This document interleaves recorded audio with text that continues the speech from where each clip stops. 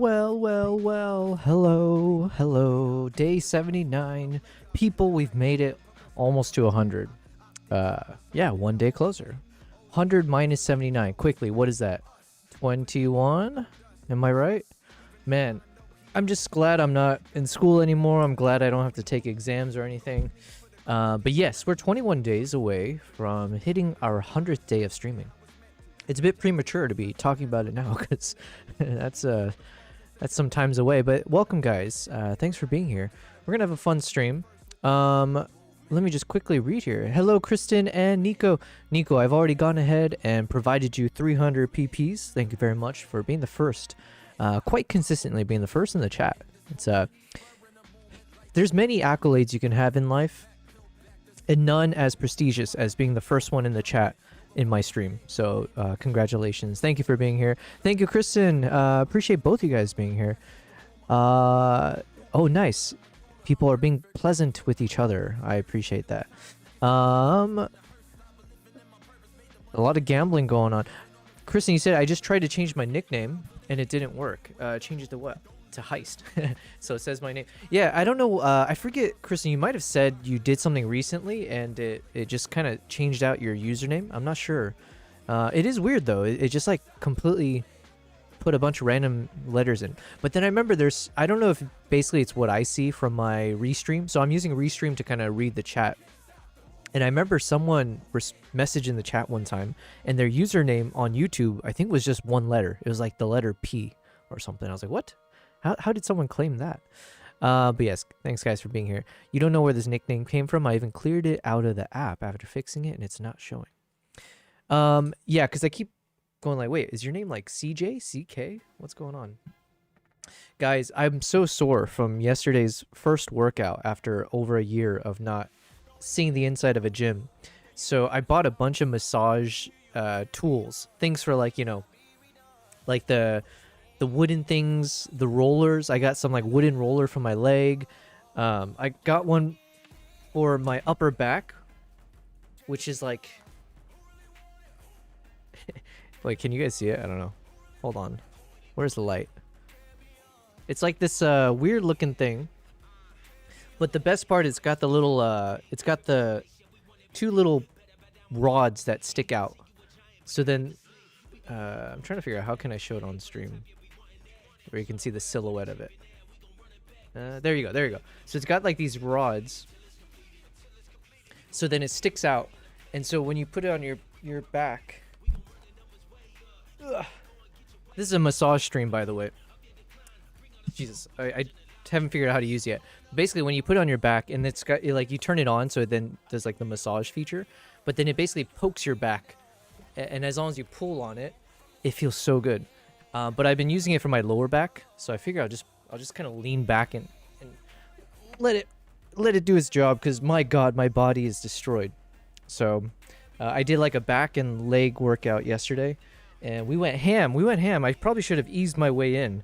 But the gym was so cool that I got over-motivated and we went ham. So anyways, if you see me doing weird things like this a lot, it's because I'm basically just giving myself a massage. Oh, and then another fun thing for today's stream. I mentioned yesterday a package arrived right before the stream. And I didn't talk about it during yesterday's stream just because I hadn't even opened up the box myself. But I have gone ahead and opened it. It's still in its nice little plasticky thing. I made it the thumbnail for my YouTube live stream. But we have a new product review incoming. There's no deadline yet in terms of when I need to like kind of check it out or anything. They didn't really say much, which is nice of them. Because, yeah, it's from a company called Pidgeytech. Actually, is that how you pronounce it? I keep saying Pidgeytech. But it's Pgytech. And the cool thing is I'd heard of this company before. So, Nico, you said that's a problem that millennials have nowadays? Is it about the nickname you're saying or about not going to the gym? Either way, yeah, being am I like a middle of the pack millennial? I'm in my early 30s. I'm a 90s kid. Yeah, you're finally at that age. I forget what year it was. Or like, is it when you turn 30? Or maybe like 32, 33. I'm not sure. But once you hit like one of these 30 numbers, you can sometimes just wake up in bed and end up just from yawning too hard, you might like pull a muscle in your neck. It's that kind of thing, okay? This is not the fun part of, getting older. And I'm sure the people who are older than me, or Kristen, you've had so many kids, and I know that that takes like superhuman strength to be a mom and to even physically give birth, right? So I know it's called preaching to the choir, or I'm complaining about nothing. But these are my complaints, okay? This feels good. Okay, sorry, I got distracted. I think I do actually have ADHD. With all the joking around the past couple days, I think I might schedule a doctor's appointment. We'll see. Give me some of that Vyvanse drugs. So this is a backpack from Pidgeotech. And so I told them as much. So, okay, let me get the context. And it's kind of like blocking everything. So I'm going to have to take it down in a second. So Pidgeotech, they reached out to me and they asked if I was interested in testing out one of their products. So I kind of been alluding to this, but this has been a really exciting part of my journey as a professional YouTuber, content creator, things like that, a photographer, videographer, all that in a nutshell. So it's having random companies reach out to me to want to collaborate or let me test out their product. It's like I'm still not used to it, and it's not like there's so many companies, right? But we did get in the past month or so, we've had Dehancer reach out, which I've been testing, and I'm videos incoming. Then we had Musicbed, which I'm using it right now for the stream. So the music you're hearing is from Musicbed, and we're going to continue testing them out. Now we have a physical company, right? Or like a hardware. Wait, no, it's not really a hardware, but it's a travel gear company, right? And then we've had, obviously, my relationship with Nikon and being able to test out the Nikon ZR before their announcement. So it's been really exciting times for me personally, and it's just a question of how do I maintain that momentum? How do I make sure I don't drop the ball? But it's also giving me kind of like a line of sight in terms of what can be possible if we continue down this trajectory, if I continue to hopefully don't drop balls. And if I continue the level of quality, hopefully, then the sky's the limit. We can make this work. So anyways, with all that said, so Pidgeotech reached out, and I've known a few fellow photographers who actually use Pidgeotech for a number of reasons. Like it's similar to Peak Design. That's how I remember I was thinking about it. Oh, Kristen, it's worked. Yes. Hold on. It says Kristen 00725. So at the very least, it has your name, and yes, affirming what Nico said, your username, no, sorry, the PFP has updated. Well done. Oh, my cats are fighting behind me. Come on, chill. What's up, Daytor? Hello, Yobel. Hello, everyone. Thank you for saying hello to all of us. I appreciate it. Welcome, guys, to day 78. No, day 79 of the stream. So as I was saying, Pidgeotech, I'd heard of them before, and I had no reason not to use them. It's just that I had a bunch of Peak Design gear that I already purchased, and it's so expensive. So it's like one of those things where once you buy something, you just, personally, I just try not to like buy too many things because I have a habit of doing that. Because of the fact that I've had a number of fellow photographers that use Pidgeotech, it's always been on my radar, but never had the opportunity to test them out. So for the fact that they reached out to me was very happenstance, but very circumstantially lucky for me. And here we are. So they've provided this backpack. To be honest with you, I don't even know the name of the backpack yet. I need to this is why I was like, oh, should I go through this on stream? Because I'm duly unprepared. But it's like, look, not many people watch this stream, right? We're a small streamer. So whatever, you guys get the fully inside scoop. And then eventually, obviously, we're going to test this out in action. So it's a big-ass backpack. That's what we'll call it. The big-ass Pidgeotech backpack. And the cool thing about this is, and again, they reached out to me because they'd seen my profile on YouTube and social media, and they thought that I might be a perfect fit for them to test this bag out. And the reason is, this thing is a photographer's backpack, and it literally can fit, I think they said, like even a 600 or 800 millimeter lens. And so I have my 200 millimeter lens, which I usually attach to my Z9. And then I need a backpack that can fit it entirely while I'm traveling around and all that kind of stuff. So I generally use a Gitzo backpack. I've had it for a number of years. to be honest, I haven't had much problems with it. I've used it. It served me well. I don't necessarily see a reason to change gear anytime soon. It's held up quite well in terms of its durability. But it's not like necessarily the perfect bag either, right? There's a few things about it that I just wish it had certain functions, or just some things about it that could be different. So anyways, I'm always open to like new gear, new backpacks. So this guy will be something I'm going to test out soon. Now, I did also tell Pidgeotech, I was like, look, I appreciate you guys reaching out, but I don't have any travels coming up. So it might be wasted on me, because if this is a new product and you guys want to, you know, get people to test it out, content creators, I'm not going anywhere fancy, so how can I truly test it anytime soon? And they were very gracious to say like, no, don't worry about it. It's just, you know, feel free to kind of review it in your studio. If you have some event coming up, then, you know, you can use it there. But they just didn't really give me much pressure in terms of a deadline. So I do very much appreciate them for being super accommodating. And yeah, it's been delivered. So it's still in the plastic wrap, so I haven't decided yet if I should unwrap it now or if I should technically try to film it. Because you never know, right? When it comes to these like product reviews, I'm so new to that space. I don't know if I should just make sure I have film like an overhead shot when you're like unboxing, that kind of stuff. I have no idea. So we'll learn together how to be a proper YouTuber. But yes, how exciting. How exciting. We got some new gear. I feel so, this is like, man, if we can make our YouTube and our streaming world and our, you know, the endeavor, if we can make this work, this is like the perfect life. Okay. Also, I'm choking myself because this back massage thing. Yeah, it's a perfect life because you get to do what you love and people will give you gear to test out and try for yourself. Come on. How cool is that? So anyways. Yes, Kristen, that last one was like 8 years old. I was 10 when you took that photo. Nice. What's up? Oh, I missed a message here real quick. Oh, I missed a few. My bad. I got so caught up talking about this Pidgeotech thing. That sore back, yeah. Man, oh, I see. That's what you're saying. Millennials have that problem. Yeah, we're old now. We're officially, as a millennial, we are not hip with it. And if anything, our hip is the problem. That's the letter O after Kristen. Gotcha. Tukvi. Sorry, I'm pronouncing your name incorrectly, but you said, in your opinion, should I choose a camera brand like Sony, Fujifilm, Lumix, or Nikon? Well, my opinion, Tukvi, is that a Vietnamese name? Sorry, I'm not pronouncing it right. We'll call you V. V, firstly, thank you very much for asking the question. Thanks for engaging in the chat. Thanks for watching the stream from the YouTube side. I appreciate it very much.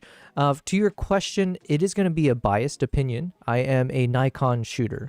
So everything from the camera that I'm using for this stream is shot with the Nikon. I have my Nikon ZR.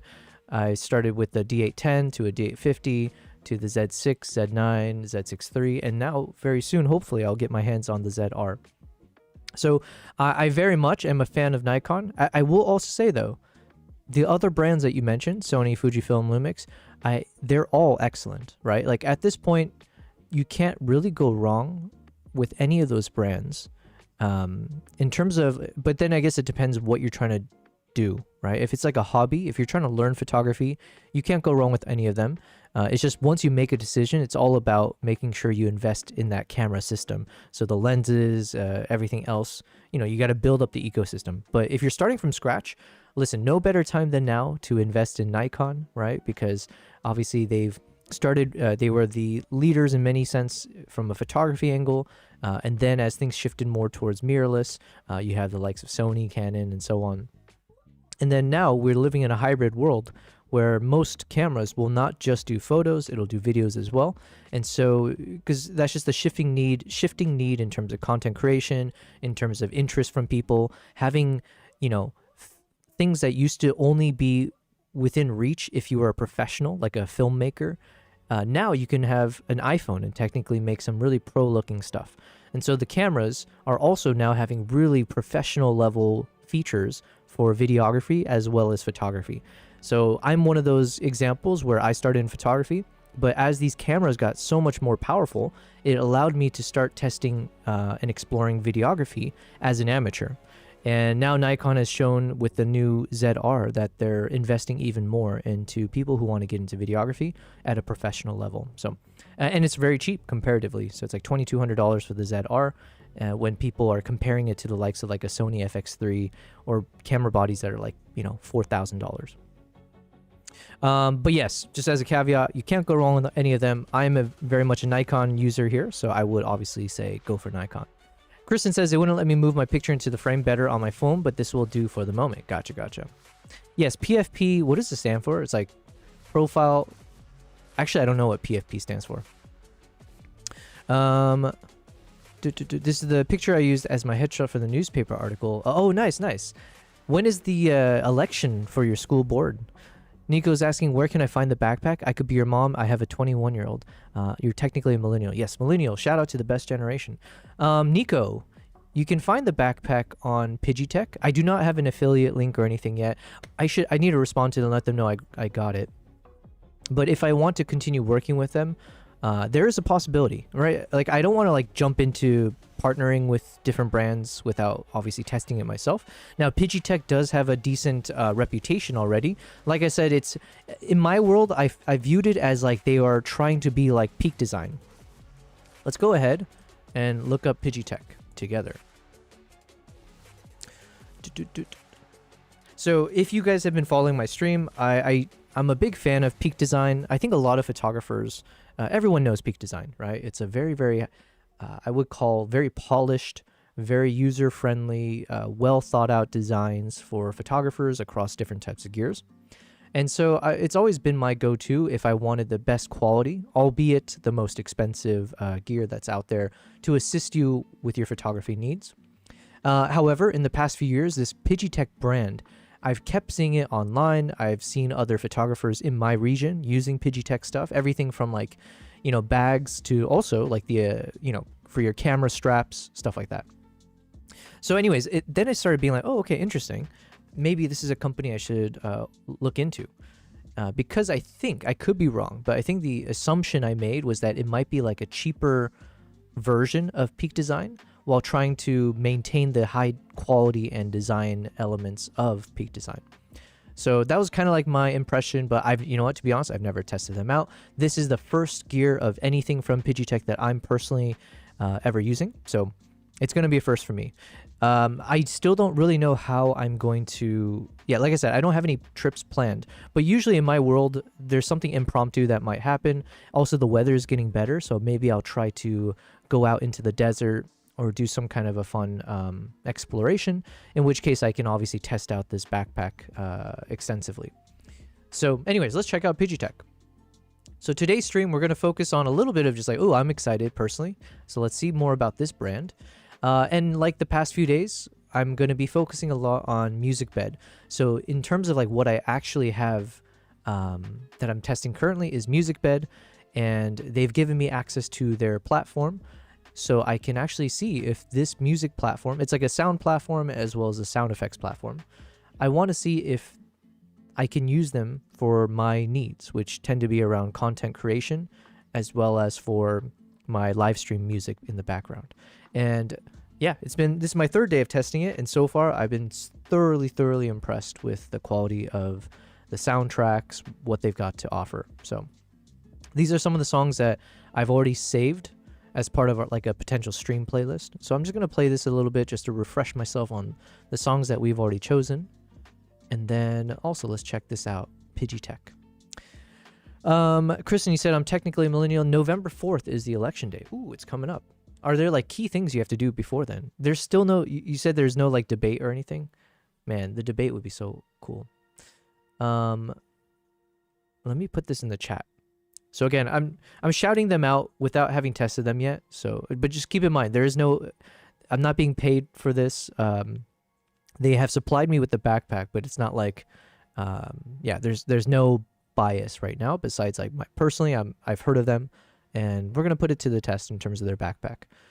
So yeah, here's a link to Pidgeotech, and then obviously I'll let you guys know if I'm able to get like an affiliate link or something.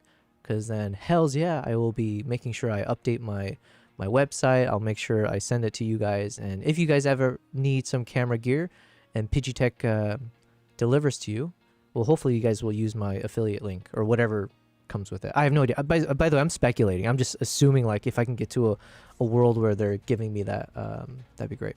Okay, so Pidgeytech. Let me just go to the About Us first. Let's learn about them.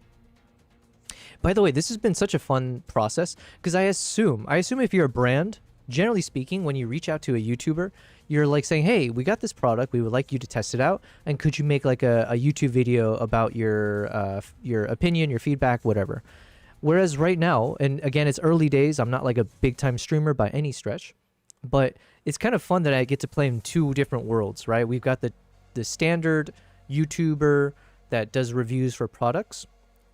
But then now there's this like live streamer world where you can actually go over products on your live stream, which might have as much value. Obviously, if you have a large following and stuff, we're like, you know, we're playing with crumbs right now. We're a small streamer. But the fact that I get to play in both spaces, hopefully future brands will find value in partnering with me for that reason. Oh, thank you very much. Again, I apologize. I don't know how to say your name. Tuck? I feel like that's like a Vietnamese name, no? Anyways, thank you very much, TV, for subscribing on YouTube. And thank you for the question. I hope that I was able to give an okay response. But yes, I am biased. Go for Nikon. Nikon. Nico's asking, what's Beastie Boys? Wait, that could be a troll. You might be trolling. But then again, Nico, I believe you're of the Gen Z crew, right? Because you're studying still. You don't know who Beastie Boys are. Man, Beastie Boys, come on. We need more Beastie Boys. Forget what they were actually called. Nico, you're asking, have you ever thought of doing travel vlogs? Yes, Nico, that's exactly what I do. It's just that we took a pause as we've been building up our Nikon ZR footages.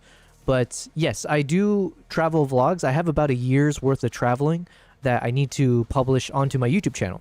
So there's most recently I had my episode 1 of Mongolia that I'd published on YouTube. That was about a month ago at this point, month and a half ago. We were working on episode 2 before I got reached out about testing the Nikon ZR. So we took a pause from doing the vlogging. And once I start traveling again next year, I will proceed with the vlogging, as well as I want to do more like live stream vlogging. Or does that make sense? I want to do more like IRL streaming from my travels. But yeah, hopefully not just like an iPhone level, but maybe something more polished. We'll see. Kristen said there was supposed to be a meet the candidate night, but unfortunately not happening. I wanted to meet the community, get questions. Yeah, I see what you're saying.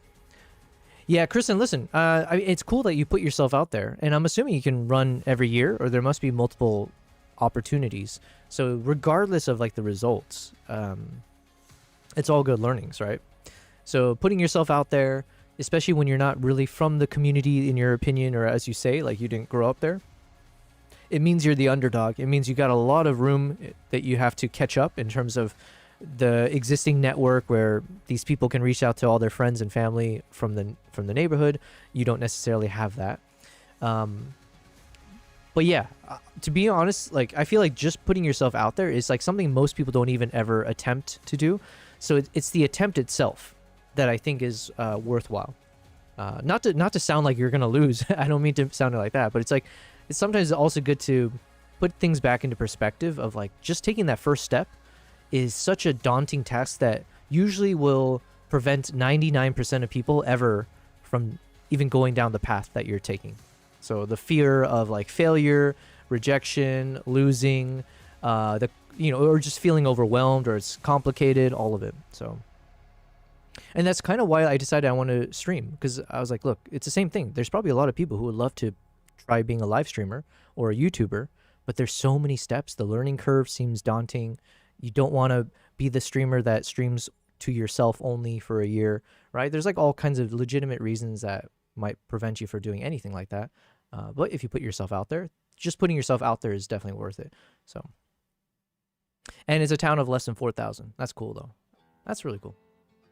Listen, I think there's something cool, charming about a small town. Whereas like here I am living in Dubai, my entire adult life, I've been living in big cities where you don't even know your own like neighbors, right? I don't know who lives next to me in every direction of my apartment. It's kind of sad. It's kind of sad. All right, so this is Pidgeytech. Make creation easier. Okay, I don't want to get copyright struck. My bad. Wait, actually, if they copyright strike me, couldn't I be like, yo, I'm supposed to be promoting you guys? What the hell? Okay, let's play it then.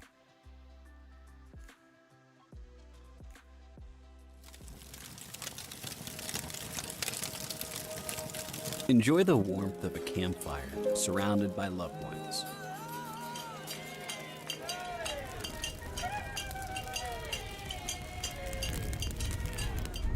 Connect with vibrant cultures and discover stunning landscapes.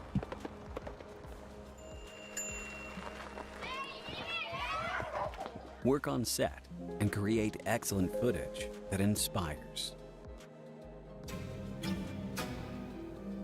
From the smallest moments to the biggest milestones, a camera is always with us, recording both laughs and tears and expressing our attitudes.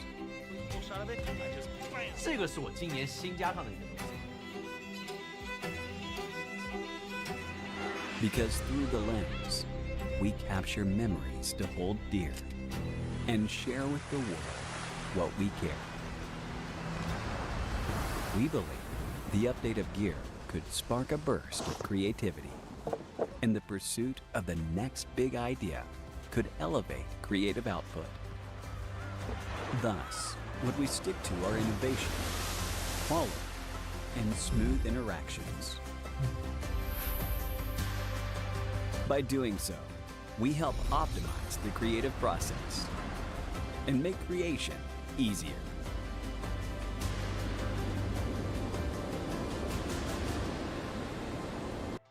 Okay, that was nice, charming. So they make creation easier. I like the tagline.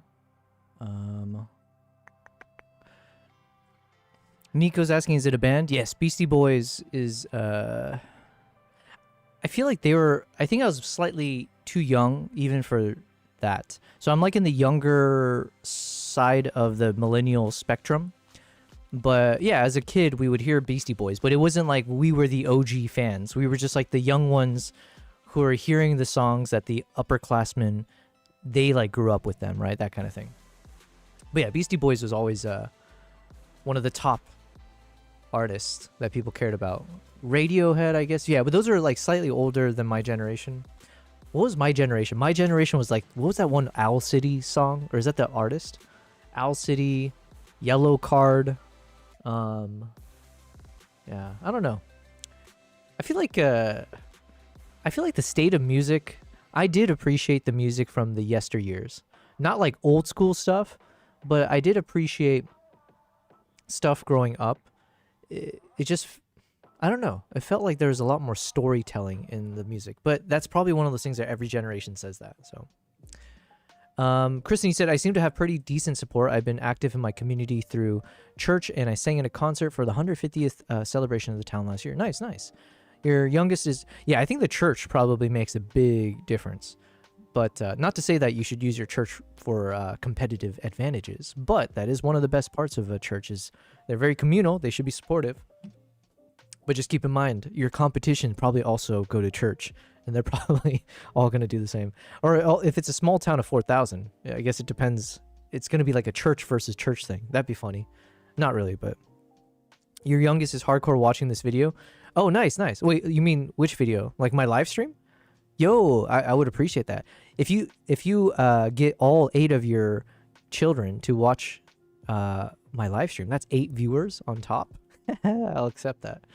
And then YouTube will think that you're like a bot. It's like, why are there 8 devices from the same household or the same IP something watching this stream? Okay, anyways, so enjoy the warmth of a... Okay, we listened and watched this. What do we find? The creative process can be sparked by a variety of experiences. Yep.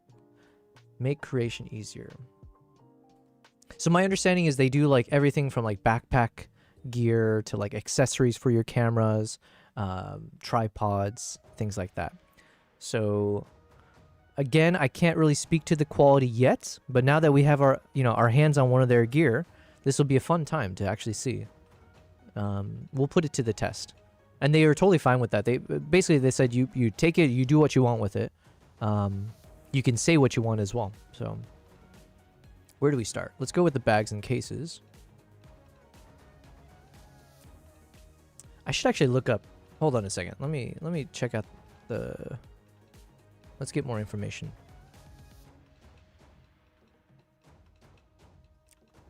Dun dun dun dun dun dun. Yo! Fire Did we just get emoji, USA emoji, USA emoji, celebratory hands in the air emoji, USA emoji, USA emoji, fire emoji. Wow, I didn't expect it to read out every single emoji one at a time. Thank you very much, Cardona Jason. We got our super chat. Hells yeah. Oh, thank you. Oh, it's because is it because I put a goal in the super chat thing? Did that actually work? I'm so happy. I think I said that I'll celebrate with a bunch of fist pumps and bumps, right? So is that a fist pump and this is a fist bump? Well, thank you very much. This is so cheesy that I'm doing this, but you know what? To make it cheesier, we'll do the full screen. Thank you, Cardona Jason. Jason Cardona. Man, it's a cool world to have people give you real money, you know? Not just like the illusion of money. To give you real money for what you do, that's a crazy world. I appreciate it. Reading out the emojis is hilarious. It is kind of funny. Although the voice, I need to figure out how to change up the voice because it didn't use the TTS voice that we set up. So there's a lot of things we still need to figure out. Cardona Jason, thank you for the donation celebrating USA. Listen, I'm an American. I'm so American. I also have my own. There we go. We've got a little. What do you call these? A cozy? I got a cozy from my hipster mason jar with the USA flag. Okay, I'm not like that patriotic. Listen, I don't live in the US anymore. I'm in Dubai. So how patriotic can I be? Especially because I pay taxes. So in that sense, you know what? I'm as American as it gets. Which reminds me, I still need to finish my taxes. I think I have like less than 1 week to finish my taxes for last year. So wish me luck, guys. It is so freaking... I hate it so much. This is the Service USA. Oh, nice, Service. Oh, yeah. Okay, so I didn't realize then that must mean your real name is Jason. Wow, you've been doxxed, Service USA. Thank you very much, Jason. I appreciate it. And thank you for following. Yeah, I know it's... Yeah, I was wondering where you went. Because it was like... Was it a week ago when you were in the chat? I was like, oh, where did our American patriotic channel go? Doing the fist pumps is hilarious. Listen, I'm not above, you know, whoring myself out for money in my own way, okay? And if that means giving a few fist pumps and bumps, that's a small price to pay, all right? That $5 is going to pay for my dinner, all right? So thank you very much, Jason. Kristen, you said you're a singer, so you were singing at karaoke bars when you were 16, so you heard all different genres. Nice, nice. I told you yesterday she's autistic. She was really engaged to your stream over Barney. Wait, what? Not much holds her attention, so it's a high compliment. Wait, you're telling me kids these days still listen to or watch Barney? But I'm better than Barney. She chose my stream over Barney. That's one of those things where I wouldn't mind... If I ever had to retire from YouTube and I had like a virtual tombstone, to have that on my YouTube tombstone would be quite nice. You know? Here lies Yobel's YouTube channel. It was chosen by children over Barney. And it's like, there's something nice and poetic about that. So, that is a high compliment. Thank you. Cozy double O rhymes with the poopy. I don't even know what that's about. So, Cardona, Jason, you said you've been busy. No worries. Listen, I'm such a small stream, so then when people hop in the chat, I tend to like, hopefully remember them, and so it's not me calling you out, being like, "Where have you been? How dare you not be here?" It's just more I'm just saying what's on my mind without any neutrally, I guess. Fair enough. Yo, what's up, Low Bass? Welcome back, Low Bass. Low Bass. If Low Bass isn't in the chat, then I would be like, "Where are you? How come you weren't here?" Because he is always persistently in the chat, and I appreciate you, man. Low Bass, we're doing well. And Jason, again, thank you very much for the super chat, and thanks for being here, aka Service USA LLC. Do I have to say LLC at the end each time? I'm starting off the stream by talking about this company called Pidgeytech. And Pidgeytech reached out to me to test out one of their products. So I've got the product behind me. They didn't give me a deadline when I need to work on it. But it's a big-ass backpack. And it's the type of backpack that is perfect for what I do. It's a travel photography backpack. It can fit my 400 millimeter 2.8 with the camera attached to it. So I'm actually pretty excited to test it out. I'm glad this is the first thing that they've reached out to me to test out. And hopefully, if we end up enjoying it, I wouldn't mind seeing if I can work with them in a broader capacity. Low Base, you said you're getting some really bad buffering. Okay, let's double check. Can I fix that?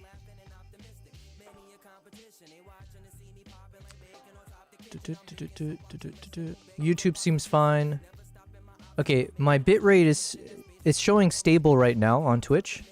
Although, let me know. Kristen, you said you're saying cozy, not koozie. You get cozy under a blanket and you feel your drink. You keep. Oh, sorry. You're talking about this thing. This thing. Wait, what do you call this? You're saying cozy, not koozie. You get cozy under a blanket and you keep your drink cool with the koozie. Oh, wait, this whole time I was saying it wrong. Not that I say it out loud often. And then you said koozie, double O rhymes with poop. Poopy. Okay. Without the context, I was like, why did you let me know about about that? I see what you're saying. Okay, so I have an American koozie. Wow, I've been lied to my whole life. But why wouldn't it be called a cozy? Because it feels like it's nice and cozy. It's snug on your mason jar. So it keeps it cozy. Although, no, I guess cozy would imply keeping it warm. And in my case, I'm using it to hopefully not do that. So anyways, thank you for clarifying. Chat delay is massive too. Hold on, we're connecting to your channels. I think I'm having some issues. Oh, yeah. My bitrate just turned unstable. Twitch is showing unstable bit rates again. But then on YouTube, let me do my little hand wave again. Let's just see when that happens. 5028. So let's see how long the delay is. I did the hand wave at around 5028. Okay, it's like a 7-second delay on YouTube. Whereas on Twitch might still be our culprit, so sorry guys, I still haven't figured out what caused it. I restarted my computer beforehand. I didn't unplug my Ethernet cable though. And I wonder sometimes, do I just need to like unplug the cable, put it back in after a few seconds before each stream? Let's see what my bit rate is. And maybe I'll try to drop it. Jason, you said my ZR should be delivered in the next few days. Oh man. Yo, Jason, there are 2 other people in my chat who have they've already received their ZR. We had Radu on the YouTube side. He received it, I think, 2 days ago. And then who received it yesterday? Was it Markman? I think it might have been Markman. Also on the YouTube side, got his. I think like, oh yeah, did they say they're in the US? I forget where Radu is from. One of them, though, I think got it in the state side. So let me see if I need to drop my bit rate further. So let's drop this to 3200 kbps. Okay, so I just dropped, let me just write it here. I just dropped my bit rate down to 3200 kbps, so hopefully it will make some improvements to Twitch stream. Kristen, you said you're welcome. It's your American education, not all your fault. Yeah. It's always a nice go-to. Whenever I say something ignorant, I'm like, sorry, I'm an American. You know, it comes with the territory. So, okay, well, guys, people on the Twitch side, I do apologize that it seems like we're still having this weird problem with my network connection. YouTube, I think, is fine. We're holding strong. And to be honest, Kick, I kind of sometimes forget about you guys. I apologize. But in my defense, oftentimes Kick is just one of those where like people follow me and then they're like trying to promote some spammy thing. So, what can I do? Maybe should I try? Okay, let me check Restream real quick. Sometimes I feel like I wonder if it's related to the whole AWS thing, but also I've been having this similar problem for about like 2 weeks now. So, and it's always Twitch that seems to be impacted first. I don't seem to have the network issue with my YouTube channel. Okay, yeah. So streaming seems fine. Let me turn on Wi-Fi. Okay, I'm gonna turn on the Wi-Fi and see if it makes any difference on Twitch. Okay, in the meantime, let's proceed. So, okay, so the backpack that I received. Oh, sorry, I was supposed to look that up. This is from Pidgey Tech. Pidgey Tech.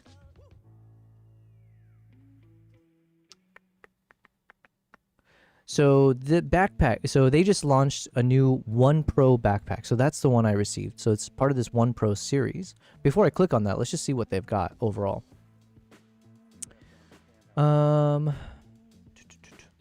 So Pidgeotech, it's a global brand. I'm just reading parts of the email they sent to me. So Pidgeotech is a global brand dedicated to designing high-quality scenario-based camera gear, backpack, and drone accessories. And their mission is to make creation easier for professionals and enthusiasts across over 200 countries and regions. And I think I did see, I think they're maybe based in China. So it might be like an Asian company, whereas Peak Design obviously starts, not obviously, but Peak Design is, I think it started in San Francisco, if I'm not mistaken. So like an American company, which obviously gives me a bit of a bias. Obviously, I like my American companies. Not that I'm that patriotic, but... but anyways, so this is more of an Asian company, right? And let's just check out real quick what they've got. Roller camera backpacks. Now, on paper, this sounds interesting to me because obviously having rollers, especially for my airport travel, is like a, man, this is so, it's like a godsend because I spend so much of my time in airports and it's never easy. You end up spending like, sometimes it feels like an hour walking back and forth, sweating it out. Running to the gate that's like at the opposite end of the airport, standing in line with all your heavy gear. So having wheels is not a bad idea. Although in practice, I don't know if I would ever end up getting one of these because two reasons. One, I would feel that maybe once I'm out in the forest or wherever I am, it might be easy for those wheels to like catch on something or just collect dirt and stuff, and it might be annoying in terms of cleaning. That might be a minor issue though, I'm not sure.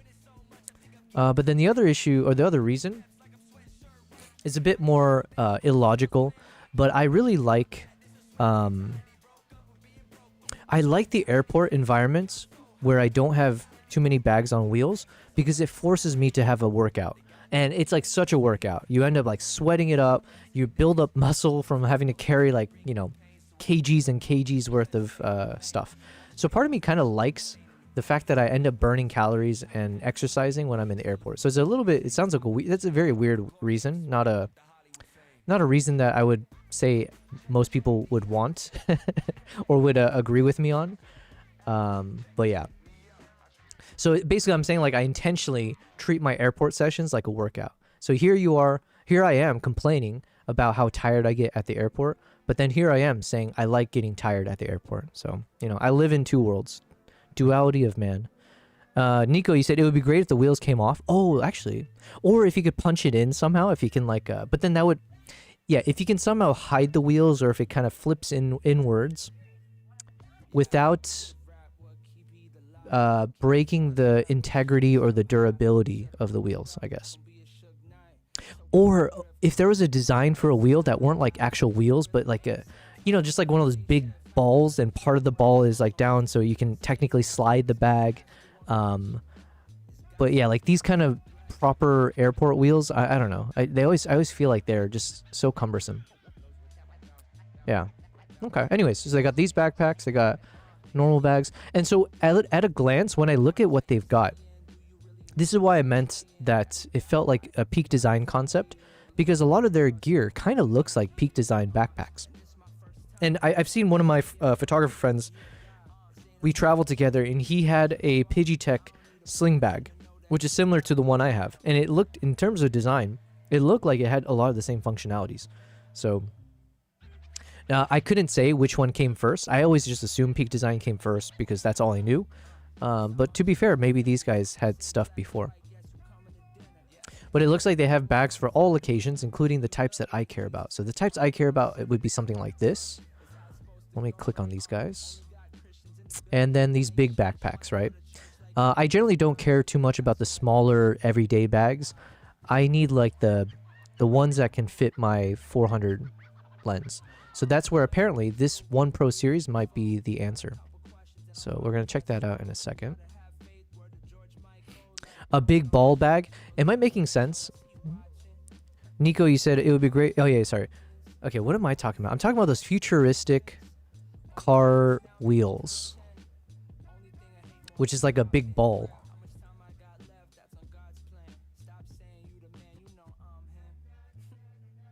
Yeah, these kind of things. Spherical tires, right? Imagine something like this, but only a portion of it protrudes at the bottom. So it's not like a proper, like, full-on wheel. But if you have 4 of these at the bottom, and it protrudes just enough such that you can just push your bag if you wanted to along at the airport. And then when it's unnecessary, if there's a way to either, like, punch it back in, or if it can be covered up. Because, like, these wheels, I feel like it's a bit easier to potentially cover up as opposed to the typical airport luggage wheels with the 2 wheels and it spins around and, yeah. So if they can, if they can get these kind of wheels in place, that's what I'm talking about. Look at me. I'm giving free ideas for whoever's watching my stream. Feel free to patent this and go forth. As long as you give me a discount or give me that backpack for free. Yo, Markman. Yo. I was just talking about you. Markman, were you the second person in my chat who received their Nikon ZR? Because we have Jason in the chat, Cardona Jason, aka Service USA LLC, and Jason said that he's receiving his in a few days. Mark, you said yes? Okay, nice. Man, how cool. You guys already have it? I don't even have mine yet. I need to chat with Nikon. I want mine. It should be... I will be receiving one. I just don't know when. So I need to talk with them. I'm doing my best to barter with them on these things. Right now, okay, so Markman, welcome to the stream. I received a back from a company called Pidgeotech, and Pidgeotech is like it's an Asian company. However, they are, I think, like a competitor to Peak Design, and I'm a huge proponent of Peak Design bags. Just as an FYI, I've mentioned it a bunch. It's the gear that I use. However, these guys reached out and asked if I wanted to test out their backpack. So I'm always open, especially because I've heard of Pidgeotech. I know several photographers who use their stuff. I've seen their content online. So I've always been interested. I just didn't have a need to purchase new things at the time. So I've got this big ass backpack here. Hold on. We got this big ass Pidgeotech backpack. So they didn't give me a deadline, but I will be testing this out hopefully soon. And then I want to make sure I film everything properly. And then I want to take it out into the desert. Like the perfect test for me is taking this out to the desert, taking it out for a hike. If I could travel with it, like take it through the airport environments, see how it feels when you're like doing the typical exhausting airport experience.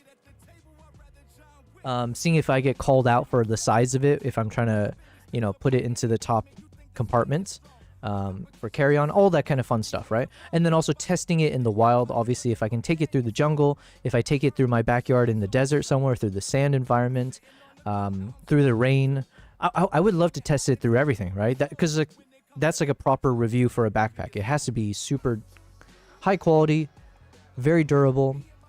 Yeah. So anyways, I guess as I prepare for testing out that backpack, I'm just checking out their website in detail. So we'll see if this seems like a reputable company. I know they are, but I haven't actually checked out a bunch of what they offer. But a lot of things they offer, it is very Peak Design-esque. I will say that. Markman, you said funny because I'm looking at Wandered bags right now. Yo, I was a big fan of Wandered.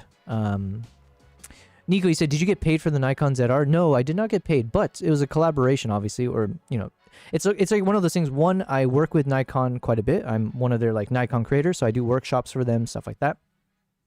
I did not get paid to say anything or, you know, for anything.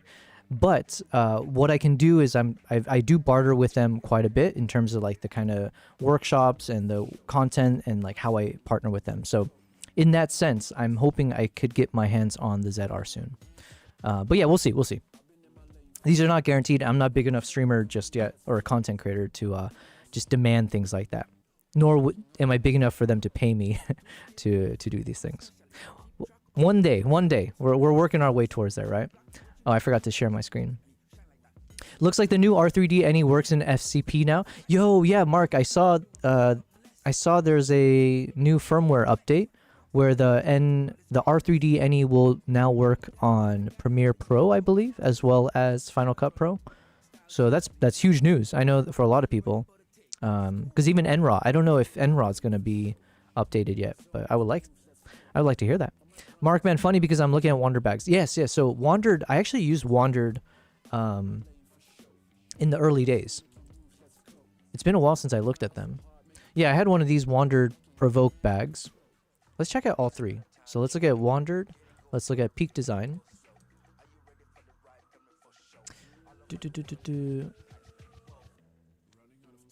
So this is what I normally use, Peak Design. Just because like at the time, that's the only one I knew of, and it always had a very, very good reputation for their designs. They seem to be very innovative as a company. NRAW doesn't yet. Yeah, I don't know why. Kristen, you gotta talk yourself up better. Probably yes. But I mean, to be honest with you, I haven't proven myself yet. In what I mean is like, at this point, I've done enough like one-off content that is of high quality, something that I'm proud of. But what I haven't done is be consistent with it, right? So I need to prove that I can be consistent as a YouTuber, as a live streamer. I guess I've shown I can be consistent on live streams, but for YouTube, I need to like show, if you follow me, what are you getting out of it? You'd be like, oh, this guy publishes videos every week or every day or whatever the circumstance would be. And I haven't really hit that cadence yet. So that's a big challenge for me. What's up, Conan? Conan says, hello, I've sent something in photos you might find interesting. I'm getting a lot of lag. Yeah, Conan, let me just quickly check. I think the stability's back. Yo, Conan. Sorry, having issues on Twitch, it seems, with my connection. Sad face.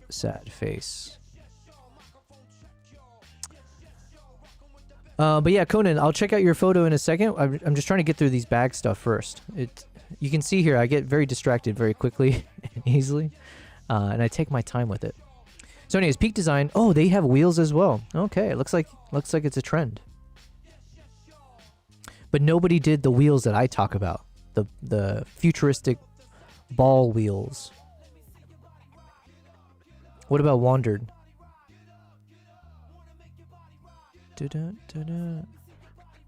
So I used to have a Wandered backpack. Actually, I have two of them. What did I have? I had the Provoke, this style.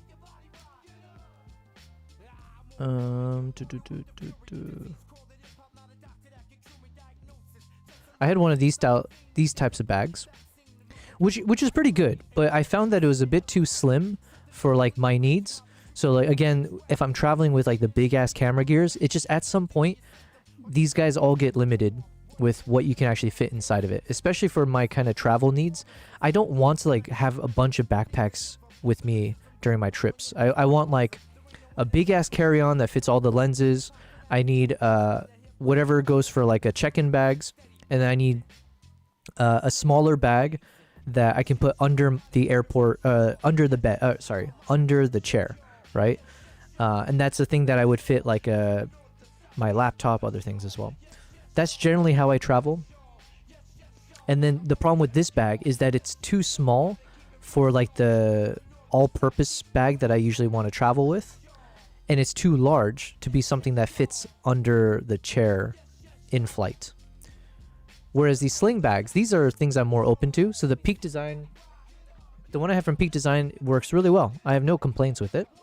And it fits underneath, but it can fit my like my 14-inch laptop. It fits my camera, memory, charging, like, you know, adapters, things like that. Conan says, I'm gonna get on Kick. Yo, thank you. Yes, get on Kick. We gotta build up our Kick presence. Kristen, he said, from an onlooker, you seem to be consistent in your talent and skill, and you're only improving on high quality work. Well, thank you for the words of encouragement. I do appreciate that a lot.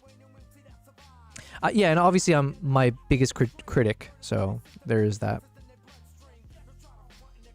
You said hold up your hands. I think it's fine now.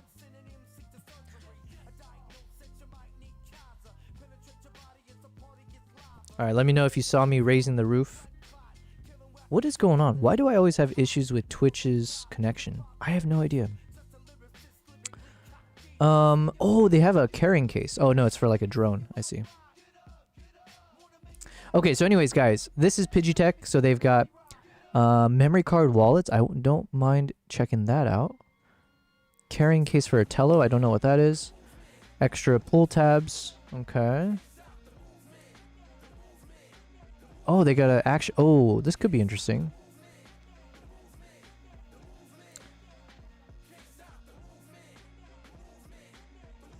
Action camera carrying case.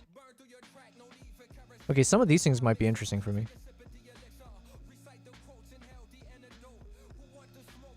Protective wraps. One go drawstring. Okay. I'm like in shopping mode right now. Let's check this out. A wash pouch. I wouldn't mind that. Okay, so I just clicked on a bunch of things, but the main thing I need to check out is the one that I mentioned that they sent to me, which is the One Pro ST backpack. So let's go find that real quick.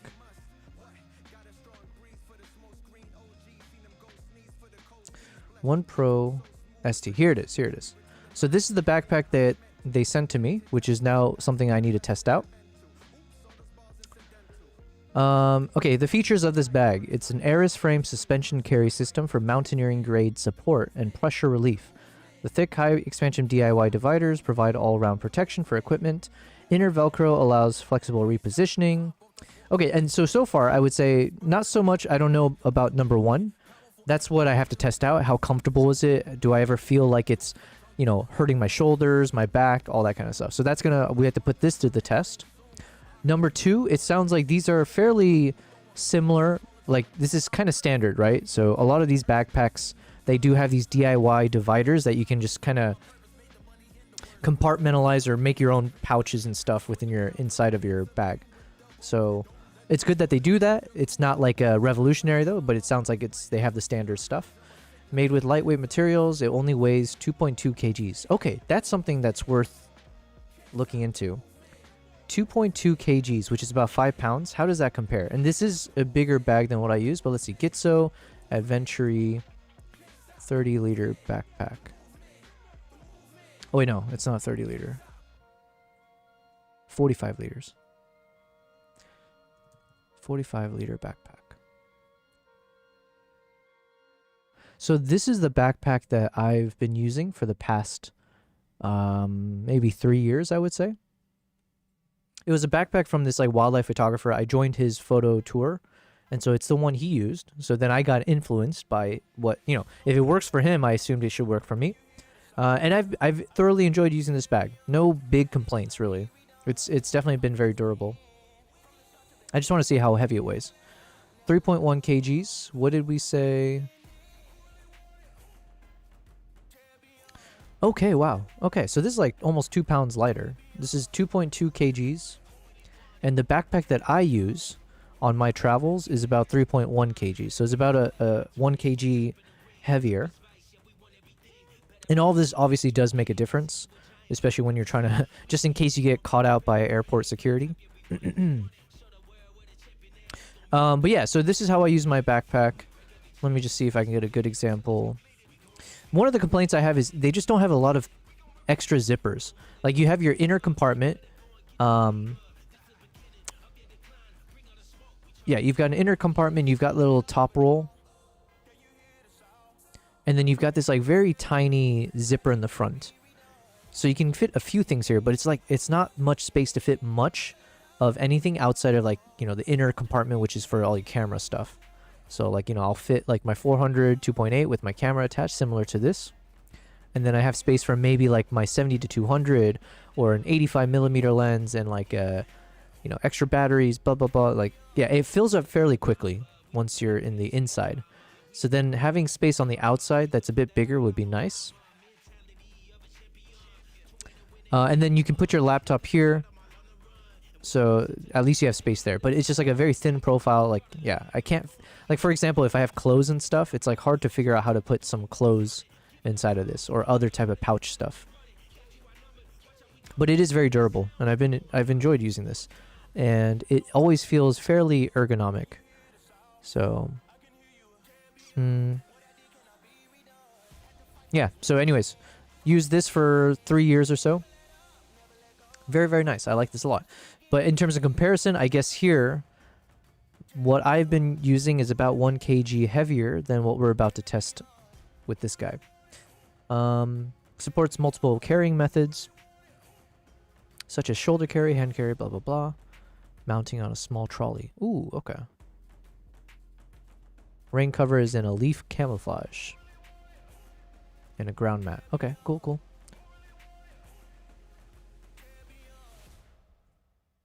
Now, one of the things I need to double check is I'm not a big guy. So then when I have a backpack that's pretty tall, one thing is I worry that when I'm going through the airport security, if someone sees me wearing it, they might incorrectly assume that it's too large just because of scale, right? And then ask to weigh it or say it doesn't go into the carry-on. And then I have to convince them, yes, don't worry, you can go and carry on. Oh, yo, thank you, Conan, for the follow on Kick. I appreciate it, man. At least I know you're a real viewer. Thanks, man. Mark, you said, I will say a weird thing so far on the ZR is that there seems to be no focus peaking on when shooting Red RAW. Yo, I said the same thing. I don't know if I included it in my freaking... I don't know if I included it in my video. There's a bunch of things I ended up cutting out just as I was trying to put the video together. But I mentioned something as well where I was like, I couldn't figure out how to get the focus peaking to show up while I was recording. But it's one of those things where it should be a firmware fix, worst case, right? There's no reason that they won't. If it's a glitch or something, that should be a firmware fix. So yeah. Conan, you said it's your Twitch. I think you're lagging on both. Huh. On Kick as well. What about YouTube? Is YouTube doing well? YouTube always seems to be like the most reliable when it comes to like the network stuff. But yeah, Mark, man, the thing you mentioned, that is one of the comments that I had for myself as well. So, I'll make sure to also, not that I have much pull, but I'm supposed to be going to some Nikon event soon. And so I will also mention it to them, right? Because that is one of the things that I complained about is, it's not a major complaint, but it's like, oh, I couldn't figure out how to get that focus peaking to show up on the screen. Come on, YouTube, it's great. Yeah, come to YouTube. Yes, yes. No, I mean, obviously I want to build up my Twitch as well. You know, Twitch and YouTube. Kick is like Kick is one of those where, there's no harm in trying out Kick, continuing to use Kick, but I feel like I've been fairly stagnant in terms of Kick viewership and all that. Because unfortunately, half the time, like I would say at this point, it's maybe 65% of the time when someone comments on the Kick side or follows me, it's like from someone who's a spammer, right? They're trying to advertise something. So... The One Pro ST backpack, that's what we were supposed to do. See, just like the typical professional streamer that I am, I spend so long doing one thing. I thought, you know what, I honestly thought I was going to get through this whole section of what I'm doing within like an hour, and then we'll get to our you know, our video editing stuff and music. But anyways, I'm interested. I'm learning. So the One Pro ST backpack, it's got a super telephoto carrying system. So yeah, like I said, one potential concern is that it might look large on me to an effect where maybe during airport, this is like such a me issue, but they might be like, oh, you know, that thing can't fit into the carry-on, can it? And I'll have to be like, no, I promise you it can. I've taken on trips before. I've had this conversation in the past, and it's so annoying. Because there's like, trust me, bro, I know my backpack can go in the carry-on. And the crew member or whoever at the airport, if they have an ego, and if I say it the wrong way, they'll just like dig their heels in and be like, that's not true. I'm like, I'm telling you, I've traveled with this through so many countries. I think it's your Twitch and kick on your end. Thank you, Arnold. That's why Sony is better, says Nico. Get your shit out of here. Or you said Somi, so maybe Somi something else. Okay. Lightweight design. I like that.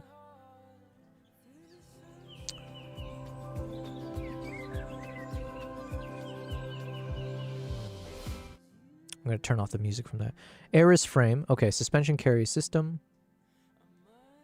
Aluminum frame, ergonomically designed to conform to the curve of the back. Okay, okay. Oh wait, it's got like an actual wiring in there.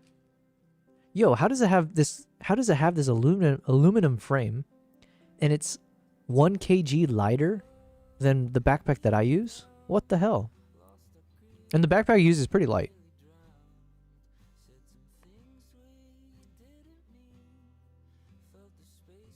Okay. Just a quick little side note here. There was a client that I traveled with to Uganda last year, and he had a really novel way that he carries his 400mm 2.8 lens, or like just a big ass lens with his camera.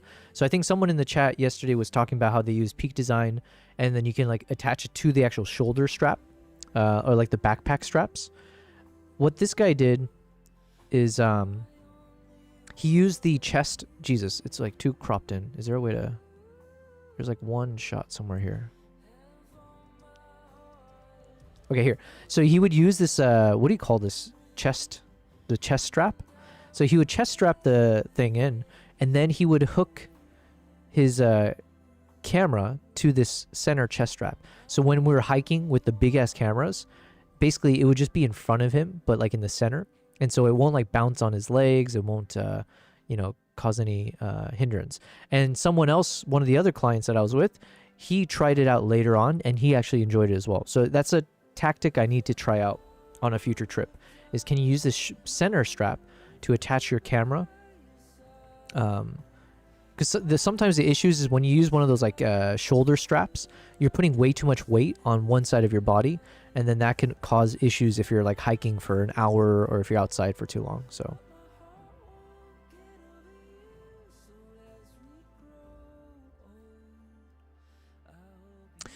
okay, so this is one of the genuine concerns I have. So far, I'm like pretty excited. It seems like it's going to be high quality. I'm excited to test it out. One of the kind of the things that I personally don't like, and so we'll see if they can convince me otherwise. I don't like these backpacks that have the opening on the front side of the bag. What do you call this? Yeah, so like here, it's good that it opens up fully, right? No issues with that. But I personally just don't like it when you have to open up the backpack from this area, because when I set the backpack down, that means where I put my back, it's going to be on the ground, right? Like, so the straps, I keep wanting to say the back side of the backpack. The inner side, Jesus, what's the right terminology for this? The side that is touching the ground is what's going to be touching your back when you wear your backpack, right? And sometimes I'm a bit of like a germaphobe. Sometimes if you set your bags down while you're in like these outdoor environments, you might be putting it in somewhere that's muddy. You might be putting it with a bunch of bugs or like anything, right? It's the ground, a lot of sand. So then if that's going to be touching what you're touching when you put your backpack on, or if you're sweating a lot, so then it's a bit like sweaty, and then you put it down, and I don't know. There's just like a lot of things where I just prefer not having this side be on the ground. I prefer kind of like with the backpack that I use now, where I set it down. Do they have an example of this? Please do, because I'm so bad at describing what I'm trying to say here. Okay, something like this, right? Because then I set down the backpack this way, and then when I open it, the side that touches my back is not really touching the ground. So then that way, when I zip it back up, I put it back on, I don't feel like this germophobic feeling, right? But, you know, there's like pros and cons to it, so. Because like one of the cons with this kind of backloading system is that the backpack straps get in the way. Like you have to end up like flipping the backpack straps outward so that you can get to the zipper and open this up, because otherwise the straps will be blocking. So it's like a little bit annoying in terms of like the extra steps you have to do just to be able to zip it up or open it up. But I tend to prefer that over just having this side touch the ground. So that's me being a little bit of a, what do you call it? I don't know. I'm kind of a germaphobe sometimes with these things. So yeah, see these camera straps here. If I want to open up the bag, I have to do this annoying little flip out of both of these straps so that it's not blocking my ability to zip this open or closed. So that's like the slight issue that I would have with this. Whereas this one, you should be able to open this up fairly quickly. Nothing's in the way. But again, it requires you to, yeah, do the thing that I don't like.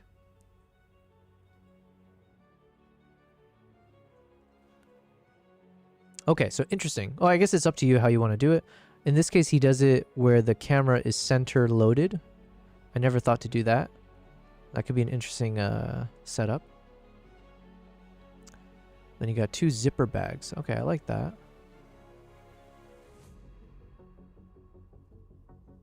Splash resistant. This is why I need to travel with someone. This is why I need a film crew. So then you can get someone shooting me when I'm in the, you know, in the wild. And this is good for the B-roll. It's good to show the quality of the products.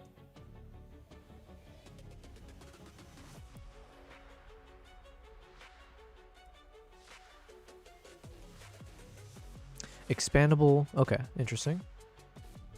Oh, okay, so they have this on the sides. Okay, interesting. So you can build it up a bit. I've never tried doing that before.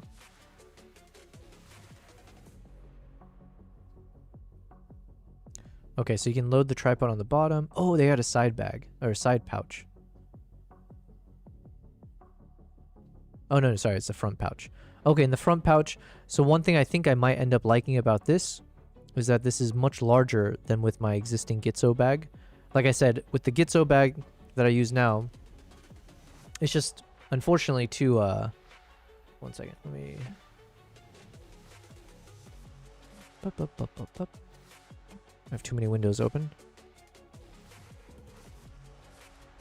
Yeah, this bag is just way too the zipper here in the front is just way too small. There's not much I can do besides put some like very thin things inside of it.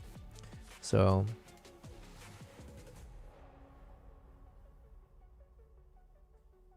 okay. Oh, that was actually key. Hold on a second. Let's watch that again. Another front pouch. Waist strap for extra support. I generally don't use these like waist straps, so I want one where you can, it's removable. So let's see. Yeah, okay, perfect. So you can remove that waist strap. So that saves on weight and space.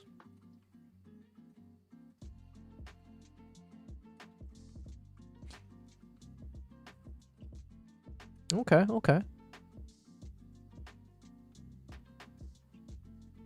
All right. Seems decent. I'm excited. Conforms to the curve. Yes, we just saw that. The extra support with the waist strap, which is removable. Perfect. Designed to fit your body. Adjustable back length. 180 zippered opening.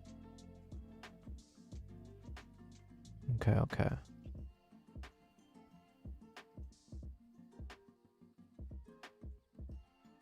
Huh.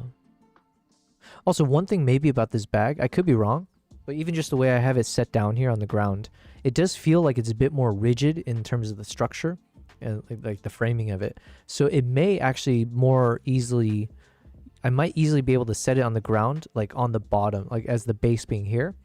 That way I don't have to actually touch the backside to the ground.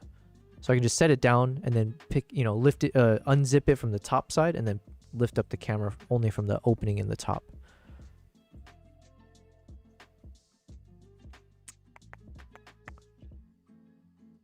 Left and right padded pockets. Wraparound divider. Okay, that's good.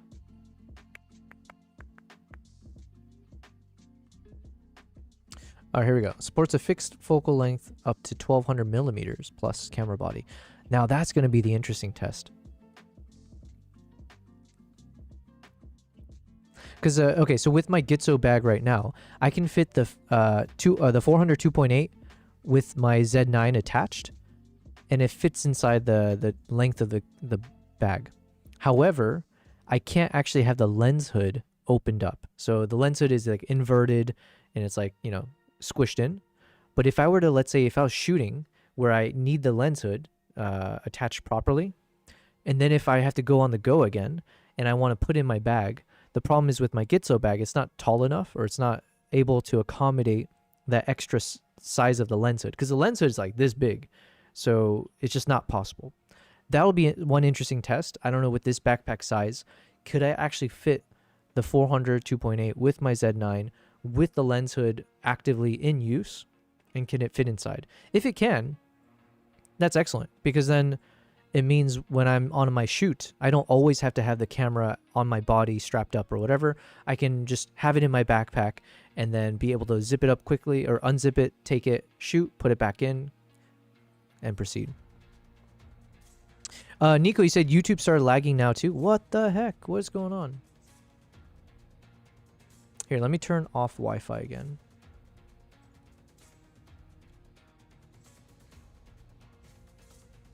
Let me do a little hand wave. Boom. Okay, let's see how long that takes. That was at 1:30:20. Okay, so it's still like a 8-second lag on YouTube, which I think is normal, because I have like a, I think I set up like a lag within OBS. So hopefully YouTube is okay. Twitch is still the one that seems to be having some problems. It is what it is. I don't know what to do. I'm at a loss here when it comes to having, I just want, I want a world where I just have stable, I just want stability in my life. That's all. You know? Is that too much to ask for? Now it's okay? Okay. Thank you, Nico. Thank you for letting me know. Lens timer. Okay. So anyways, I was saying that if I can fit this in with the lens hood attached, that is excellent. And I'm still kind of skeptical almost. Like, how the hell is this thing 2.2 kgs? It's saying that it's bigger than the bag I use, but somehow lighter. So if that holds true, and there's no detriment to like the durability, the quality of the bag, that is actually super impressive, and that's super nice to know. Trolley mode, I've never done this before. Hand carry mode, yeah, I guess maybe. Dun, dun, dun.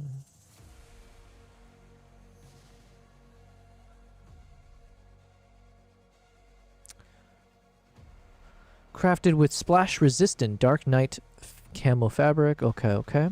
I do need that. Moisture resistant bottom. That's important. Oh yeah, keeps your backpack standing tall. That's good to know. Expandable carry. All right, here we go. Shoulder strap loops. Yeah, so this is what I'm talking about. Like, generally speaking, I used to use some of these, but it's just that with these big ass cameras, I just feel like it just adds so much weight on one side of your body. So I've generally not used it as much. I just end up using the camera straps, which, you know, it means the camera's on one side of your body, but I can somewhat easily switch it around.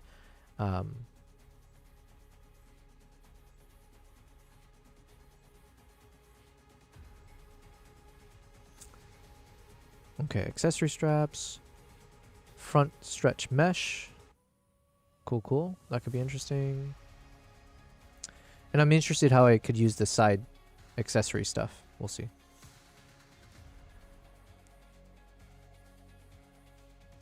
Oh, wow. Interesting. The shoulder strap itself can fit a water bottle. Not bad. I never even thought that that could be possible. But actually, that could be really useful. Because one of the things that I sometimes find annoying when I'm traveling is the side pouches might be... I have my tripod in the side pouch and something else. So then I don't have space for a water bottle.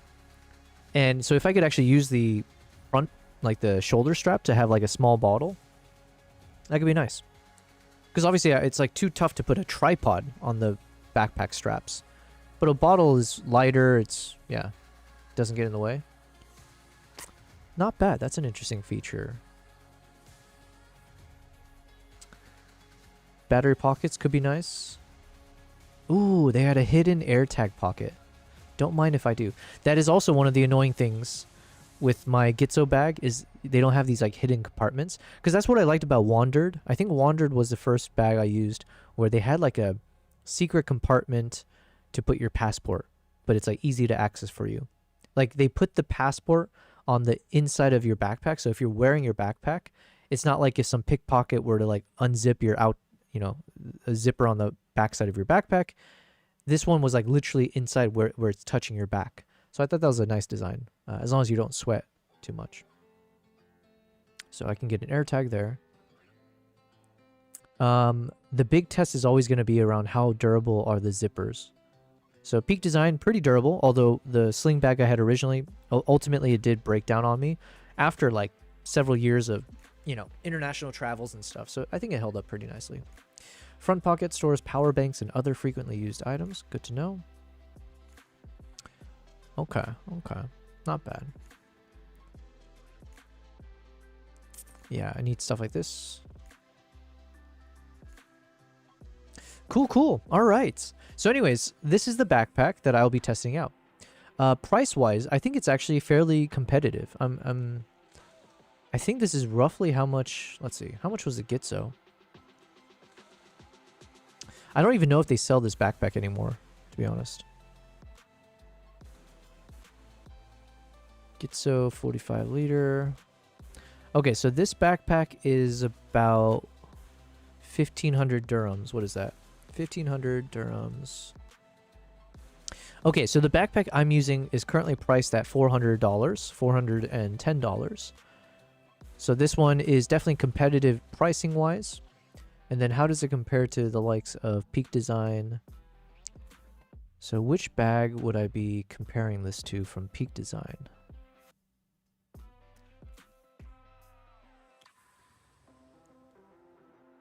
And I have this backpack actually, the travel backpack 45 liter. I actually enjoy this backpack quite a lot. I find that they're ergonomically well designed. They think things through properly as a company. However, the reason I stopped using this one is it just didn't have enough space for my big ass lens. So for photographers, like the wildlife photographers, when you got these big lenses, it can't fit. It doesn't fit. So.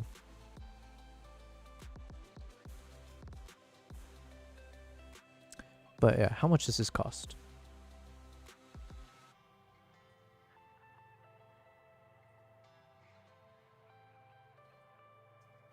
Okay, I'm getting annoyed by this website. What the hell?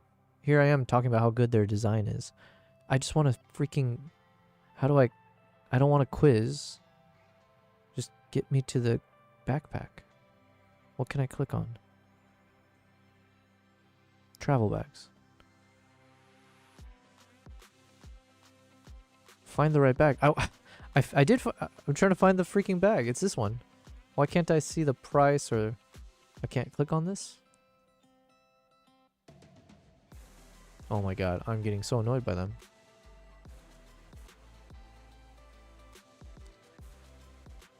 do they not sell it anymore? Is that why? Oh, here we go. Yeah, this is the one I have. 45 liter travel backpack. So I had this one. I bought it a while ago. So this one's costing what, 300 bucks? So again, 300 versus 280. So it's like roughly same pricing ish. Slightly more expensive for this guy. But the size of this is smaller, obviously. Like I said, I can't fit like an actual 400 lens in there. What do they have that's new? Okay, so maybe this? Oh, it's dirt cheap. Is this their biggest one? Let me see. Yeah, so that's the biggest one. Let's click on this. Dun, dun, dun. Dun, dun, dun, dun. Why?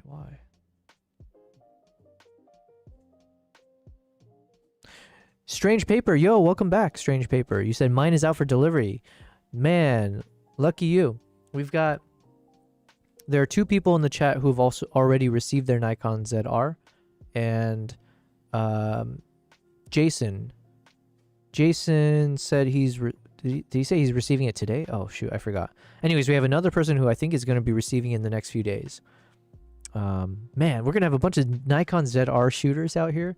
How cool is that? I can't wait to see your guys' content with it. Please do share when that happens. Strange Paper, welcome to the stream. I'm just I haven't done any work today, at least not on stream.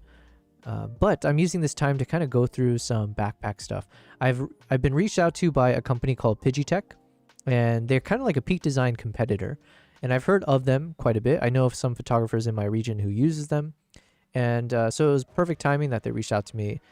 And they've sent me one of their backpacks, which is the big one. And it's this One Pro backpack, which is going to be good. This is the type of backpacks that I usually need for my travels. I need bags that can fit my 400mm 2.8 lens with my camera and stuff. So anyways, I'm just doing a bit of research on them live on stream, and I will be testing out this backpack in the coming days and weeks. I don't have any trips planned though, that's one thing, but they were pretty gracious. They said, look, there's no actual deadline per se. Just do your review, you know, let us know what you think. So hopefully I can plan something where I can take it out into the wild and really put it to the test. But I was just kind of comparing the pricing of this bag. So it's $280. Gitzo, the one that I currently use, was about $400, but I don't know if they still sell it, to be honest. I can't find it anywhere. Peak Design, the closest I can find to what I'm looking at is probably something like this travel backpack. So I'm just trying to see if they have, what are the features. Okay, looking at the inside, I'm not actually sure if this can fit a 400 lens. It looks like tall enough to. I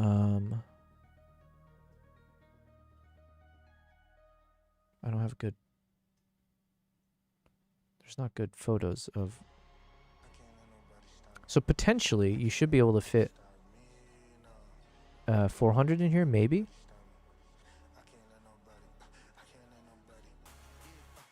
Yeah, I don't know. But same thing. The 45 liter backpack was about 300 bucks, and then this one's cheaper. But I don't know if I would rely on this bag for like photography stuff, to be honest. And then Wandered, let's see. Because Wandered I used to use back in the day. Strange, you said you pre-ordered the day after announcement, if that helps people judge. Okay. Strange, what part of the world do you live in? Are you like in the US? Because I think that's another thing we're trying to figure out. Because it sounds like there's a bunch of people in my chat who live in Norway, and the wait list is pretty long. And then in Canada, apparently there's like no wait list, or you should be able to get it quicker there. So Strange Paper, you said 1 is unboxing, 2 30 days later, 3 is 6 months later, 4 is videos from one product. Hold on, I'm trying to understand your thing. You pre-ordered it, you'll do an unboxing 30 days later, 6 months later. Oh, 3 videos from one product. Gotcha. Are you talking about me, or are you saying for once you get the ZR? But I get what you're saying. I need to think about it that way too. So it's like you make an unboxing video, and then you do like a 30 days later. That's a okay. Strange Paper, thank you very much. I'm assuming you're giving me advice, even if you weren't. What you said makes a lot of sense, and I need to apply that to what I do. So yes, I think I'll do an unboxing video without doing a proper review, but I'll just be like, hey guys, I just received this thing. I'm going to be testing it out. Look for an upcoming video once, in 30 days or whatever. That's a good idea. That's a really good idea. Thank you, Strange. I will absolutely do that. I'll give a shout out if I remember, but I'll give a shout out to you in the video. Strange, you said a lens that big needs an off-road stroller made for a baby. I've never done that. And I've shot with like, okay, the biggest lens I've shot with was like a 600. And that fit in my backpack. Yeah. Not with the camera attached though, if I remember correctly. But this bag, it says it can fit up to a 1200 millimeter. Where was it? Yeah, so it accommodates up to a Canon 1200 millimeter, Nikon 800, and then all the 600s from Nikon. So I currently I currently own the 400, and yeah, so it seems like it should be more than accommodating for that. And the main thing I need to figure out though is like within the camera interior, do I have enough space for extra lenses and everything else that I normally pack with? So it looks like it does. Like these two side, I guess if you adjust it this way where you want it center mounted, or you want the camera in the center. And then Strange Paper, here's your trolley. So they do have this trolley here. Apparently you can attach this to the trolley. That's one of the features. Where was it? So yeah, I definitely need to test like what are the other pockets or zippers or areas that I can fit things in. And then on the inside, do I have enough space for the big lens? But then yeah, so they have these two side pockets where you can zip it up and there's padding and you can put stuff inside. So can it fit some of my additional lenses? Or do I feel like it's very inefficient in terms of the spacing? So that's what I have to test. Stranger in South Carolina. Gotcha. Okay. And yes, thank you again for the really, really good idea for how I should be making some videos. I have to think like what you just said more often, because I can't be, I'm so slow. You know what? Technically, I should have done that with Dehancer as well. I should have done, although I guess it's a little bit different when it's like a digital product, but there's no excuse. I should have been able to be like, hey, quick update. I just got access to Dehancer. I'll be testing it out. Here's some quick teasers of some of the things that I've made with it so far. And then you should expect another video from me breaking it down in like a 30-day time frame. Okay, you've given me a lot of food for thought that I need to kind of consider after the stream. And then, yeah, I'll be spending some time tomorrow as well. Thank you, man. Awesome. This is why we stream, to collect such good ideas from people like you. Okay, so checking that out. And then I just wanted to check out a bit more about Pidgeotech. So like I said, I've heard of Pidgeotech. I know some people use them. I've never used them myself. But depending on how this review goes and how I feel about the quality of this brand, this is a possible partnership that I can, consider. And, obviously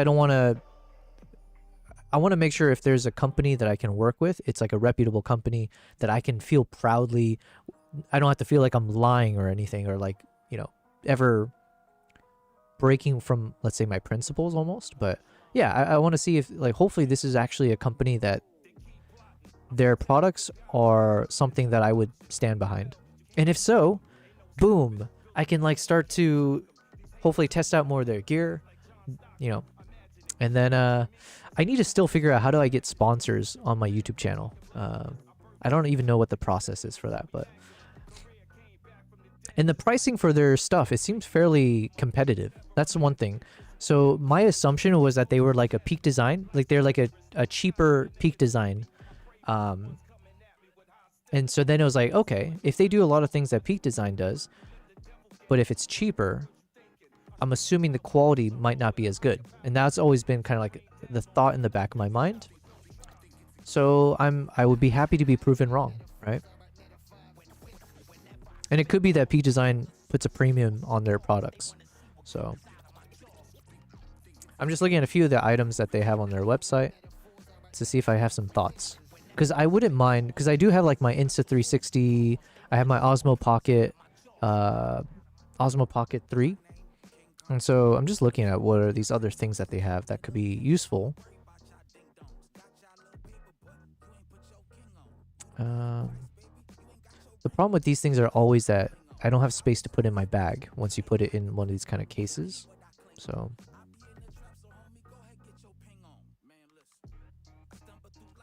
oh, and then separately, Strange Paper. I forget, because I think it's been a while. The music that you're hearing right now, that is actually something else that I'm testing out. So I had a company called Musicbed reach out to me, and they are a reputable company. So I'd never heard of them before. Just frankly, I just didn't know. But after doing some research, it turns out they are genuinely a very good company. They have high quality music, more so than, in my opinion, like Artlist and Epidemic Sound, but they're at a higher price than an Artlist or Epidemic Sound. And the thing that sold me, because I was definitely interested in trying them out, and they basically said, hey, we'll let you try out the product, and then if you like it, then you know, we can look at a partnership. But it's up to me, right? So it's just like I'm just trying it out as we speak. The thing that sold it for me, there was a YouTube video we watched a number of days ago by a guy named Ermia Ramez. Let me type it in the chat. Ermia Ramez. And it was when I was watching a video about, you know, a tutorial on color grading. And this dude, he makes such good cinematic YouTube videos.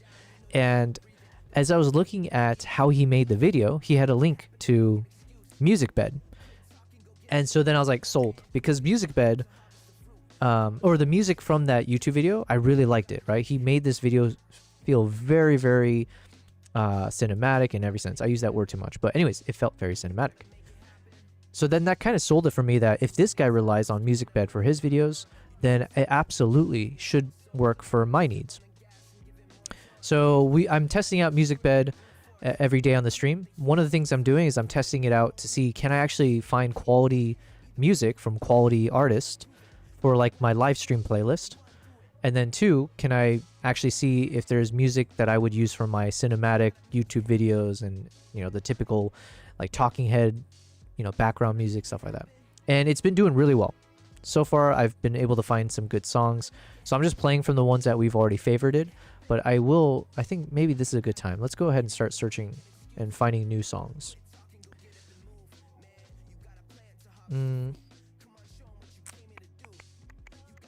What should I do? Let's go to playlists. What should we test out with Musicbed? Industrial. We did a bit of rap.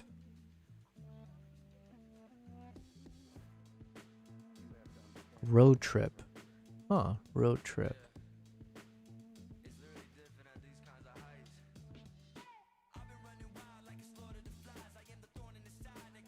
And I've said this too many times, I'm going to keep repeating it.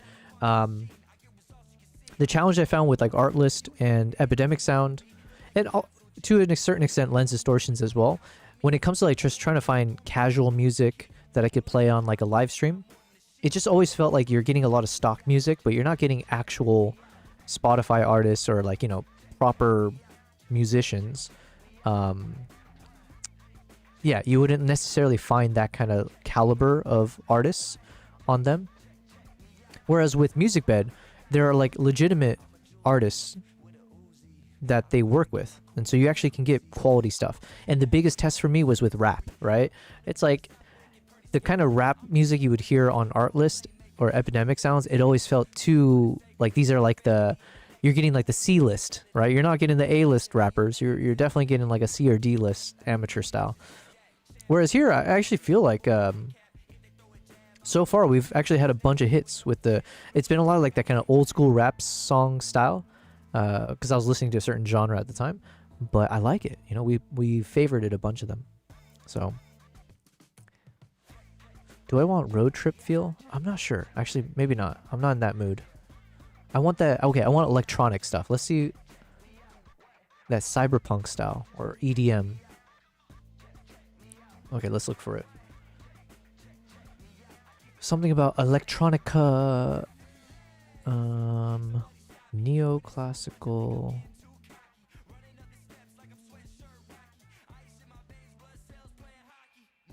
Trippy. Main character energy. Beat drops. Oh yeah, maybe beat drops. I think we were listening to that earlier.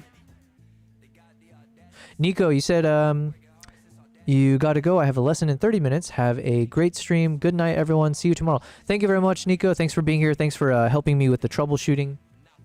And yeah, good luck to you on your lessons. And I'll see you tomorrow. Cheers, man.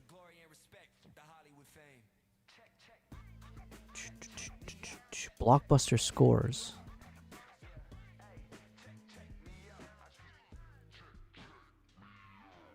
Cinematic synth.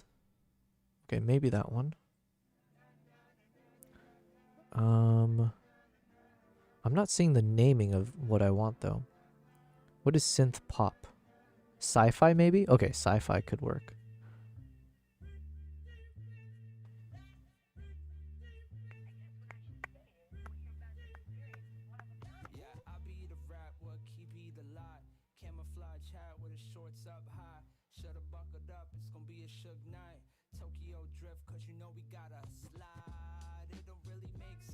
Okay, let's try out the two that I've opened up.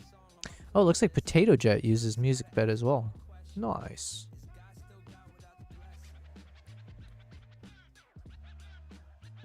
Alright, let's check out Cinematic Synth.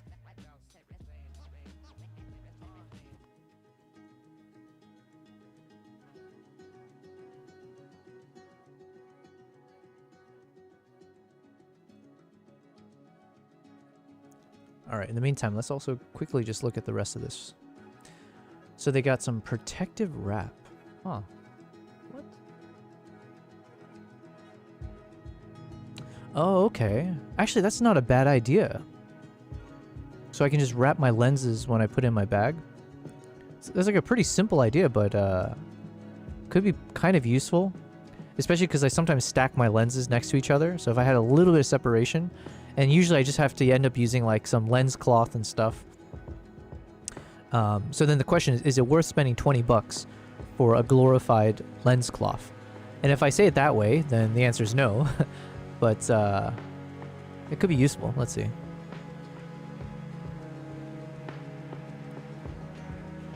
I always forget I have to turn it down even more.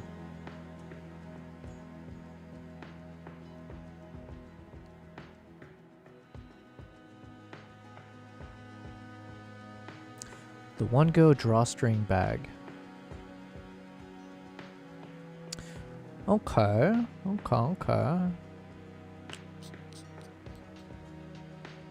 I like the low profile.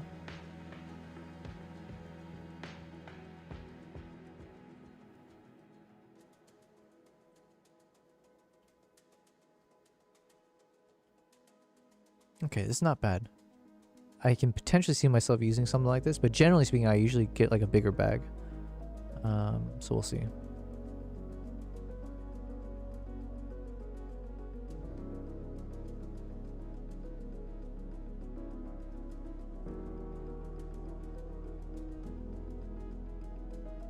This seems pretty standard. I think a bunch of companies do this though, so I can't say. It's not like revolutionary, but I like the design.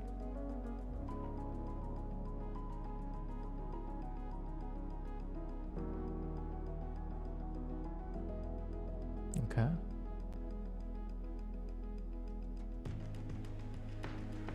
Also, I like this song. Okay, unless there's some crazy beat drop about to happen, this could technically work for our relaxing cinematic playlist, as well as our cinematic playlist. And our stream playlist. Yeah, this is a good song. It works for everything.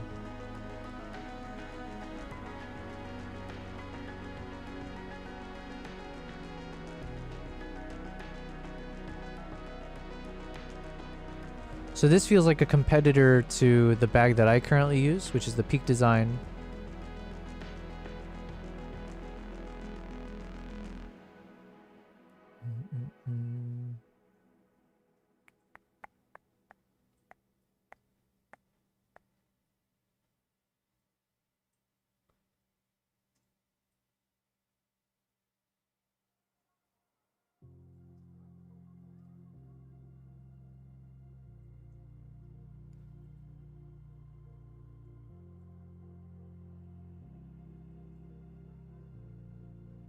Oh, okay, here we go. I think I need like a 10-liter one.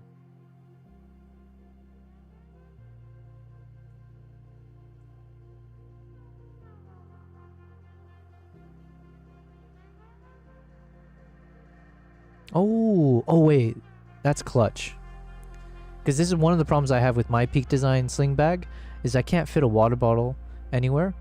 And if I put it inside my bag, sometimes I get nervous because one, it takes up too much space, so I have to take something else out. Or two, because you have like water that it might spill. So the fact that you can put this like a detachable or like it's hidden, but then you create this little like a soft pouch, that's clutch.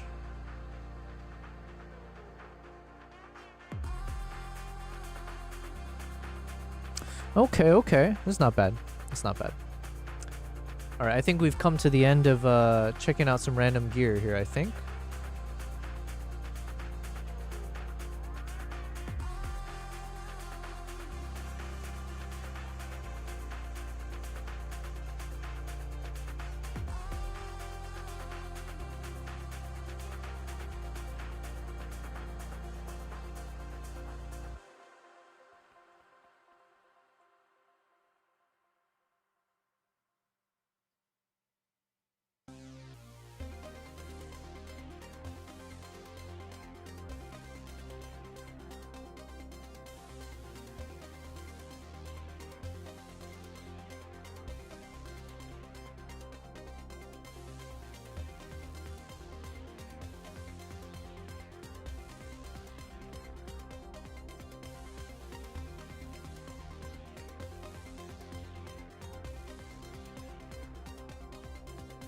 Okay, this could be interesting.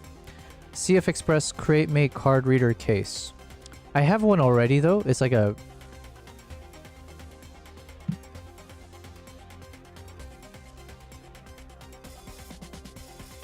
Okay, let's look at this real quick, and then I'll show you the one I have.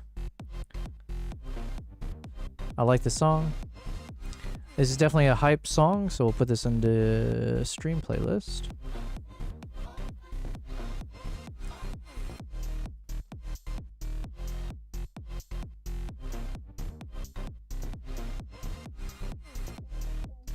Okay, so these things I always find very useful, and I have one right now. I just want to see the difference here, because then obviously it's like a memory card case, but then it should be, I'm assuming, inside of some kind of like a durable waterproof casing or something.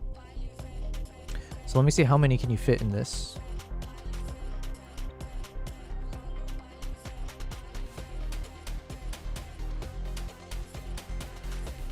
Card storage. Oh, it also is a card reader. Interesting. USB 3.2, Gen 2.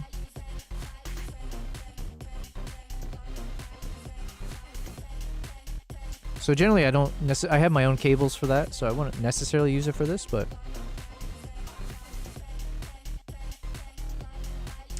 stores 3 cards, 2 CF Express Type B, 1, 2, 3.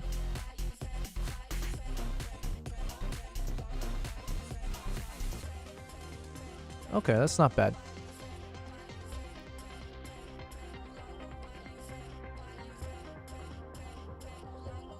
One, two, three.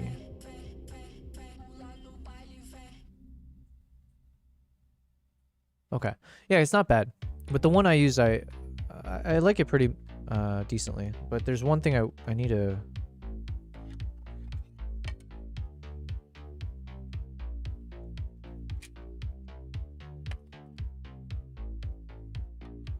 So basically I have one of these guys. Let's see. It's from Polar Pro, which I like their brand a lot. I get my ND filters from Polar Pro, and so they have this thing called the Slate, and it looks like a flask, but basically it protects my memory cards, right? So you just twist the flask, and then opens it up, and then the way I have it is I have it set so on one side it's got space for 4 CF Express Type B, and then the other side it technically had some casing for like SD cards, but I usually don't travel as much with SD cards, so I removed the casing, or like the mold essentially, so it's just like an empty stuff. So then what I do is this allows me to maximize how many SD cards I can just put inside. So I just put them in there, but the problem is now it just slides around, so I have to be careful because there's nothing holding it there. So when I open it, I just have to be careful I open it on the right side so it doesn't all spill out. So it's not like yeah, unless I can get a mold on the other side for the same thing, but technically it then lets me fit at least 8 CF Express Type Bs into this. So yeah.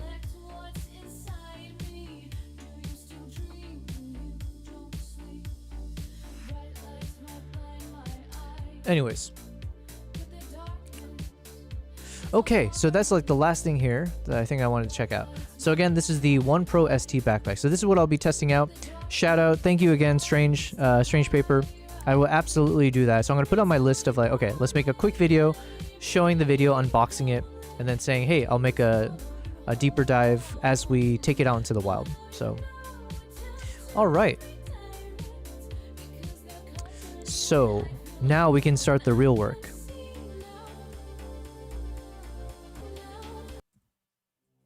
Okay, nice. I can use the keyboard for that.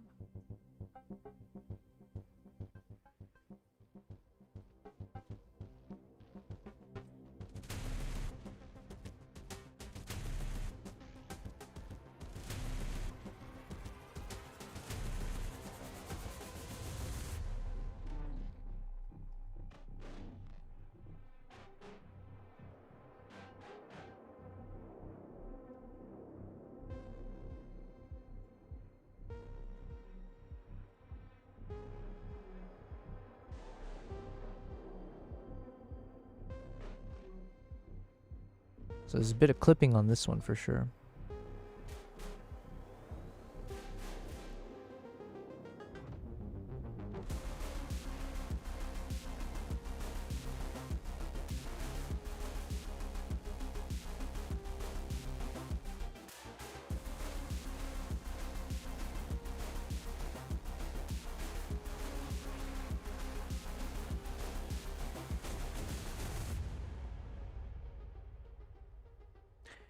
Yo, Shadman Hassan. Thank you very much for following. I appreciate it. On the YouTube. Yo, oh guys, I finally cracked I think on YouTube, I think I'm at 9,000 subscribers now, I think. Hold on, let me double check. Yo, Cyronius. What's up, man? How's Twitch right now? Because my network connection on Twitch has been spotty throughout today's stream. So let me know if it's gonna wonk out at me. Still making more spaghetti? Nice, nice. What am I gonna have for dinner? I finally hit the gym, Cyronius. I got a gym membership yesterday, so I'm trying to be more strict with my routine now. So that probably means I won't do super late night streams anymore, or at the very least cutting it off by like 11 p.m. and then see if I can go to sleep by like midnight. And that way I can do an early morning gym sesh, come back, feel motivated, get some shit done, start the stream earlier maybe as well. I don't know. So much to change. But let me just quickly double check on my YouTube side. I believe... Yes, I have officially cracked 9,000 subscribers. Yo! Nothing happens at 9,000, but it's just a cool number, obviously. And really, I'll be super excited. We're 1,000 away from hitting 10,000 subscribers on YouTube, which is a big deal for me personally. It's like a drop in the bucket. Drop in the bucket? Is that the right phrase? It doesn't mean much in the grand scheme of things, is what I'm saying. However, it will be cool to just hit that extra digit on the YouTube side. And maybe, as sad as it is, I think sometimes you are judged by your following for social media, YouTube and stuff. So there's a chance that like there might be people who might see my video, they might see my thumbnail, and it might be intriguing. But then if you see that you're a small-time YouTube channel, they might disregard whatever it is that you're making, right? So it just requires a lot more clickbaiting or nice hooks to get someone to watch. So hitting that 10K plus number, the 5-digit, I do hope that maybe those are the things that will also support the growth of the channel. I don't know. Looks solid. Numbers are numbers. They're good indicators for what's working for your audience. Yeah, and you know what? Obviously, Nikon ZR was such a buzz, and I did my best to try to milk it as much as I could. So we got our Nikon ZR video out, and that review video did really well. So right now it's almost at 22,000 views, which is that's like big numbers. That's big boy numbers for my channel and like my expectations. Before or when I launched that video, I said as much. I was like, yo, I will be super happy if that video crosses 1,000 views, because like that's a bit more in line with like some of my expectations with these kind of things. So it definitely exceeded my expectations. So, but then the pressure is on. I got to make sure I do proper review videos going forward. Cyronius, just to catch you up very, very quickly, there's 2 things that I'm testing out in terms of potential partnerships. One is the music that you're listening to. So a company called Musicbed reached out to me, and so I am testing out their platform, and depending on how things go, I do have the chance to work with them, which means like an affiliate link and all that kind of stuff. And it's only day 3 of me testing them out. I'm a big fan. They actually have like high quality music, so I'm continuing to test it out. Right now I'm testing out a specific playlist around cinematic synth. So where was it? Let me add this in to cinematic playlist. And actually I want to try out their sci-fi. We've been trying everything from like the hip hop music, a bit of country, poppy music, everything, cinematic music as well, instrumentals, and it's been mostly hits, I will say. And then the other thing that was big news for me is the Pidgitech company reached out to me recently. Let me turn down the volume. So yeah, I'll have my very first like physical product review outside of the Nikon ZR, but I got their big ass backpack here. So this is the One Pro something.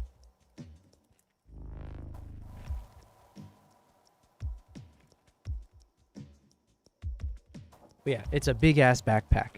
But I'm super excited because Pidgitech is a company that I'd heard of before, and they're like a competitor to the Peak Designs of the world. So yeah, I'm curious. So that's another potential partnership. At the very least, it's a product review, so it's going to be content that I can create. And Strange Paper in the chat gave me a good suggestion that I can split this into multiple videos, including an unboxing video, then doing a video that does like a 30 days in, here's my testing, and then like a longer video of like, here, after a year, or after 60 days, or however long, after several international trips, here's what I think about this bag. So yeah, some good ideas on how to think like a proper YouTuber.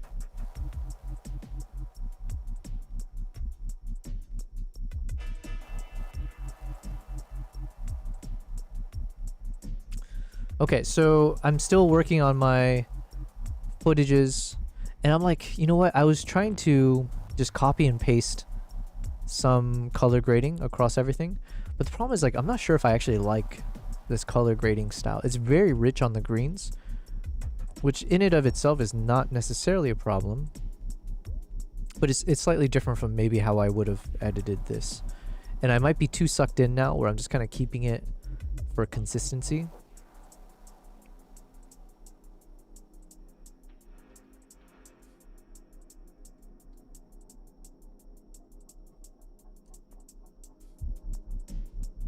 I do like these colors though. It's just some of these I feel a little bit too, maybe I just need to desaturate it a bit. Let's do that. We're gonna desaturate.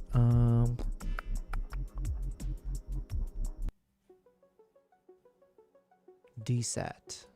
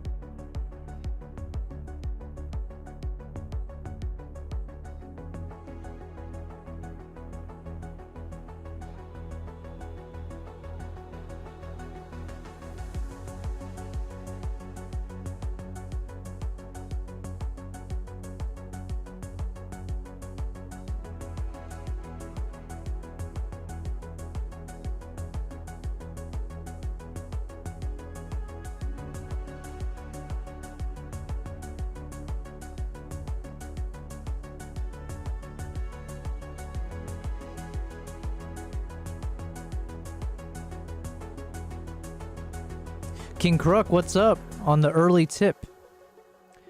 Yo, what's up, King Crook? King is in Norway, right? You're one of the Norwegians, am I right? Welcome to the stream, man. Joe Bell, as you say. Wait, let's go to the YouTube thing. And again, thank you, Jason, for that super chat. We hit our super chat goal. Does that mean I should create a new one? How do I do that?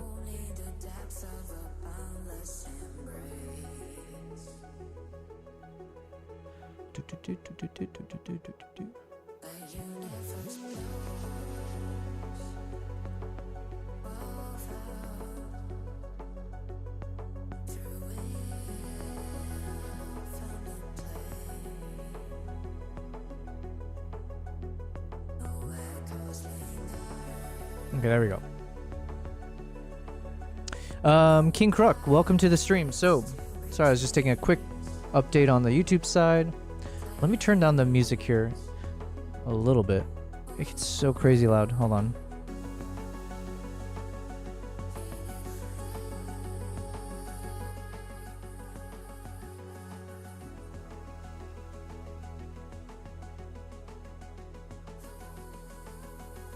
Okay, hopefully that's not as loud.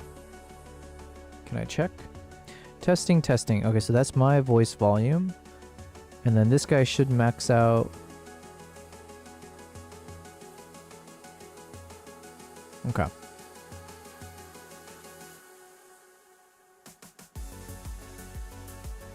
Okay, that's not bad. So yeah, we're continuing with the theme of the past few days. I'm testing out Musicbed to see how their music is. And we're editing, and then I did a thing for the past was it like 2 hours? I was going over the company called Pidgeytech, and I have one of their backpacks with me here, and so they've provided me one of their travel backpacks, like photography bags, and yeah, the goal is that I'll be testing it out as much as I can, make some nice review video about it and all that fun stuff. So we're finally hitting the stride. We hit 9,000 subscribers on YouTube, so that's big for me in terms of progress. And we're getting real companies reaching out to try real products. So what a world. So it's really on me to maintain the momentum, make sure I don't drop the ball. But yeah, it feels good. It feels good.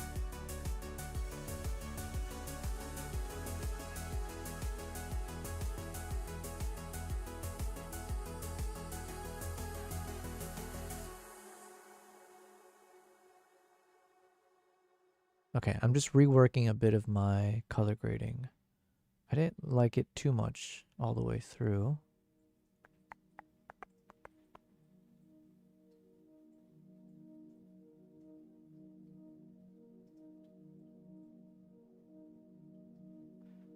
Okay, what if I then apply that to everything else?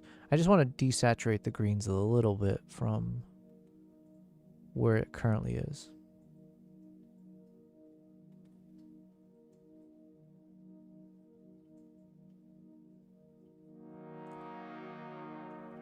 Actually, this one I don't mind having it a bit richer. Yeah, the greens here I don't mind as much, but there's just a few of these surrounding it that I felt just a tad too much.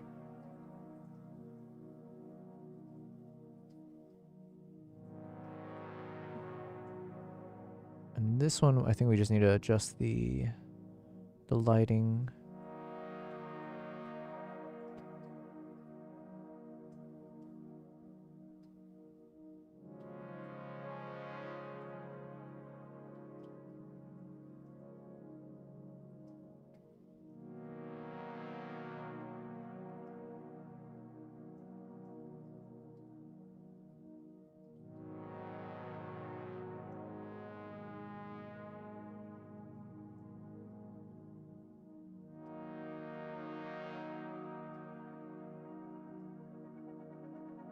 Okay, that's not bad.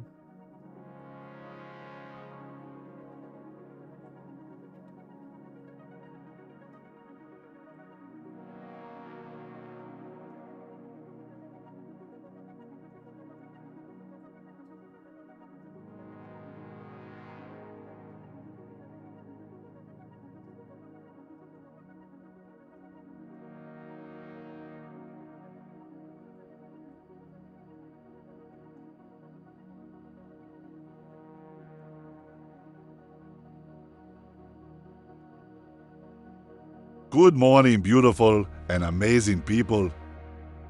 Man, nothing like Arnold's voice to keep you motivated. It's like, yes, sir, I'm ready. What's up, BC? Welcome to day 79. We're on our 79th day of streaming. How crazy is that? On the scale of 0 to 100 on how crazy that is, it is sitting right at 79. How do I want to change this?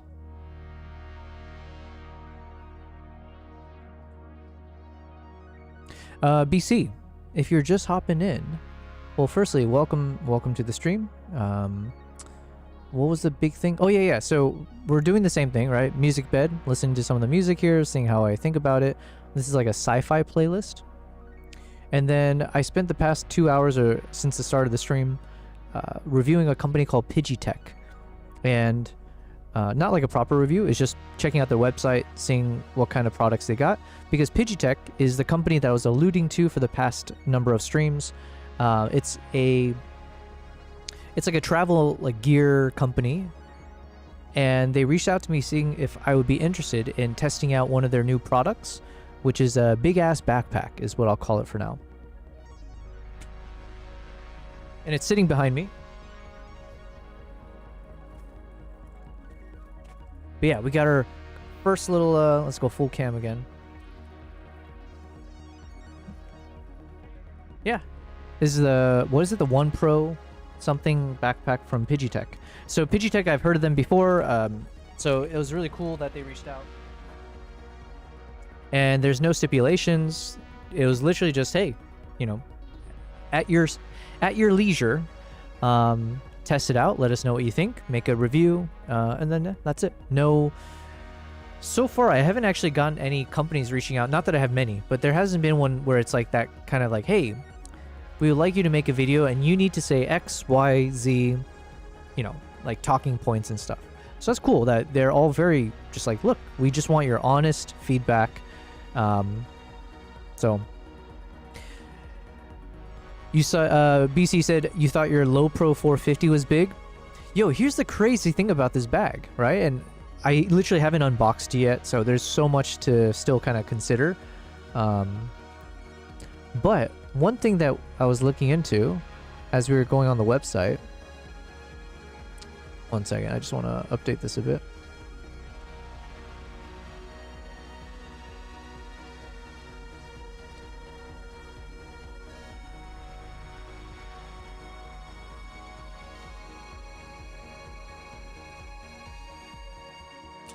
Okay.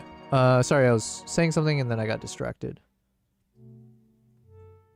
Also, I'm not as big a fan of this playlist as much, so let's try something different. Something different.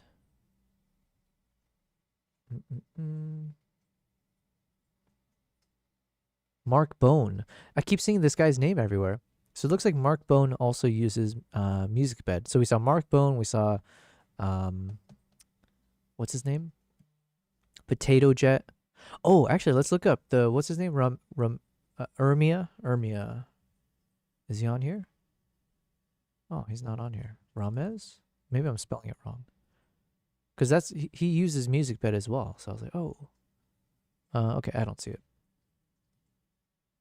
Filmmakers, maybe? Ramez. Ermia. Okay. Can't find him there.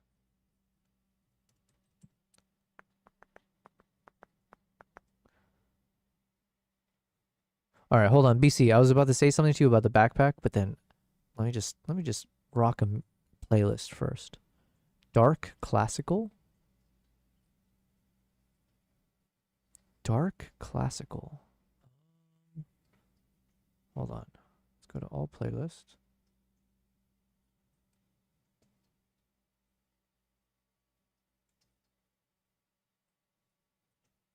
Genres. Okay.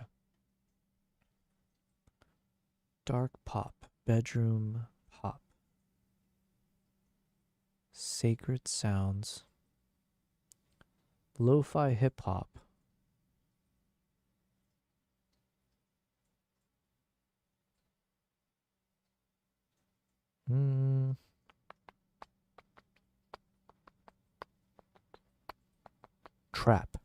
Okay, let's see what trap is.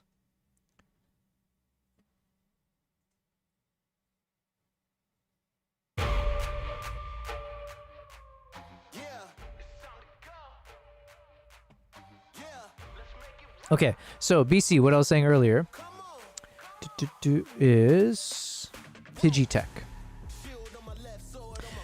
Trap music, LOL. Listen, we're trying everything. Actually, I wanted to try out the Western music a bit more. I only listened to a few of them. I actually liked it. I mistook Western for country music, but that turned out to be something interesting. Okay, so this is Pidgey, and the bag in particular is the One Pro ST backpack. So this is what I've got, right? So this is what I'll be testing out. And the cool thing about this is I'm pleasantly surprised to hear that it's only 2.2 kgs, which when you compare it to the... Oh, sorry, I'm not sharing my screen. My bad. So this is Pidgey, and compared to the bag that I use now, the Gitzo, it's actually like 1 kg lighter than the bag that I quite like. I'm a big fan of my Gitzo backpack. Sorry, it's just so loud. So yeah, it seems to be on paper, at least from everything I see on the website. This might be a really interesting bag that I could see myself using long term, because it also fits my 400mm lens. Now the big test is, can I fit the 400 with the lens hood attached? We'll see. But yeah, it looks like a pretty quality backpack. It seems to be well designed in terms of like the application of it. So, and it's decently priced. So it's actually like over $100 cheaper than the Gitzo bag that I have. It's cheaper than the Peak Design, somewhat equivalent. I don't think there's like an actual equivalent from Peak Design. But yeah, we'll see. We'll see. I do not have like an affiliate link from them at this time, but it's like one of those where I think if I end up saying I want to work with them, if they find value in me, there's a world where, yeah, maybe I can work something out with them.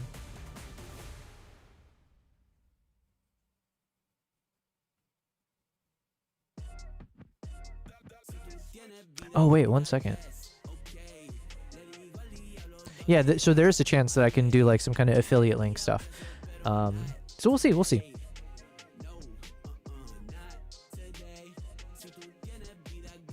Okay, this kind of trap, they call this trap. BC, look at you moving up in the world. Yeah, listen, man, I was saying there's a few wins that have been stacking up in the past month or so. And obviously the Nikon thing is the biggest boost, right? So having that Nikon ZR, being able to create content from it, yeah, that helped out a lot. So one of the things I was saying is we've crossed 9,000 subscribers on YouTube today, so that's a big win for me. And then yeah, hopefully we've got this music platform to potentially test out, or not potentially. We are testing out this music platform. We're gonna soon test out this physical backpack.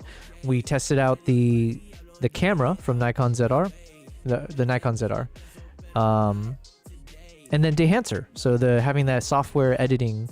So we're like hitting the it's not even trifecta, but right now there's like a bunch of random kind of products that fit into my world that I've been able to get reached out about and test out. So it feels good. And I was saying like the momentum is there. It's just really up to me if I want to drop the ball, as they say. Allison DC Riag on Kick says, hey, how are you? How's your stream going? Your voice is low. I'm doing very well. Now, Allison, I'm going to be very honest with you. My experience, this is what, day 79 of my live streaming journey, and we have been multi-streaming on YouTube, Twitch, and Kick. My expectations are different for each platform.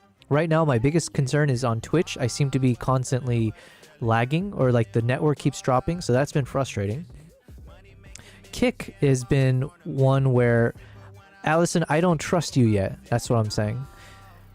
Usually 60% of the time, if someone is following me on Kick or messages on the Kick side, you're about to like let loose with some like, hey, by the way, why don't you join my Discord channel for XYZ. Cyronis, you said what bitrate are you streaming to Twitch at? They have a limit of 6,000. No, man, I've been dropping it. Right now it's at 3,200 kbps, kilobits per second. Thank you, Allison, for the follow. But I'm still wary. I'm still wary, Allison. I know you're about to say something like, yo, you're doing very good, man. You're going to be like, hey, your voice is low. If you want to get it fixed, you should join my Discord or follow username XY6969. Where are you from? Allison, I'm from the States, but I live in Dubai now. Dubai. Yeah, so Cyronius, I dropped the bitrate to like 3,200, and prior, the start of the stream, I think I was at 3,750, and before that was at like 4,000 something. So I've been constantly dropping it down. I never had it as high as 6,000. I think maybe I had it like 5,000 in the past, but it's always Twitch that seems to get impacted by this the most. YouTube has always been fairly stable. What's up, Kavai? Kavaisu says, WSG came back. What is WSG? WSG. WSG came back from 3+ hours skating and some photos if you want to see on Discord. Yo, yeah. Please. I forgot to check my Discord. Feel free to share whatever you'd like to.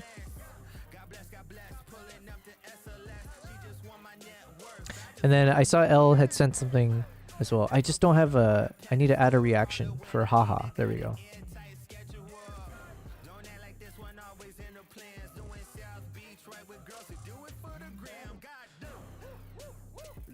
Yes, Kavai. Welcome back to the stream. We're having a continuation of what I was doing before. So I'm testing out Musicbed and editing my Nikon ZR footage. And then I mentioned briefly, but the company that had reached out to me to test out their travel backpack is called Pidgey Tech, PGY Tech. And I think I should be able to get an affiliate link from them soon. So if you end up saying like, oh, this company's pretty cool, do not buy from them just yet. Wait, hold your horses. Wait for me to get that goddamn affiliate link. And then you should buy. Pidgey Tech, that's the company. So I got their backpack. It's right behind me. It's a big ass backpack. So it can fit like the 400mm 2.8 lens that I usually shoot with when I travel. So that'll be fun to test out. Are you using Restream or some other similar service? Cyronius, yeah, I'm using Restream. But the weird thing is, the connection has been stable through Restream. Through the server that I'm using, it's been at like 30 Mbps on average, I think. And I didn't see it drop or whatever. And again, like I'm saying, it seems like everything is fine. It's just the connection with Twitch, maybe with Kick as well, to be fair. But at least with Twitch, it just will get unstable at times. So, I don't know, man. I don't understand.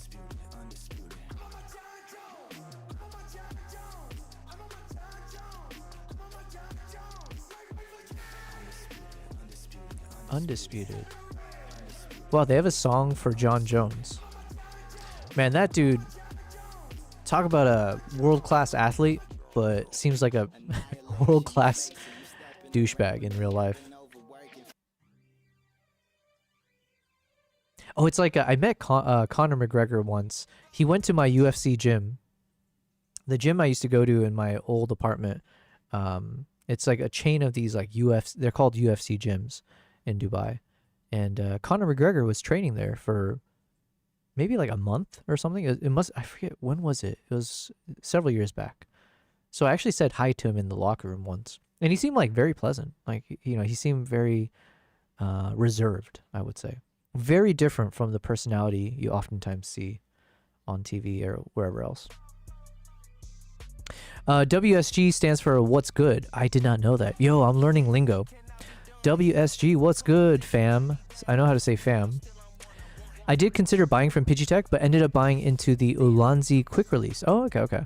So congrats, I like that product line. Well, thank you very much, Kavai. Yeah, I'm excited. I have a number of fellow photographers who have used Pidgey Tech. I just never had the chance to buy their gear. It's just I know a bunch of people around me that use it, but I had a bunch of Peak Design gear, and I haven't had a need to like buy new backpacks and stuff in the recent times. So just the opportunity never came up. And now here it is. So I get to test it out, see if it's something that could actually end up replacing the bag that I normally use. But yeah, and then if we can turn this into an affiliate kind of circumstance, would love if you guys ever need gear from Pidgeotech. There you go. And Pidgeotech is like actually well priced, right? Because like Peak Design, some of the brands that I end up using, they're oftentimes really expensive. But this one seems like it's decent. Cyronius said, my point is that with Restream, they handle the sending of that data to Twitch, not you. If your connection to Restream is clean, then you shouldn't be having issues. Yeah, and that's what, I mean, I guess I don't really know a way to check if my Restream connection is clean. But whenever I quickly, if like the connection's unstable, I'll like hop over briefly to Restream, and there's like a test you can run, right? And when I run the test on the server, things seem fine. So, Kavayu asked, how did you get their attention and ultimately sponsored? Actually, let me see. Let me read their email.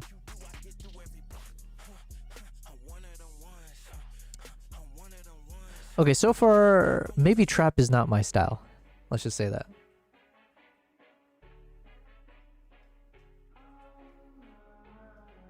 I think I just prefer the straight hip-hop or rap. But this song is called Body of Christ, so it has some potential to be like kind of an interesting song. Kavai, so for Pidgeotech, they came across my YouTube channel, and so they saw a bunch of my wildlife photography videos. So yeah, so YouTube makes a big difference for sure. And this is prior to my Nikon ZR stuff. So they came across maybe my like travel vlogs from before.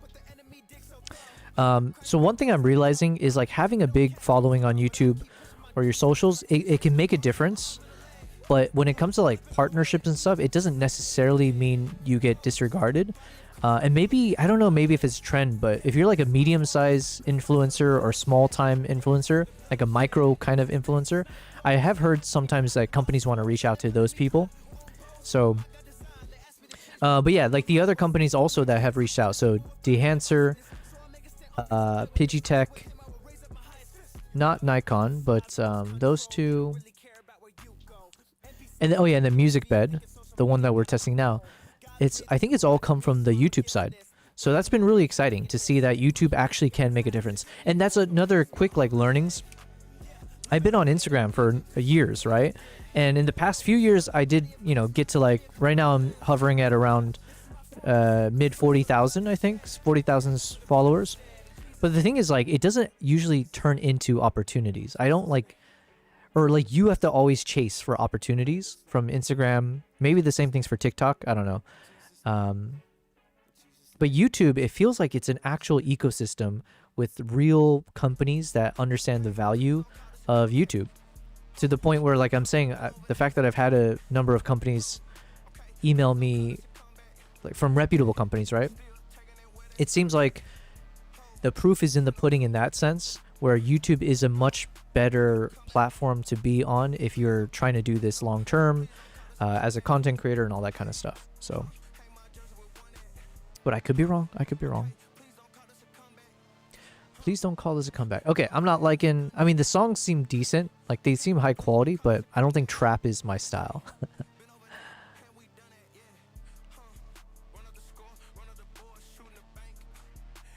Okay, Dance House. This could be it for me. Let's get some Dance House. YGTP?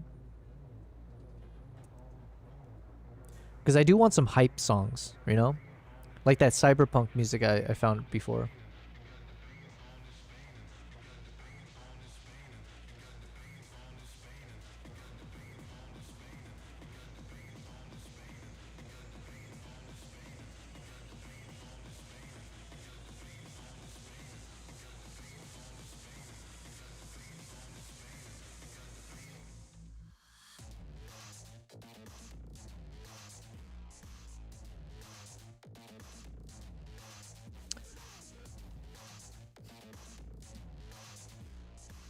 I didn't like the beat drop on this one.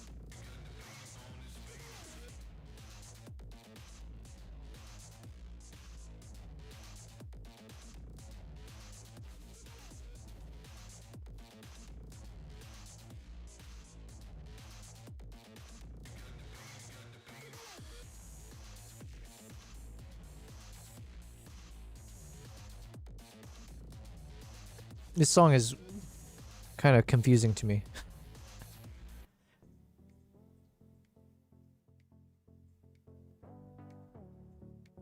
Okay, I might turn up the music on these ones. So obviously if people say anything in the chat, I'll respond.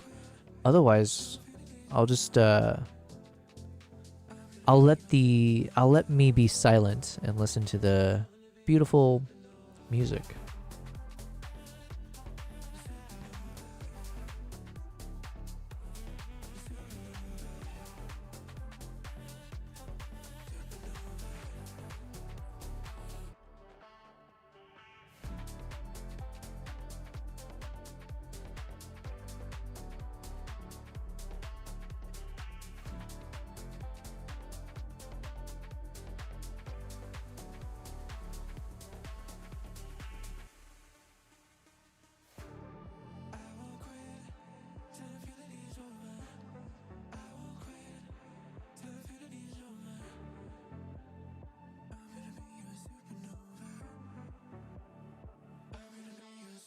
Okay, so I think I like this LUT in terms of the texture in the shot, and then I might want to cool down the temperature of the shot. Otherwise, I like this one.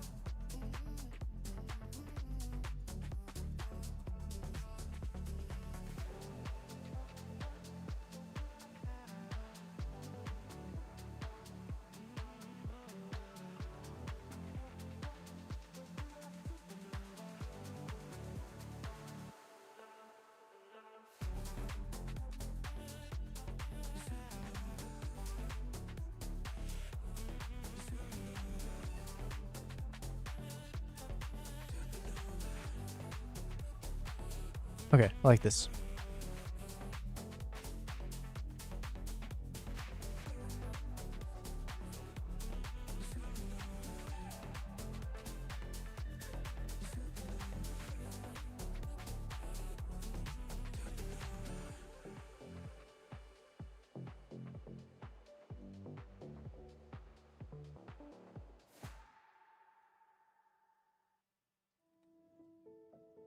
Oh, also, I need to get through my freaking Japan photos. I have so much that I need to get done. Should I stretch myself thin and switch between tasks?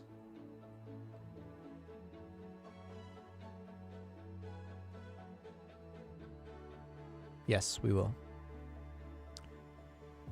Let's open up Lightroom. Okay, the start of this song is good. I like this a lot. There's potential here for something.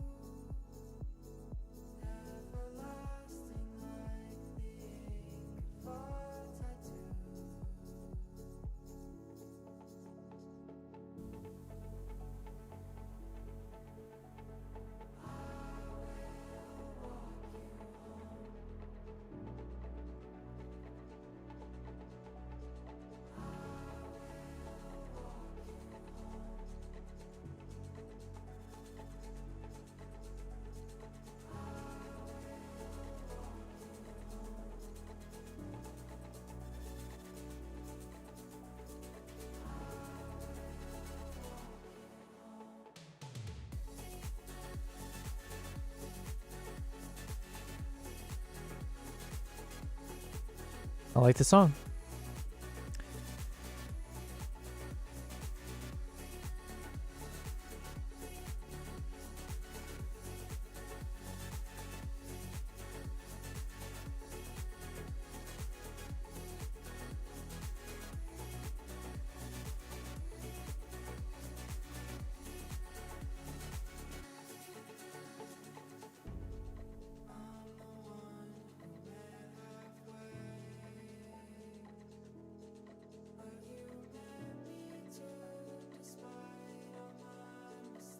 Okay, so let's Let's work on our Japan photos as well. I think I finished everything from this day of shooting.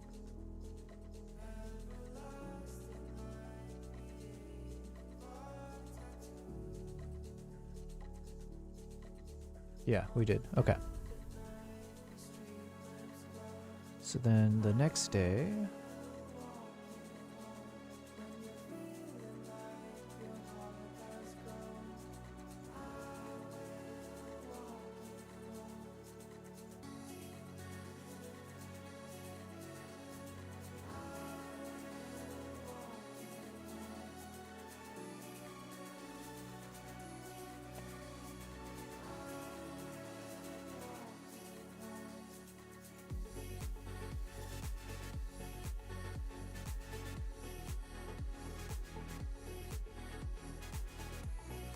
Let me do a quick round.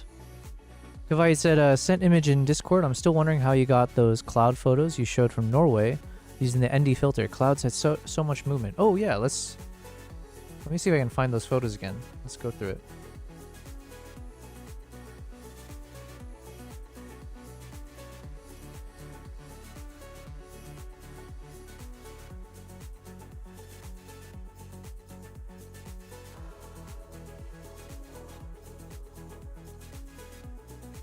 Okay, let me open this up.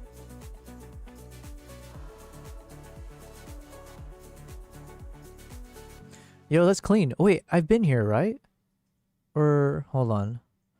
I mean, this looks familiar, but maybe all lakes kind of look familiar. But maybe it's also this drop down here, like this kind of V shape. I feel like I took a shot. I feel like I took a photo on this lake. You said it was a 30-second exposure with the variable ND filter. No wind, so no tree movements. Yeah, I mean, this is clean. Luckily, but would like more cloud movements.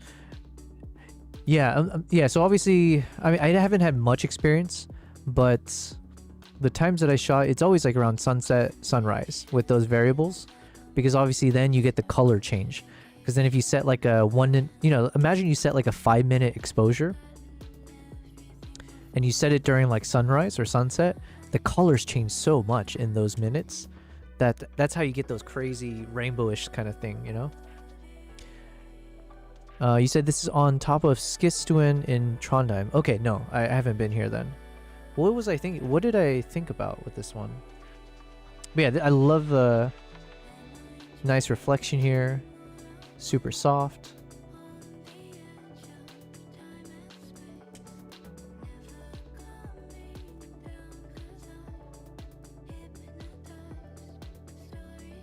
Okay, what did that remind me of? Let's see. Norway.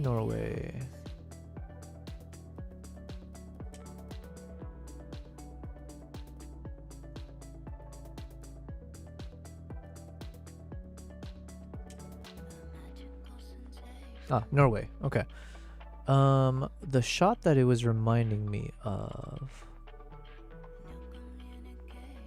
Oh, this was one of my favorites. Where was it though?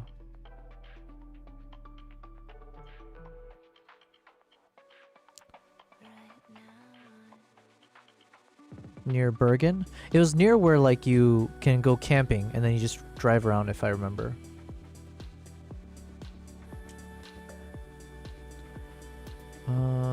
But there's a shot that I took that when I saw your photo, that's what I was thinking of. Oh yeah, okay. I was completely wrong though. They do not look the same. In my mind, I think it's because I was remembering some kind of like a V shape when I split the shot in half. But obviously very, very different from what you sent. Yeah, so I got tricked by the V.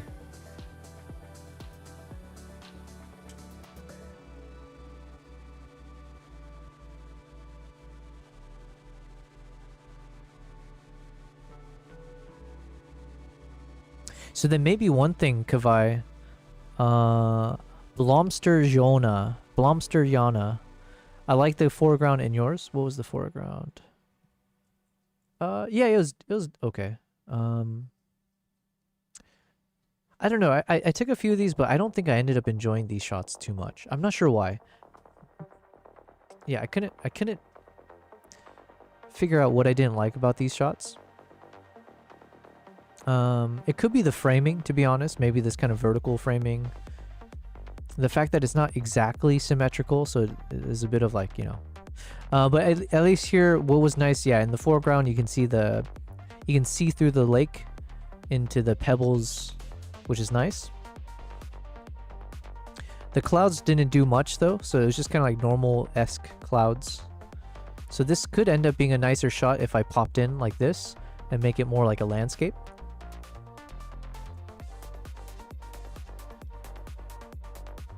But I don't know. I didn't play long enough in landscape to really say anything with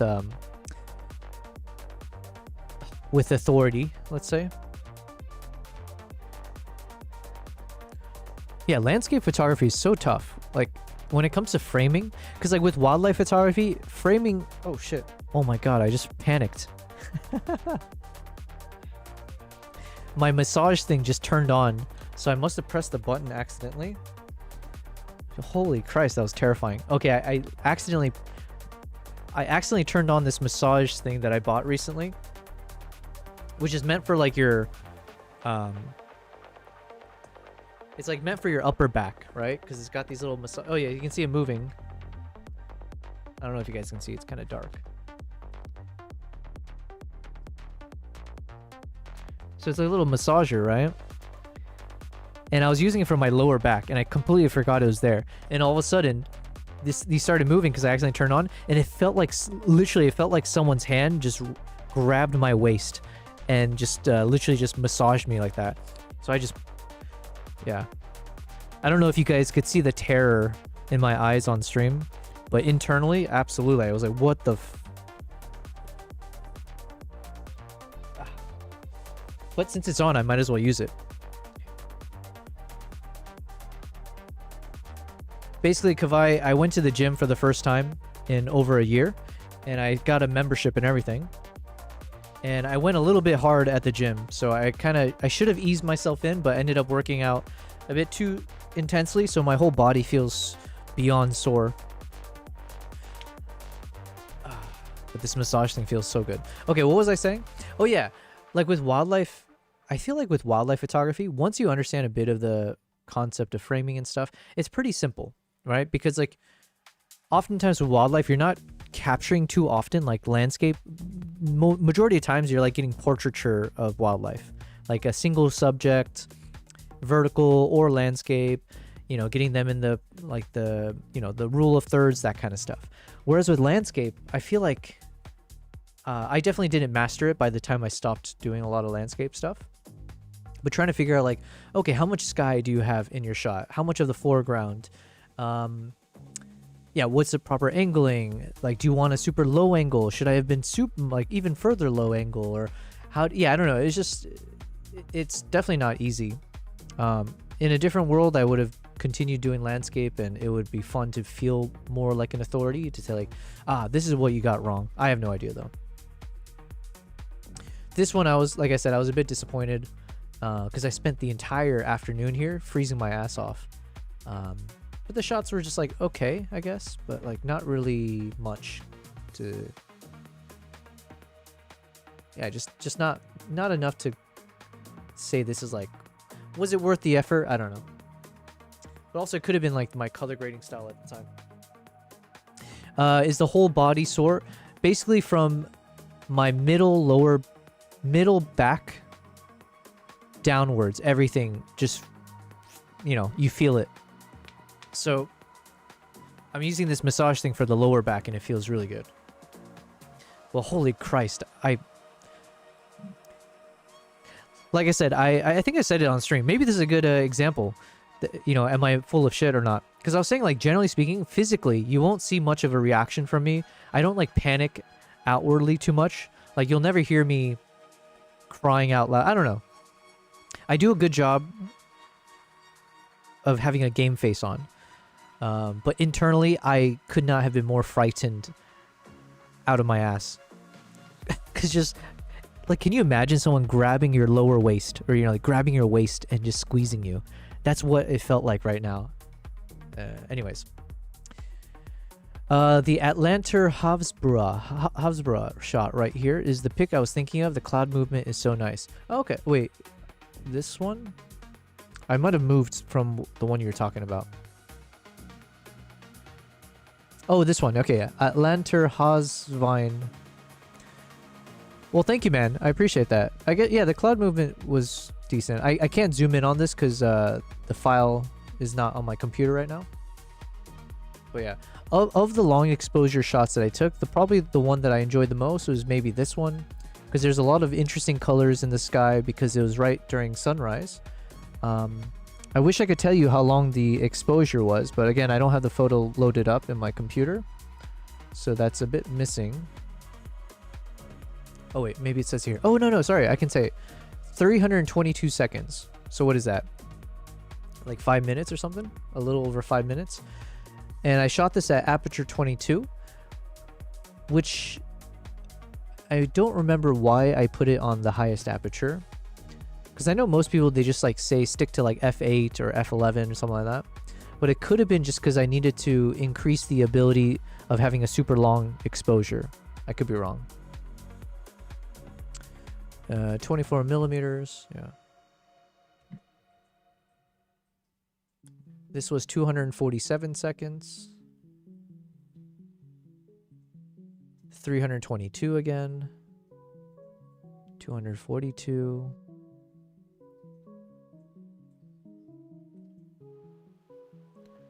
This was 51 seconds.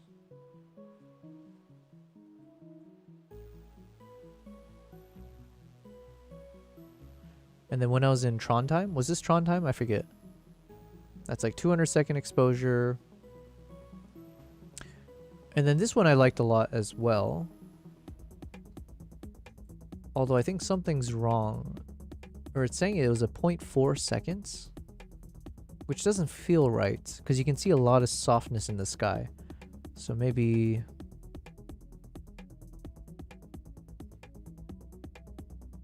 yeah, I'm not sure what the answer is for that one. Because it definitely wasn't, you know, like half a second. Or maybe it was. I don't know. Trondheim? Yeah. Good old Trondheim. Okay, let's go back to Japan, though.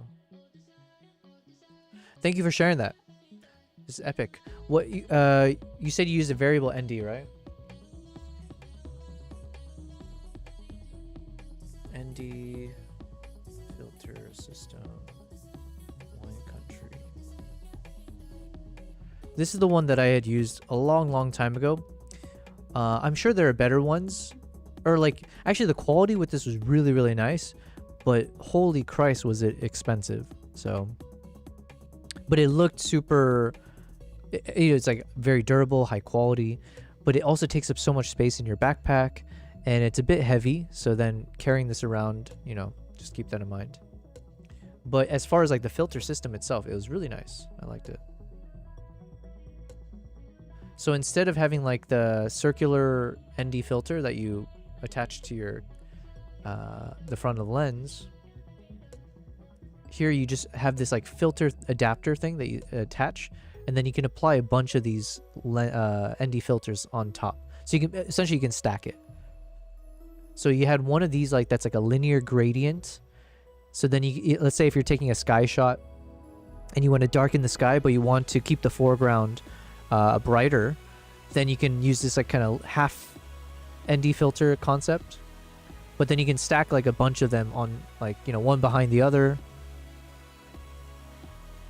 Super cool.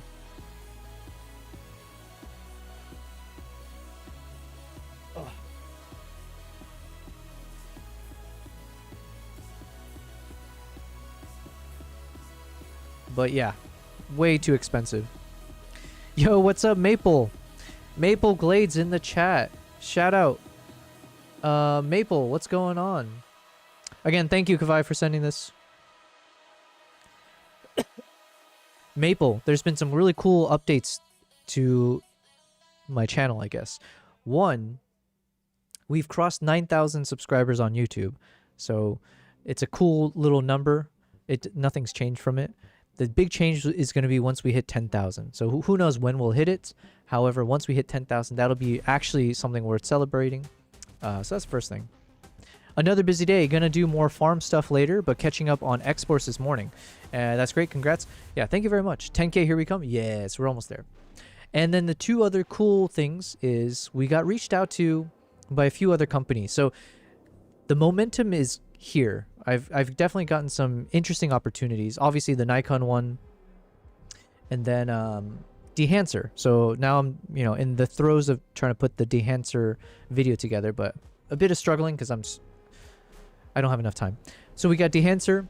Then this company called Musicbed has reached out to me, and they are definitely reputable. I didn't know anything about them to start with, but now, yeah, so they wanted to see if I wanted to test out their platform for the music and their sound effects, and I'm thoroughly enjoying it. So I've been testing it out in the past few days. We're going to continue testing, but I'm pretty certain I do want to work with them going forward. So we'll see what that means.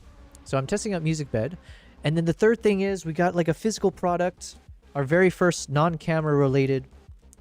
I got this big ass backpack from Pidgeytech. So Pidgeytech, I've heard of them for the past couple years. And to me, I viewed them as like a Peak Design competitor. But, I already used my Peak Design, so I just, I didn't have a need to buy new bags or anything. But a bunch of photographers in my area that I know, they use Pidgeytech. So they reached out to me as well to see if I'd be willing to test out their product. And so here we go. I have no trips planned, though. That's the one thing. But they were super, they're like, don't worry about it. Just take your time, make a good review. You don't have to say anything. Just enjoy. Let us know what you think. So yeah, like things are exciting. We got some actual companies that I can test out.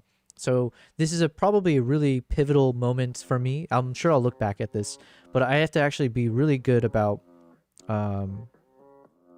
being efficient with my time and hopefully pumping out some really good review videos for everything. So keeping the quality high. Unfortunately, I've been struggling to find a good editor. I tried with my previous video and I ended up spending way too much time and resources than I would like. So I'm back to the drawing board in terms of finding a good editor that, yeah, anyways. So these are things that's going on, but positive things, good problems to have. Maple, you said Musicbed, Artlist, Epidemic Sound are all in the same space and license a lot of the same artists. Yeah, exactly. So for instance, I have Artlist, Epidemic Sound, Lens Distortions, and Envato Elements. Not all for the same things, but it's a little overkill for sure. Of those four, Lens Distortion is the one I've enjoyed the most. They absolutely do a lot of like really good cinematic music and sound effects.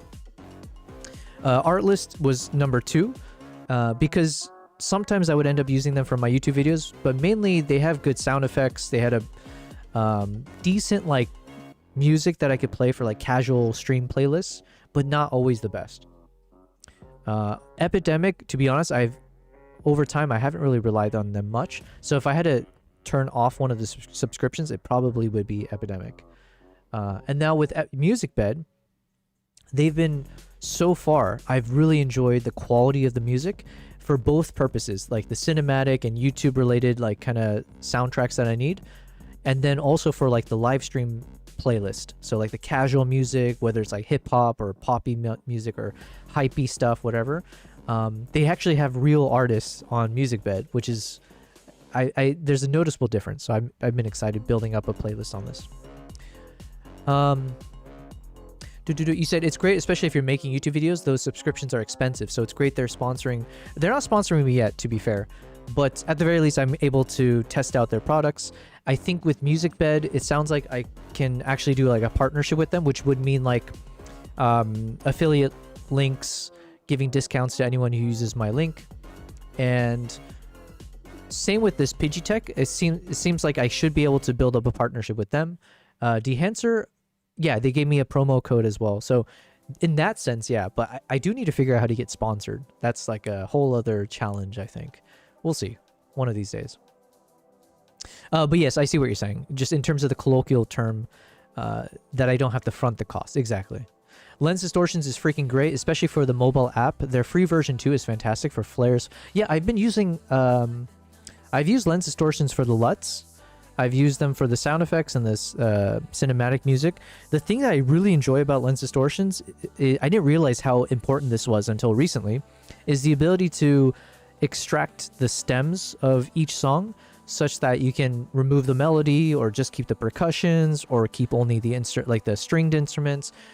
That has been such a really a very important piece for me to be able to mix and match and make something that works for my needs. So the stems is like something that I think puts them apart, and also the quality of their music. And they are expensive though.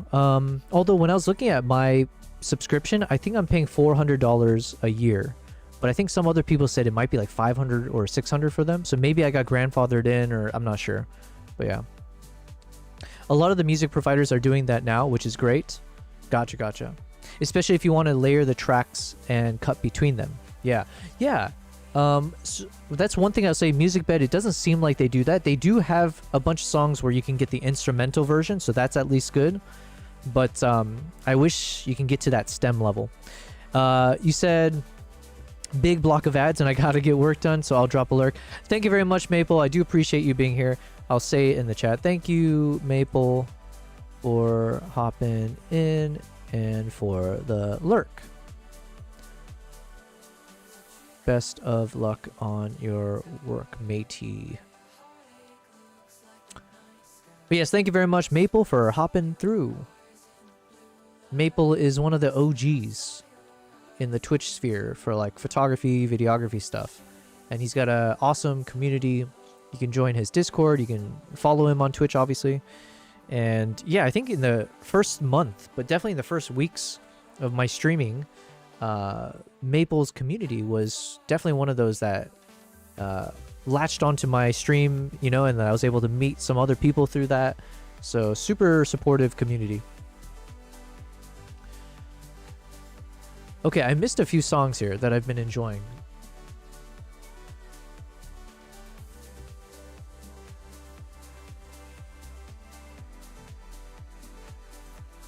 All right, we'll just keep playing. Okay, in the meantime, let's go ahead and start editing. I'm going to do a quick pass through of the photos, and I'm going to color code the ones that we will spend some time editing.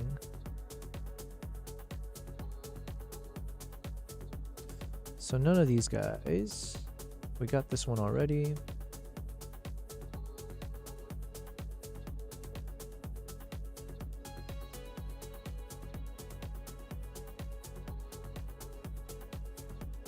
Okay, so those we've already edited. We got one of these. Probably one is enough.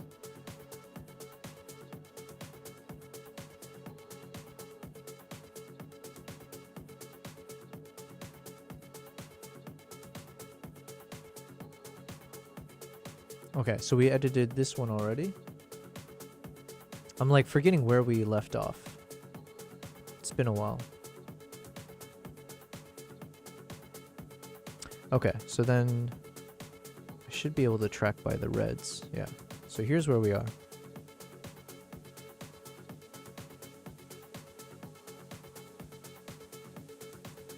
All right, so the name of the game is Efficiency.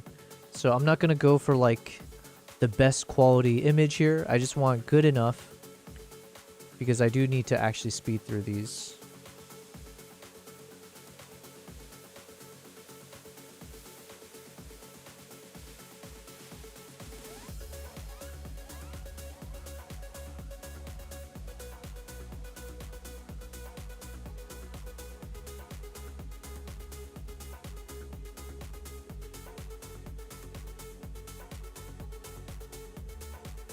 I like this.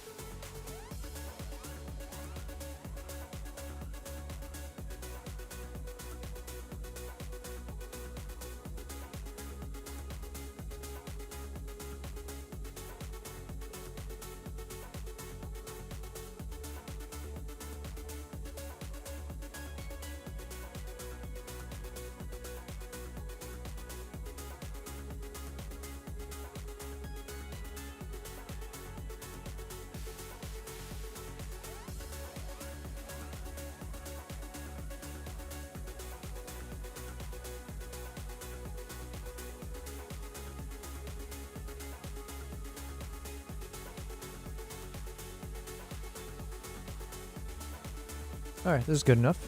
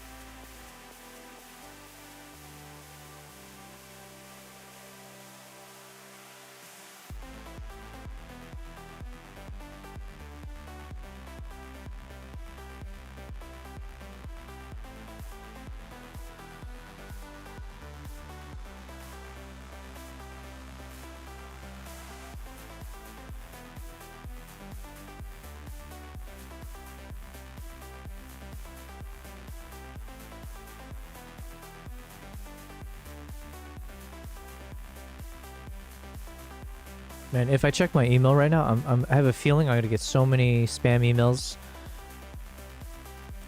Let's see. Oh no, it's been fixed. Basically, I've been having issues as I've been using Musicbed. I guess their system hasn't updated yet. Maybe it's on the YouTube side. So basically, I kept getting copyright strikes for every freaking song that I would play from Musicbed. So then I would have to, I got a bunch of emails from Musicbed saying like, hey, we've cleared your video from any claims, but okay, it's been fixed. Thank Christ.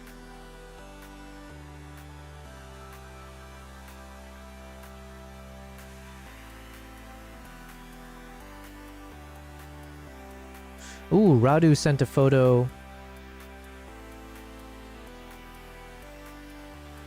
with the ZR. All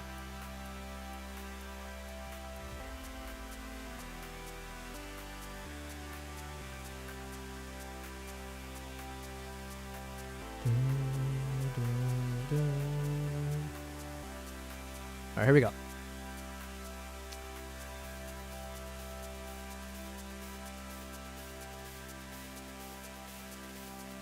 All right, today I'm on a mission. Today's a music and editing stream. Because I keep saying every day, I'm like, oh, I got to get through all the Japan photos. And every day I barely get through them, so.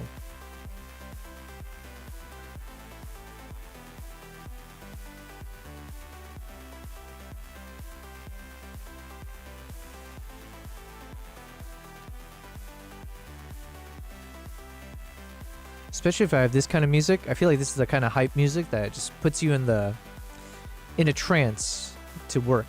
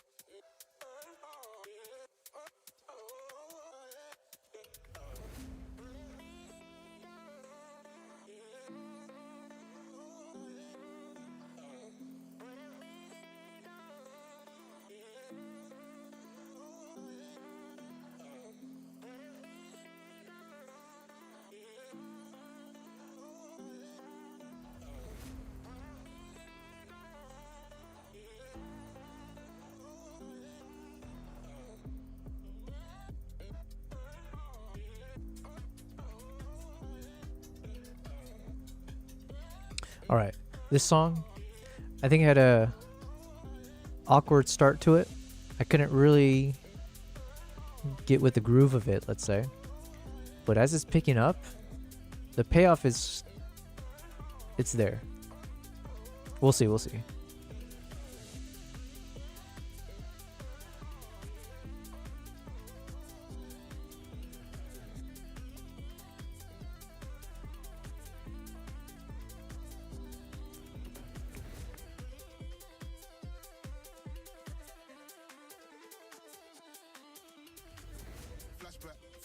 Then he then cracked that. In and out of dolo when the new mass. To the boys were on him and he crashed that. Till they came back, man, I don't act like. Head soft, yeah, all of that one pack. I could be anywhere feeling alright. Till the game on the head is so mad at. I'm like, smoke up, that's in the blem. Free up the guys and dip out the ends. Jump in the ride and burn out the rims. Don't stop, don't touch the boy on my end. Now he's on the block with the up for events. Skin kept close cause he plotting on them with the tints on 10. Back in the back, that's on tap, all ready to go and jump in.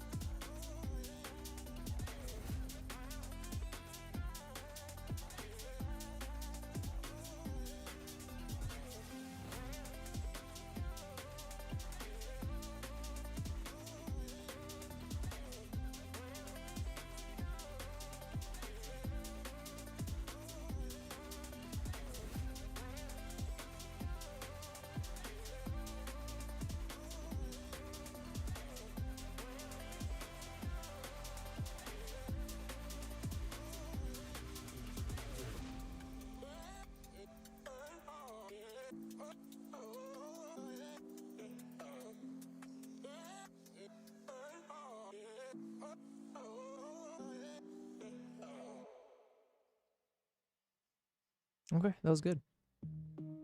That was a banger.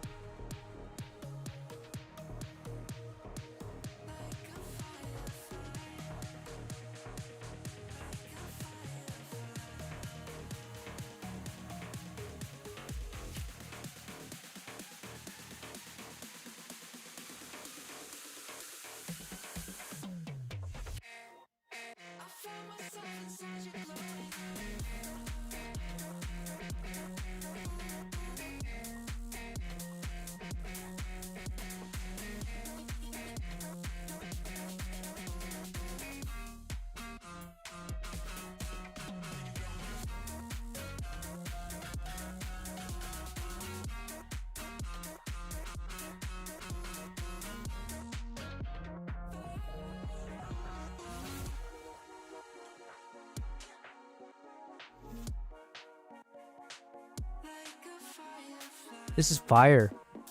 Fly. Man, I cracked myself up. But yeah, it's a good song. These are head bangers. My goal is, assuming we proceed with Musicbed, I believe they said like one of the things they'll do is then they'll publicize like my playlist, or I can create a playlist and then it'll be part of Musicbed's platform. So my goal is to create the most epic playlist ever, where everyone's like, of course, Yobel Prizes Musicbed playlist is the best. So only bangers, only bangers.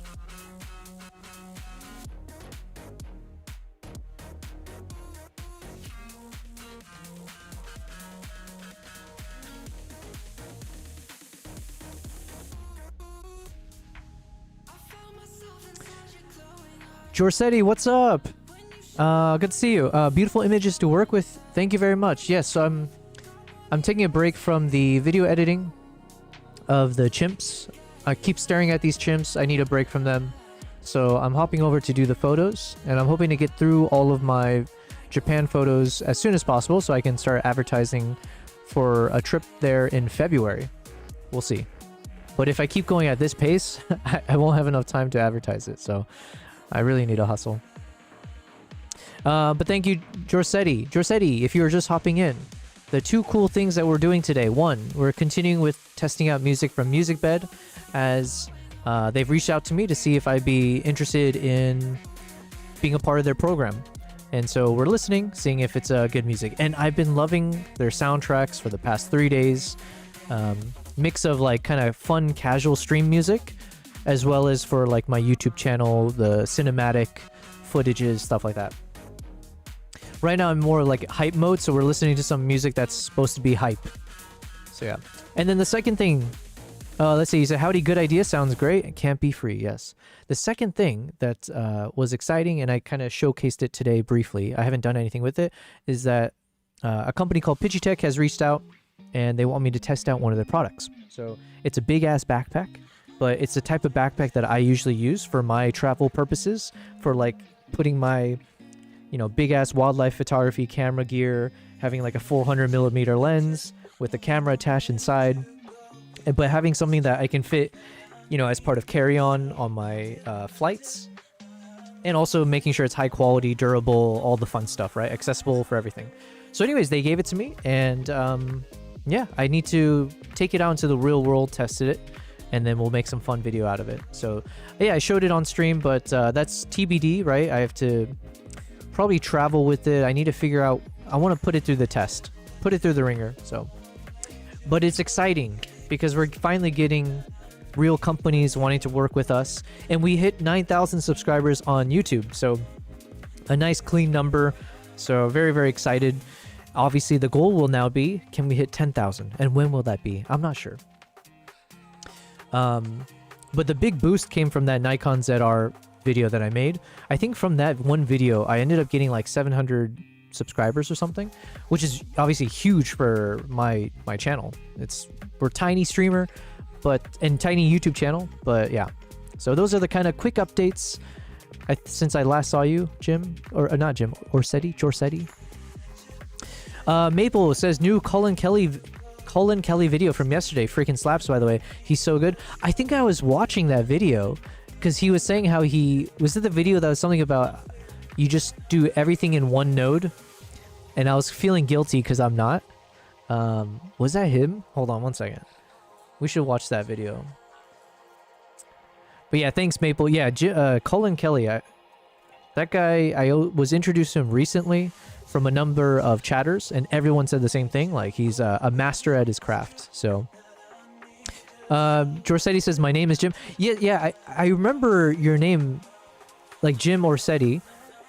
But then your username doesn't have it, and then I was like, oh, I hope I'm not mixing you up, or I hope I'm not like doxing you or whatever. I don't know. Some people are, you know, some people care not to have their name on these streams. So yeah. Let's go to Colin Kelly.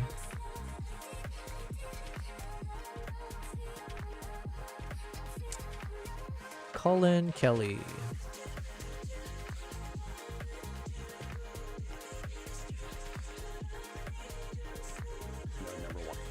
Yeah, this is the video. Okay, let's watch this. But unfortunately, I think I'm breaking from his rules. Because I was watching the first, I got distracted. I watched the first 2 minutes almost. It's called, this is 80% of what makes your image look great. Use it well. And I thought it was something about how he does all of his primaries, or like all the exposure contrast stuff on a single node. And I kind of broke from what his recommendation was when I was doing my node construction. Because when I was creating my node, not this one, I basically split it into like color correction nodes and then color grading nodes. So I kind of repeat a couple steps including the white balance and the primaries. So I have a node for when I need to do the color correction on the white balance, and then I have a node for doing the adjustments to the exposure and the contrast to get the shot like balanced, let's say. So then I kind of say like, okay, that's my color correction node to get the lighting and everything looking neutral or like balanced. And then I go into the color grading. Excuse me. So then I have a repeat of a node for like balance for colors, and then one for like the color grading on the like the curves and the contrast exposures. So I kind of split it into two. And the rationale was, especially as I'm looking to create LUTs or kind of separate out the nodes that would be usable for potential LUTs, I assume that if I create a LUT using nodes where I adjusted the lighting from something that was like over or underexposed, then in terms of standard ability, I'm making up words right now, I figure it won't translate too much into standard LUTs. Whereas if I properly color correct or balance the shots, and then I have other nodes where I build on top of it, then it's easy for me to then take the ones that were part of the color grading process and then turn that into a LUT. So that's why I separated it. But I think in his video, he was saying why it's important to just have one. So I didn't finish the video, but let's go watch it now, and I'll see why I'm doing it wrong.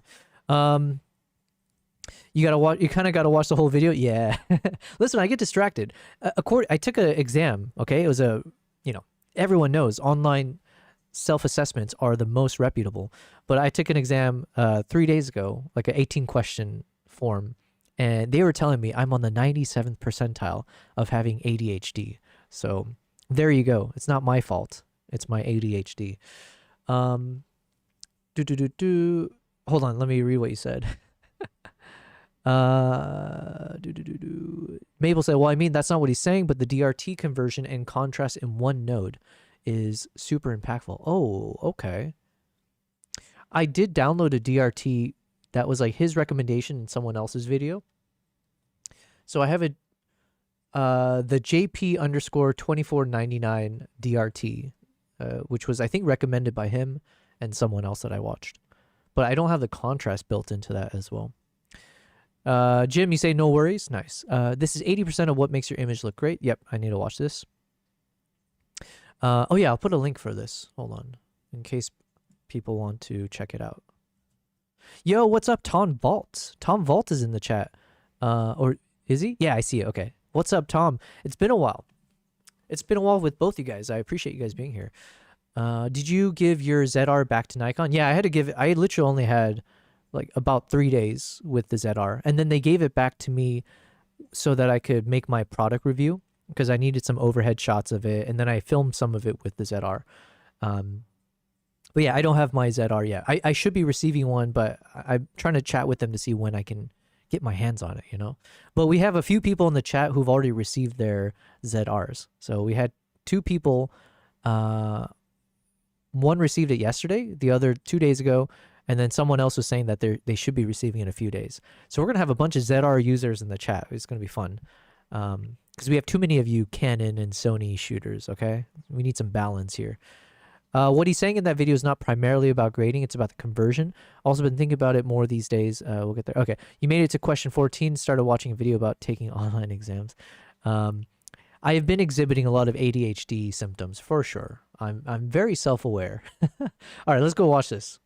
Once your color management and your look are in place, exposure and contrast are by far the most important pieces of your grade.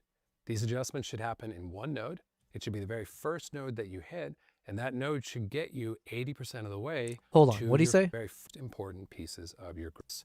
Exposure and contrast are by far the most important pieces of your grade. These adjustments should happen in one node. It should be the very first node that you hit, and that node should get you 80% of the way to your final image. Let me show you how I work and how I think my way through this very first node. So as we get into Resolve here, you can see I've got my template node graph in place, which we're not going to do much with today except for node number 1 here, which I've labeled prime. But I also want to show you how I've set things up so that I can do what. Jim, you said you ordered yesterday. Oh, nice. Got a shipping notice same day. Oh, you're one of the lucky ones then. Never enough Sony shooters. Whatever, man. What I need to do. Oh, Tom or Mabel, I'm not sure. I don't know if you guys know how to do this. I know low bass guy. I don't know if he's in the chat right now. I was supposed to have a conversation with him because he might be able to figure this out. I want to create something where when people join the Discord, they can provide some information about what team they're part of. Like, what camera do you shoot with? So like Sony, Canon, Nikon, Leica, whatever else. And then as an overlay on stream, I thought that'd be cool if I can somehow show the number within my community, let's say, who are Team Canon versus Sony and all that. Or probably more effective would be like, am I able to create some sort of custom flare or badge that would show up? Whether you're on YouTube, Twitch, I'm not sure how that would work, which would show a little icon to show if you're like Team Canon or Sony. Anyways, I had that idea, but I have no idea how to execute on it. So, because I've been asking a bunch of people who end up joining the chat, and obviously we have a number of Nikon, Sony, Canon users and all that fun stuff. I thought it'd be cool for like a little friendly competition as well. But yeah, I don't know how to do that. So here in node number 1. A moment ago, I mentioned color management and look. Those things for me are living here at the timeline level of my node graph. Oh yeah, he does this like he splits it up at the timeline. I don't know how to do that. DRT or my output transform. This is coming from a free third-party tool called OpenDRT. And if I turn this off and then on, you can see that it's taking my graded image and actually mapping it and teeing it up for display so that it looks correct on my reference monitor, okay? Like I said, this is a free tool. I'll leave a link to it in the description for this video if you want to check it out for yourself. Wait, so has he moved on from the other free tool that he was what is it? The $24.99? So this is the one I downloaded after one of his other videos. So he's moved on from that. Now he's using a new one called OpenDRT. Damn it. Okay, fine.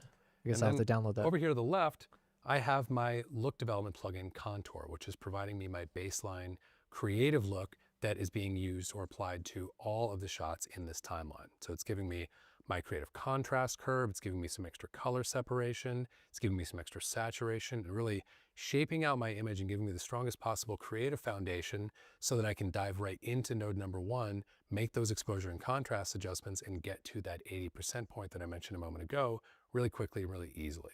So with that said, let's go back over to the clip level of the node graph and dive into node number 1. So with node number 1, all we're trying to do is... So I need to figure out how he does that. Or I need to understand this concept where you go from the clip level to the timeline level. And I guess I can see it, right? I see obviously that there are these two sections. But then he has like 4 of them. So I'm a bit... And I've never used something at the timeline level. But I guess I understand intuitively, or at a basic level, it's saying like anything you add as a node here would apply across all of your footage. Fair enough. So then he does his conversion, the DRT thing there. Does he do the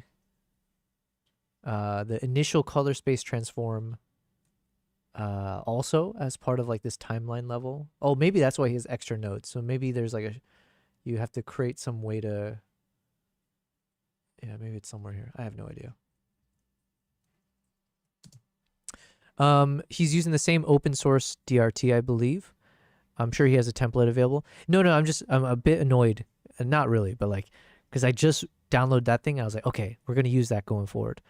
And so now he's using another one. I'm like, damn it. Okay. Because I'm going to download it now. But let's get our tonality feeling really, really good. Everything from deepest shadows up to our brightest highlights. And the way we're going to do that is by hitting exposure and then contrast. So let's bounce around. Let's go to a shot where we might need to do a little bit more, like shot number 6 here. And we're going to start with exposure. Exposure is where we begin, and it is always where we return when we are grading, okay? I'll tell you more about that in just a minute. But let's for now go over to my HDR palette, where I'm going to adjust my global exposure slider down here, okay? And I'm going to use this to get my exposure to a better spot. Now, First thing I want to emphasize is we're talking about I exposure took notes here. on that before. Exposure is a creative parameter. It is not a technical parameter at this stage, okay? There are best practices for exposing on a technical basis when you're shooting, but right now it is a creative parameter solely. How do I know when my exposure is good? When I like what I'm seeing and when my client likes what we're seeing. How do I know if it's bad? If we don't like it yet. That's all there is to it. You don't need to worry about any sort of arbitrary idea of correctness or incorrectness, okay? So I'm just gonna swing this intentionally too far and then walk it back until I feel like I've got an exposure that I'm happier with. Now you might be asking like, okay, why HDR global? Why is that the adjustment? Why not any other adjustment? Could I use any other adjustment if I prefer?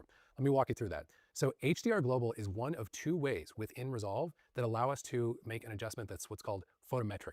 All that means, it's a fancy word to tell us that it is going to do the same thing that we would get by opening or shutting our lens or by increasing or Maple says decreasing the back to amount of lurking. light Well, I that's appreciate it, actually man. being used Thank on you set. for the So it is a suggestion. We're gonna true watch this. exposure only adjustment. And that's a really important feature when we're working our way, especially through And no need to apologize. I we're like. going to be working exposure. We've been and doing we're gonna be learning working streams contrast. Yes, of we are doing late. them in one node. We're doing them in one node because of how interactive they are and how much they play off of each other visually. But I still want to have the ability to work exposure and only exposure, and then work contrast and only contrast. And if I pick the wrong tool to adjust exposure, I'm actually going to be adjusting exposure and contrast simultaneously. Let me give you an example of this. So let's grab a still of what we just did, and I'm going to reset this node.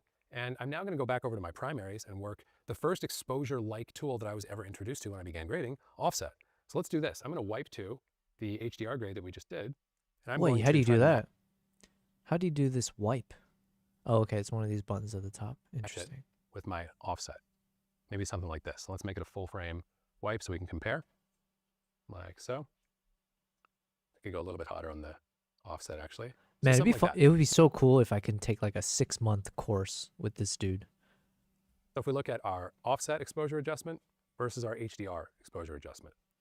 Offset, HDR global. What difference do you see? What's the difference between these two? Well, there's a difference in contrast, right? Now, here's what's important. It is not important which of these you prefer. You might actually prefer the offset exposure adjustment that I made just here. But what's important is that the offset adjustment didn't just change my exposure, it also changed my contrast. It may so happen in this case that it changed the contrast in a direction you want to see it go, but the fact that I'm adjusting two things when I'm really only supposed to be adjusting one is going to make it difficult for me to work efficiently and quickly through node number one, and it's going to make it really hard for me to avoid chasing my own tail. Okay, so for that reason, we're going to stick with this HDR global adjustment. And this idea is going to come up even more strongly when we get into contrast next. Okay, so now we've got our exposure in place, and looking at this with fresh eyes, I'm going to bring this back just a little bit, maybe something like that. And we're now ready to start talking about about contrast. So thinking about contrast, the same principle is going to apply almost even stronger than it did with exposure, that when I'm adjusting contrast, I just want to adjust contrast. I don't want to also move exposure when I just got done setting exposure where I want it to be. Right? So let's take a look at our options here. I'll start with like the very first exposure adjustment tool that I was introduced to when I began grading, lift gamma and gain, right? Lift gamma and gain can work, but here's the thing. When you're adjusting lift gamma and gain. Yo, this video is so important. I wish I watched this video beforehand. I mean, yeah, because like I have been taking notes from some of the other videos I've been watching. And as part of that, let me pause this. I didn't mean to let it keep playing. As I was taking my notes of like, how do I properly color grade? What's the workflow? And I did make that notes. And from a few other videos, it kind of led to the same conclusion that if I want to adjust my exposure, I should use the HDR global exposure tool. But nobody actually explained why that's important. It's just like, hey, use this one. Okay, fine. But why? I don't know. I'll figure that out later. And so to have that, sounds like this video is going to go into in depth, because like the problem is like, especially with a tool like DaVinci, it's so complicated for someone like me, regardless when you're trying to learn, because they have so many different features here that do similar things. Like it's not like they have, yeah, it's not like Lightroom where you have one thing that says, you know, you can just exposure or contrast or whatever. Here it's like you could be on one tab where you can lift the exposure by adjusting the offset here, but then you can also go into this HDR. You can go into this log wheel and then do the same thing. You can do this, yeah, with an HDR. You can do it through the curve line. And like knowing which one is actually the most practical and for what reason is just not really out there in most of the YouTube videos I've seen. Or at least not in a way that I've been able to consume it properly. But this guy does that very well. So let's Keep going. You're always going to be adjusting exposure. Like 99 out of 100 times, a lift gamma gain adjustment is going to bump exposure up or down a little bit while you're working through it, okay? So it's not the ideal choice if you're really trying to focus on one thing at a time. So what are some other options here? Well, another good one right here within our primaries would be contrast. So what if we take our contrast slider here and move this to the right? Well, what do we see happening in the image and in the histogram as I'm doing this? Feels like it's getting darker, right? But check this out. I'm going to show you a magic number. Check out this pivot box and check out what happens when I type in this magic number, 0.336. Let's actually, before we do that, That's the mid-gray. let's go back to where we were. And I'm going to set my contrast off of 1. I'm going to go like heavy with the contrast. Now, when I set this to 0.336, watch what happens to the image. It gets brighter, right? But what's more important than it getting brighter or darker is that the pivot point of this contrast adjustment changes. Think about contrast. What are we fundamentally doing? We're taking everything below a certain point and dropping it further toward the floor. We're dropping like the contrast in that area, and then we're stretching it out on the other end, right? Changing this pivot simply changes the point around which that stretch is happening. 0.336, why is that a magic number? Because it just so happens to represent where middle gray lives within my working color space of DaVinci Wide Gamut Intermediate. What does that mean? That means that I'm going to be pulling shadows down and stretching highlights out around the middle gray of my chosen working color space, which means that in general, I will not be biasing exposure up or down. I will simply be increasing contrast around that middle gray pivot point. Does that make sense? It's a really easy, really powerful way to get contrast-only contrast adjustments that are not also going to bias the exposure choices that you literally just got done making a moment ago, okay? So let's back this off now and just kind of dial it in by eye. And there's a couple things that come up as we start looking at contrast through this lens and we start looking at imposing these parameters on ourselves. The first one is like, all right, so when I'm doing this, as soon as I start to move it to the right, I feel like, that's kind of too much. So here's like an interesting thing to keep in mind when you're thinking about exposure and contrast. I started this video today by saying like, hey, these are the most important key pieces of your color grade by the time you've got your color management and your look in place. That's 100% true. But what's interesting is just because they're the most important doesn't mean you need to do much or anything with them. It means you need to be keeping an eye on them. And especially when it comes to contrast, we are not trying to create or to remove contrast when we're grading in general at the shot level. What we are trying to do is maintain the contrast that we defined in our look. Okay, so remember, if we go back over here to the timeline level that I showed you a minute ago, I already have contrast happening right here. What I'm trying to do when I'm grading through my timeline is to maintain the ratio, to maintain the contrast curve that I liked and that I said this is the look for when we were building the project at the beginning. I'm just trying to keep the car on the road, okay? So just because exposure and contrast are highly important adjustments doesn't actually mean they need to be big adjustments. And in some cases, you may not need any adjustment at all. And in the case of this shot, I would say like, we don't really need much contrast. Like that represents the ratio that I'm looking to see, okay? That's one principle that can be helpful is like, just because you need to be very attendant to exposure and contrast doesn't actually mean you need to do anything. Here's another one. If you regularly are finding yourself having to increase or decrease contrast in one direction, like shot after shot after shot, like let's say you go through 5 shots in a row and in every one of them you have to pull contrast back to get to a nice looking image, that's a really good clue that your overall look does not yet have the right contrast dialed in. It means you've probably got too much contrast living in the overall look and you want to go back and look at pulling some of that out, okay? So that's another really helpful principle to think about when it comes to working your way through your contrast at the local adjustment level. Now, I also want to circle back to this pivot point that we talked about a moment ago. So this is kind of a nifty trick that I showed you, but you may also be asking like, okay, great. So does that mean I'm going to spend the rest of my life double clicking on this pivot field and typing in 0.336 in order to get this cool contrast adjustment that you were showing me? No, there's a better way to go about this. In fact, if we look at my power grades here and I go to my trees and I look at my CKC base tree, you can see when I apply this tree that I previously saved, there's no grading happening in this tree. Like it's not doing anything to the image, but what it is doing is setting the pivot point to a custom position here in node number 1. So if I was starting this from 0 with my template node graph, I can simply go in and adjust my exposure like so, and I can custom position doing anything to the image, but what it is doing is setting the pivot point to a custom position here in node number 1. So if I was starting this from 0 with my template node graph, I can simply go in and adjust my exposure like so, and I can then immediately go back over to my primaries and adjust my contrast, and it's automatically going to be pivoting around that middle gray point of 0.336. By the way, another question that might be coming up, how in the world did you know that that's the number, 0.336? To get that number, I referenced my mid-gray cheat sheet. That's a free resource that I will also leave a link to in the description for this video. It lists the middle gray point, that magic middle gray point, for a number of different color spaces that you might choose to work in so that you can easily reference it and type it right into that pivot point regardless of the space that you're working in.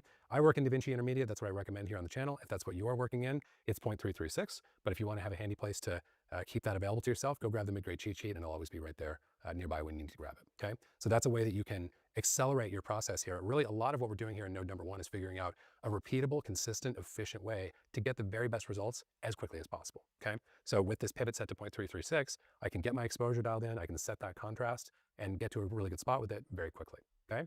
So that's the basic flow here, and you can see like we can start to work through this at a bit more speed of like, all right, let's set our exposure, and then I'm gonna go in and set my contrast and get things looking good really fast. And that's the basic flow of what we're trying to do with this very first node. Is we're just trying to get that tonality feeling really good by working exposure and then by working contrast and by working them with tools that are not going to create the need for compensation and end up getting me chasing my own tail, okay? Now, a couple questions come up along the way as we're going through this workflow or as you're learning this workflow for the very first time. One of them we've touched on a little bit, but I want to speak to it explicitly about why exactly we are doing exposure and contrast adjustment right within the same node. Wouldn't it be better to do those adjustments in 2 separate nodes? Here's my reasoning. We just got done walking through a process where I show you hitting just exposure and then just contrast and treating them as separate pieces. But here's the thing, at the end of the day, what matters, like let's take a look at shot 13 here. What matters at the end of the day is not one of those pieces, but both of those pieces. So if I open up just my exposure here, well, this is gonna feel too milky and too open until I also adjust my contrast, okay? So this doesn't matter to me as much as this right here, where I'm also, let's get this base tree in place here and actually try that again so that I'm pivoting around the right spot. So there's my exposure. And what I'm saying is this doesn't matter as much as this. It's the net of the way the exposure and the contrast interact with each other that really matters. That's why I like to do these things in one piece, because ultimately I want to just be able to flip the whole thing off and on and see what I've done, okay? Now, you don't have to do it this way. If you really prefer to do exposure in one node and then contrast in another node, the color grading police are not going to come and arrest you. I won't tell. It's totally cool. Oh, thank God. I've been so nervous. That's why I ultimately ended up just doing one node, like Cullen did. Because before I used to have one node for exposure, one for contrast, one for white balance, and now we've combined them. So to know that the color grading police won't go after me, weight off my back. What I would encourage you to do is, even if you're doing that, and even if you like enabling and disabling just your contrast node, and then enabling and disabling just your exposure node, and looking at those pieces in isolation, before you move on, like check this out. I'm gonna set my contrast back to 0, and let's say that I'm gonna work in that way as well. Like, all right, we're just gonna do our exposure here, and then we're gonna do our contrast in a separate node. Before you move on from your exposure and your contrast adjustments that you should be doing at the very beginning of your process, before you move on, do yourself a favor and grab both nodes and enable and disable the net of what they're both giving you, and make sure that in net, they're doing exactly what you want and getting you to that 80% point that I've mentioned a couple times today, okay? It's just a really good practice to get into, because that's what matters more than just exposure or just contrast. Now, here's another big one. This comes up a lot when people are first learning this workflow. This is all good and well, Cullen, if it's nicely shot material on a high-end camera like we have here, but what if the material isn't as well shot, or if it's not shot on as good of a camera? Can I still really expect to get to 80% done in my very first node? My answer would be yes, absolutely. And I want to shift your perspective a little bit on that idea of 80% done. That's less something that we need to strive and stretch for and try to make happen. Like, I got to get this to 80% done by the time I'm past node 1. That's really just something that always happens. So like, however far you get in node number 1, that represents 80% of how far you're ever going to get in that grade. Does that make sense? By the time you've got your color management, your look, your exposure, and your contrast dialed in, the DNA of that image, of that grade, is set. And even though we've got this whole galaxy of nodes and tools and other adjustments that we can make when we're grading, the DNA has been defined by that point. So it's less of something that's like, you need to make sure you do that, and it's more something you need to recognize. Like, hey, whatever I'm at right now, this is 80% of where I'm ever gonna get, so I need to make sure it's as good as it can possibly be, especially if I'm working with challenging footage, because that's gonna be your best opportunity to get into a good place, is to get things to that 80% point early in that process where you've got all that firepower at your disposal. Because trust me, after this point, even with all the power and flexibility, really, really mixed in terms as you possibly wanna see it go. So I'm gonna do something in a separate node to show it to you, and then I'm gonna show you how you can roll it up and make it all a part of this very first node. Here's what I wanna do. Let's take a look back to, I don't know, let's look at shot number 6 here, where we've just got a lot of deep shadows in this project that I'm grading today. And the deep shadows are beautiful, but something that we want to be mindful of when we're grading is we really want to hold on to detail. We want to create softness and shape in the low end of the image and in the high end of the image. So even though we've got strong contrast through the middle, we want to make sure we're not too harsh in the bottom or in the top. And I'm gonna show you a trick for achieving that right within this node. We're gonna start by doing it in a separate node, and then we're gonna compact it all together, okay? So I'm just going to node number 9 for now. Now track with me, there's a few steps here, but it ends up being very simple. So I'm gonna go to my utility power grades folder, and I'm gonna grab my DaVinci wide gamut gray power grade here. All this is an instance of my exposure chart DCTL, another free resource I'll leave a link to in the description for this video. And I've set my total steps to 1, I've turned off show ramp, and I've set my tone curve to DaVinci intermediate. Why have I done all that stuff? So that I have nothing in the world but a pure patch of middle gray right here in my image. And all I'm gonna do with this is go back over to node number 9 and go to my custom curves and eyedropper anywhere on this gray patch, okay? like so. Now that I've done this, I can actually wipe out node number 12. All I needed it for was to very precisely position this anchor point, because I now know that's my middle gray. So if I don't move this point, then I won't be moving exposure when I make this contrast finesse adjustment that I'm about to make. Same rules apply as with the contrast adjustment we were making a moment ago. I don't want to inadvertently adjust exposure when I'm really trying to adjust contrast, okay? So once I've got this in place, what I can do is shape out the bottom of the image. I'm just gonna pick up the bottom and then add some compression, like so, and then kind of walk that back to taste so that I've got just the amount that I'm really looking for here, okay? Something like that feels really nice. I can flip that off and on. You can see I'm just getting a little bit more softness down in the low end. Now, here's the fun thing. This is, again, where thinking your way through what you want your node tree to be, what you want your process to be when you're grading can be really beneficial. I like to do this so much that I've actually got it baked into node number 1. I've saved off this mid-gray anchored custom curve into node number 1. You might have actually noticed the little curve icon on my template node tree when I load it in here. If I pull this up, you can see even before I've done anything, this curve icon is there. It's not because anything's actually happening here. It's because I've saved off this mid-gray anchored custom curve into my node tree, so that when I'm working my way through a shot, like shot number 6, I don't even need to do what I was doing here in node number 9. Right here within node number 1, if I want to. But is that that 0.336? And I can shape out the contrast in the low end of the image. What's up, BD? Really powerful way to finesse things in the bottom of the top. Wait, This did he do that? Recipe, something to take away from everything we've talked about today. If you're thinking about contrast and how to win with contrast and tonality, as we're trying to do here in node number 1, a pretty bulletproof recipe that you will see in all kinds of images, in big movies and big shows, and that you can apply to almost any kind of footage that you would want to grade, is to have strong contrast through the middle and then softer shaped contrast in the very low end in the shadows and in the very high end in the highlights. So you're holding on to a little bit of detail there and nothing feels harsh or clipped or clamped. So hope that's a pretty fun walkthrough of the basics of exposure. Hold on a second. Finesse What's up, BD? Node number 1. You're right. Just another day of doing the impossible, it seems. Yo, I understand that world. But yeah, it sounds like you're in a more high stress situation. This curve icon is there. Custom needs a curve. Anything's actually. Well, we had Maple Glades in the chat. Shout out to Maple Glades and Tom Vault, OGs. And then Maple Glade, he encouraged me to continue watching this video. I put it off to watch later, but it's the latest one from Colin Kelly. So very, very useful. I already see there's a couple of things I need to adjust again with my power grade structure. And then he talks more about the middle grade concept again. But then he did this thing, and I'm wondering, okay, hold on. You can see even before I've done anything, this curve icon is there. It's not because anything's actually happening here. I've saved. I'm really so sure. Okay, let's see, where is it? And all I'm going to do is. So basically, he had a node where he applied a DCTL, which gives that mid-gray color, which I technically have here as well. Someone else's DCTL, but there is this kind of gray thing. However, this is go back over to node number 9 and go to my custom curves and eyedropper anywhere on this gray patch, okay? Like so. Now that I've done this, I can actually wipe out node number 12. All I needed it for was to very precisely position this anchor point, because I now know that's my middle gray. Okay, so this part I understand. I get the concept of that. But then he was saying, if I don't move this point, then I won't be moving exposure when I make this contrast finesse adjustment that I'm about to make. Same rules apply as with the contrast adjustment we were making a moment ago. I don't want to inadvertently adjust exposure when I'm really trying to adjust contrast, okay? So once I've got this in place, what I can do is shape out the bottom of the image. Okay, but then he was talking about how he already has it set with his curve. So is that just a universal, that's that whole 0.336 point. So then let's say if I needed to, let's say I took my primaries for the color grading, actually for the color correction as well, then I would need to click on the eyedropper. Where's the eyedropper? Is it this guy?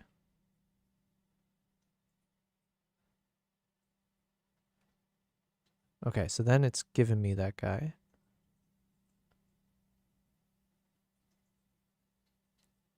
So I guess technically that's the 0.336 value. Is that what they're saying?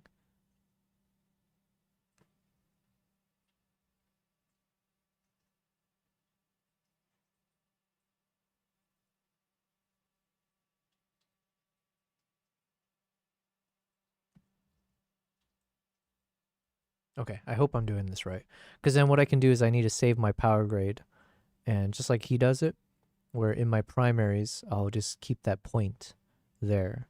So then it just pivots off that 336 value, is my understanding. I could be wrong, though. I don't know. BD say our wonderful... Oh, hold on one second. Let me...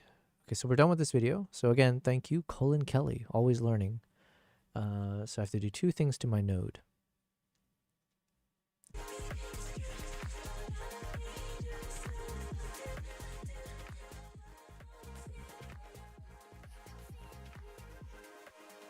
So BD said, our wonderful branding team has not had our assets fully prepared for our show tomorrow so that we can load them into the CG. What is CG? Color grading is all I can think of. And I hate to seem like an asshole, but kind of need those, dog. Yo, BD, if there's one thing I'm learning, I think being an asshole is like, it's in the right hands,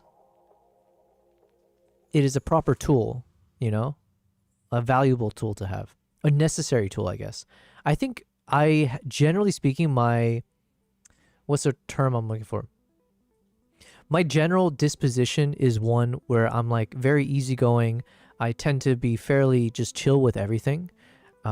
Passive, I guess, is the term. But that oftentimes leads to people either exploiting your passiveness or taking advantage of it to certain extents, or it could actually be detrimental because you should have conveyed something sooner to them and you didn't, right? I don't know. I've become more of an asshole when it comes to certain things. Like I was saying, the latest video editor that I worked with, my God, I mean, I feel a little bad for him now. He basically, I got guilt tripped into some things, but yeah, at one point I thought maybe I'm just micromanaging or I'm just too particular with things, but I'm not. Or I am, but that's actually necessary for what I'm doing. I need high quality. I never will. Why would I ever want to drop the quality of my work for any reason? If like I want to maintain the best quality, and so I need someone who can help me create that best quality. And if you're dropping the ball, I have to learn how to be more of like an actual asshole. There must be a sweet spot to it, but I definitely was being an asshole to this guy, but it was absolutely warranted because of certain reasons. I'm not sure if I want to get into, but yeah. BD said, like HDR, SDR cross checks and color checks post-processing are extremely important, as there's 3 different platforms we need to reference in 5 different letters each. CG equals character generator. Oh, okay.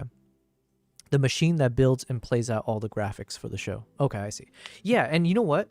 That's one thing I'm realizing. If there's one of the key values of working in corporate, because oftentimes it's easy to shit on, you know, corporate life and all that kind of stuff. But corporate teaches you, depending on whatever extent you've been in it, or like obviously big range. But generally speaking, I think being in corporate teaches you about project management. It teaches you about working in a team.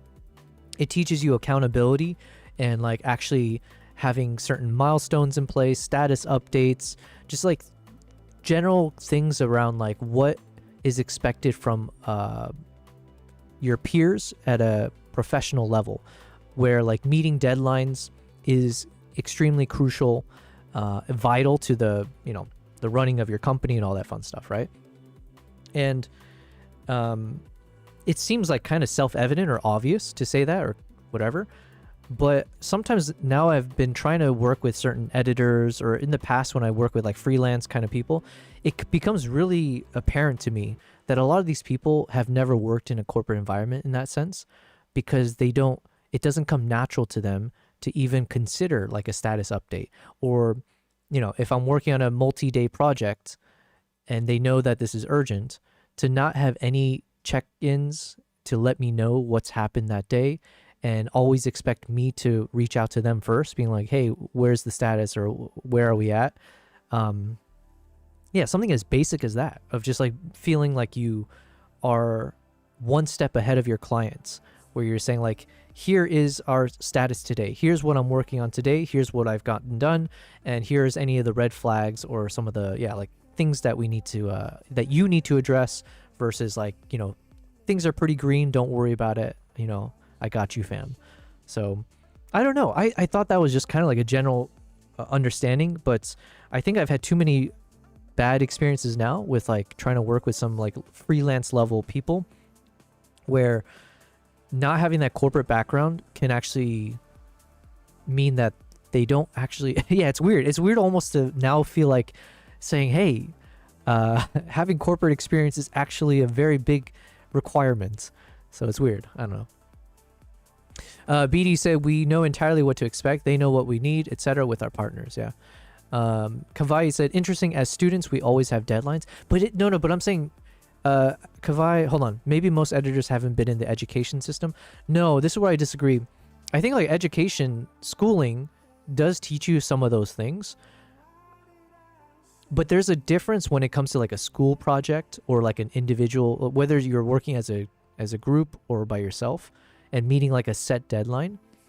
There's like something different about that kind of a deadline meeting requirement versus like when you're in a business environment where projects have money tied behind it and there might be multiple different touch points or different clients that are involved in the final product.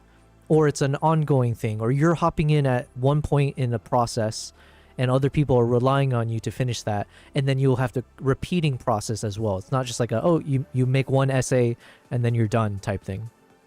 Like it's like keeping the machine oiled, right?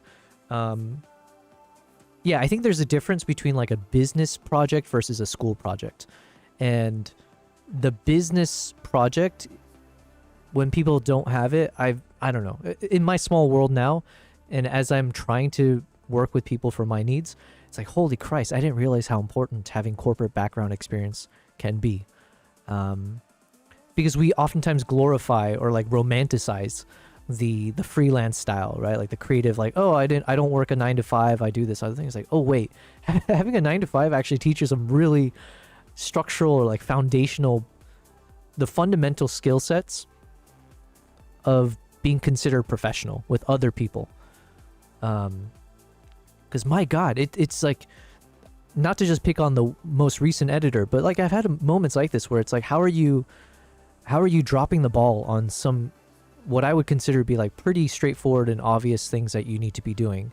And the biggest thing being communication, right? Like transparency and communication. If you have some issue that's like impacting your ability to get progress on a project, especially for someone else, like a client or your boss or whatever, for you to like not be transparent or open about some things that might end up extending a delay or not getting shit done, to keep someone in the dark about that and not like actually immediately being like, hey, here's a potential yellow flag or red flag on something where I might need your input, or I just need you to be aware so that if the worst comes out, the worst case occurs, you're not going to be like, wait, what? You never told me, or where is this coming from?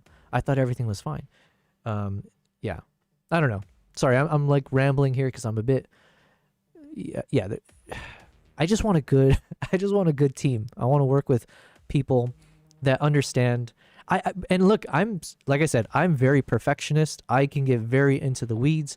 I can be very demanding, I'm sure. I swear I'm not like demanding as like an asshole type of way. It just depends. I match energies oftentimes though.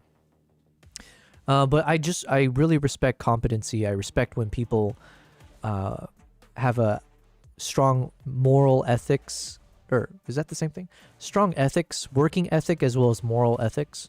And is just like there for the team. But yeah. Okay, enough of that. BD says, it is extremely important because our show is being produced in HLG, but the conversion to SDR is very important, especially for graphics. I haven't played around with HLG too much. I know it's like a concept for photography. Is it for video as well? Because like, for instance, with the Nikon cameras, you can shoot in HLG for photo, but I haven't really played with it too much. But are you saying you have to convert to SDR because SDR is like the more standard, like final output stuff? Conversion to SDR is very important, especially for graphics. Sponsor logos need to be the right color after all processing and conversion. Aliasing is also a thing. Okay, yeah, so I think I'm understanding. Most people will be watching in SDR. Gotcha. So it's kind of like how I've been... So if I apply it to this whole color grading, it's like when you play in the DaVinci or in the raw space or whatever space for the color space, but then eventually you get it to Rec 709 because most people or most platforms or whatever utilizes that. BD says, I'm also very convinced that the client's team has never built assets in Expression before. I don't know half the words you say, man. Expression. Is that something I should be aware of? Expression. Expression. style. Expression, your ultimate. That's not it. Okay, let me look up expression film. No. Expression assets.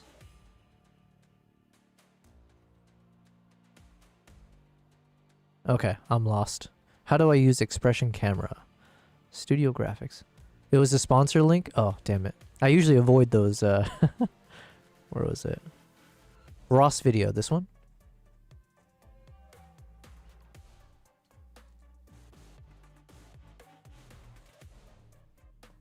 The ultimate visual storytelling tool. Transform your data into compelling stories. So it's a powerful real-time motion graphics system.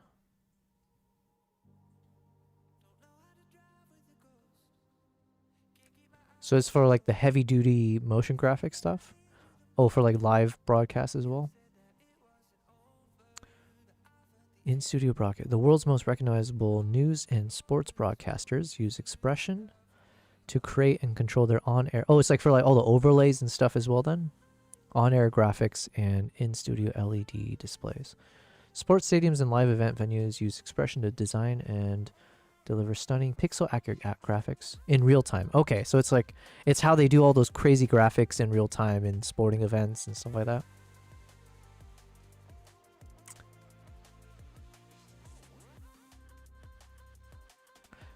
But is it like an actual software, or is this something where it's just like a powerful machine that lets you quickly make adjustments? Or like maybe 2-in-1, I don't know. You said Ross Video, real-time graphics build out and layouts. Okay, so you build layouts and... Okay.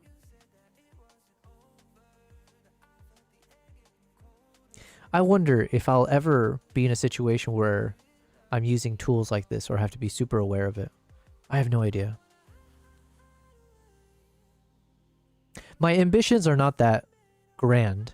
My current ambitions for the next 5 years would be like, 1, be a full-time YouTuber and live streamer. And so then it's like whatever software is necessary to maintain that. And then 2 would be, can I do my own like independent short films?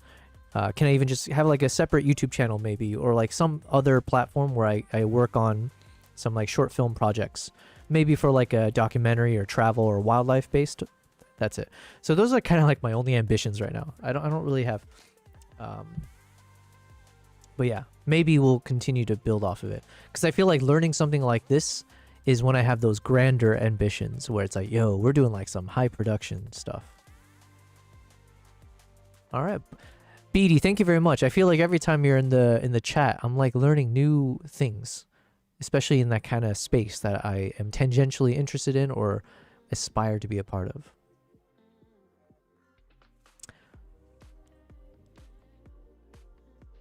Ooh, I like this song. I should have been paying more attention.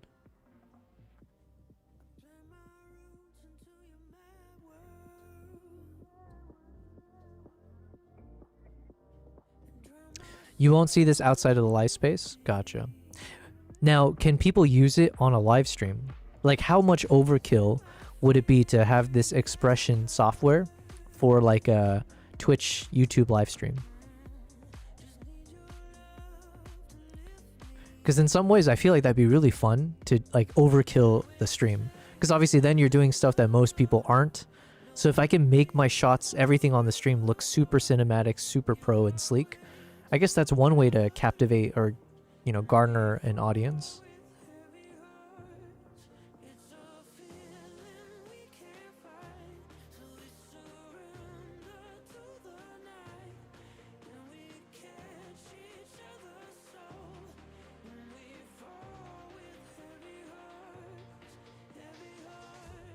Okay, so I need to update my node tree using Colin Kelly's recommendations.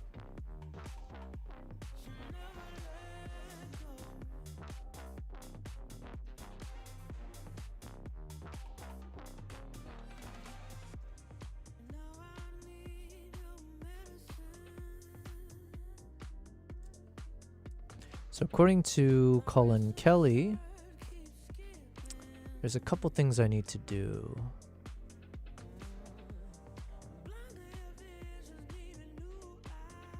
Let's just stick to the best thumbnail.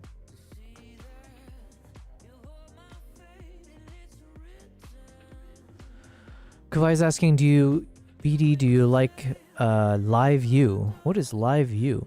BD says, we have extensive inventory of live view hardware and services, yes, from the LU800 and now LU900. Also like TVU networks. Okay.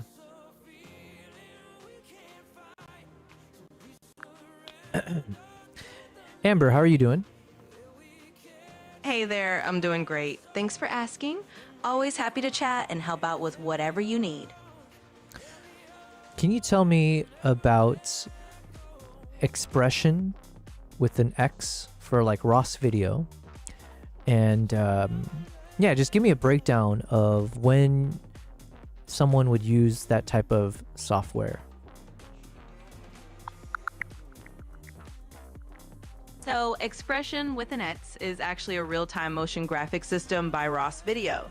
It's essentially used for broadcast graphics. Think live television, news, sports, and any scenario where you need to create and play out dynamic on-air graphics quickly. It's pretty popular in the broadcast industry because it lets you do real-time, data-driven graphics, integrate with different production workflows, and keep everything looking polished on live broadcasts.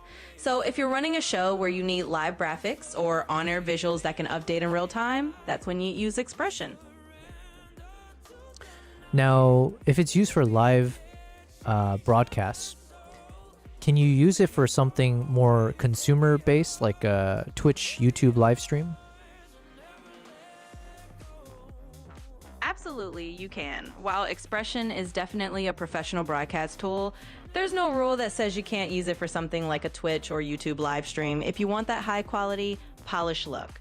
Of course, it might be a bit overkill depending on the scale of your stream, but if you're looking to integrate really sleek, data-driven graphics or have a more broadcast level production for your online audience, you can totally use it. It just gives you a lot of flexibility and that pro level feel. What about live view? What do you know about live view? It's spelled LIVEU. So, LiveView is a well-known piece of technology in the broadcasting world. Essentially, it's used for live video transmission. It allows you to stream high-quality live video from pretty much anywhere by using cellular bonding technology. That means it combines multiple cellular networks to make sure you have a stable, reliable connection for live broadcasting, even on the go.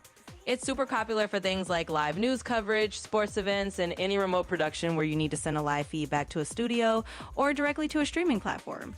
So if you ever need to do a live stream from a remote location and want a rock solid connection, that's where LiveView comes into play.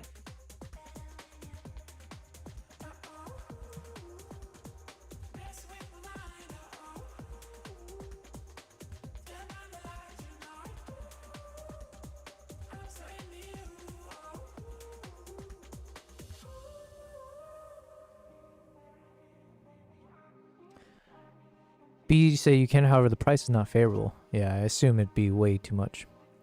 But IG, our show tomorrow will be here on Twitch, so it counts. Oh, okay, nice, nice. Feel free to send a link, or I don't know when the show is, if I'm able to watch it. That'd be kind of cool. Okay, now I'm a little bit confused on my end. I've turned on this 18% mid-gray, but then when I click on this little qualifier thing, depending on where I click, it's actually showing that it's showing up on the curve line somewhere else. So I don't know if it's because it's pulling data from behind this gray box, but I'm seeing it's like hopping around. So it's not like always consistently the mid-gray. So I'm a bit confused.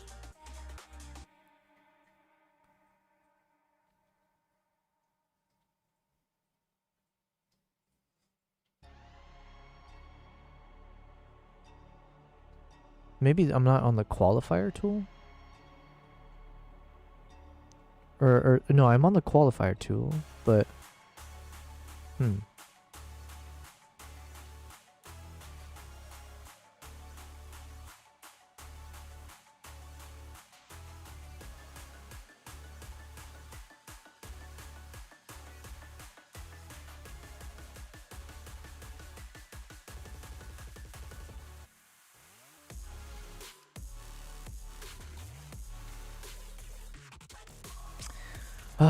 Every time I think I'm making progress, I run into some issue. So how do I fix this?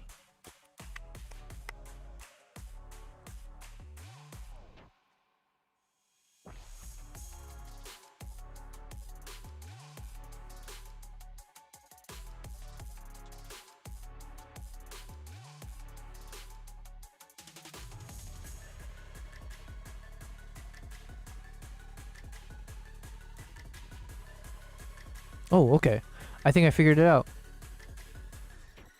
Yeah, we figured it out. Okay, so the reason is literally just because of the sequence of things. So I have this 18% mid-gray showing up after the node that I have set for the CC primary, the color correction primary.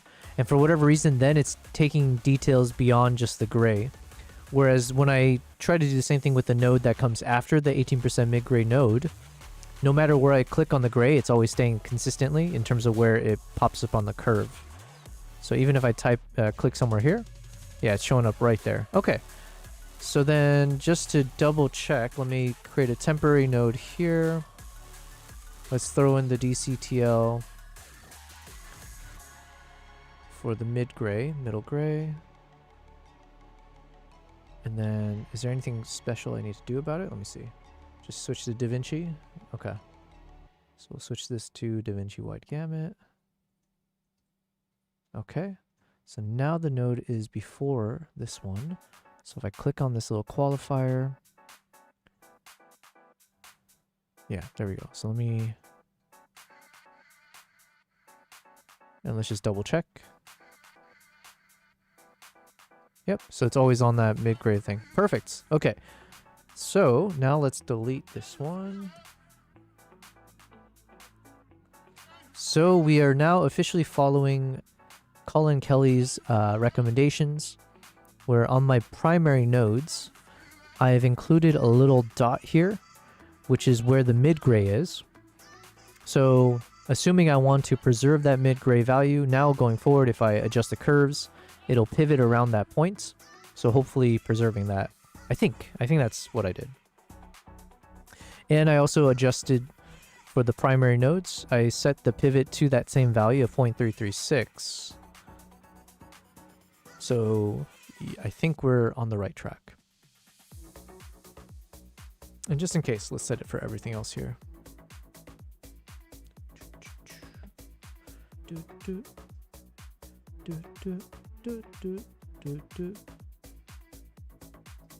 Wow, I feel like every day, I feel like I'm getting better at this. We're learning proper knowledge.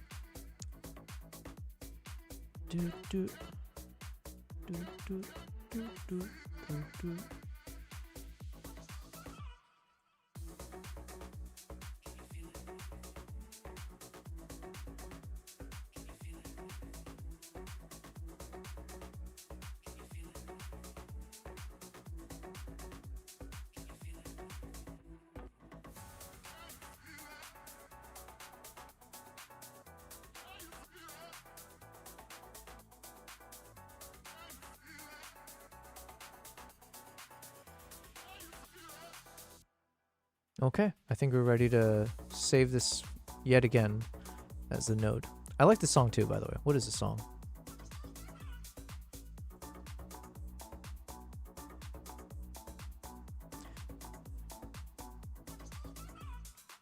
BD says, I booked one of the screening rooms on this lot to do some quick quality control for a project, and the previous appointment has overstayed their time. Ooh, I hate when that happens. You should just like barge in there, you know? Crash through the door. Kavai says, I think it's standard for my university to kick them out if they're over a certain time over their booking. Yeah. In a professional setting, I'm assuming, wait, did you have to pay for that spot? In which case, absolutely, I would. It's like, hey, if you're burning through my money.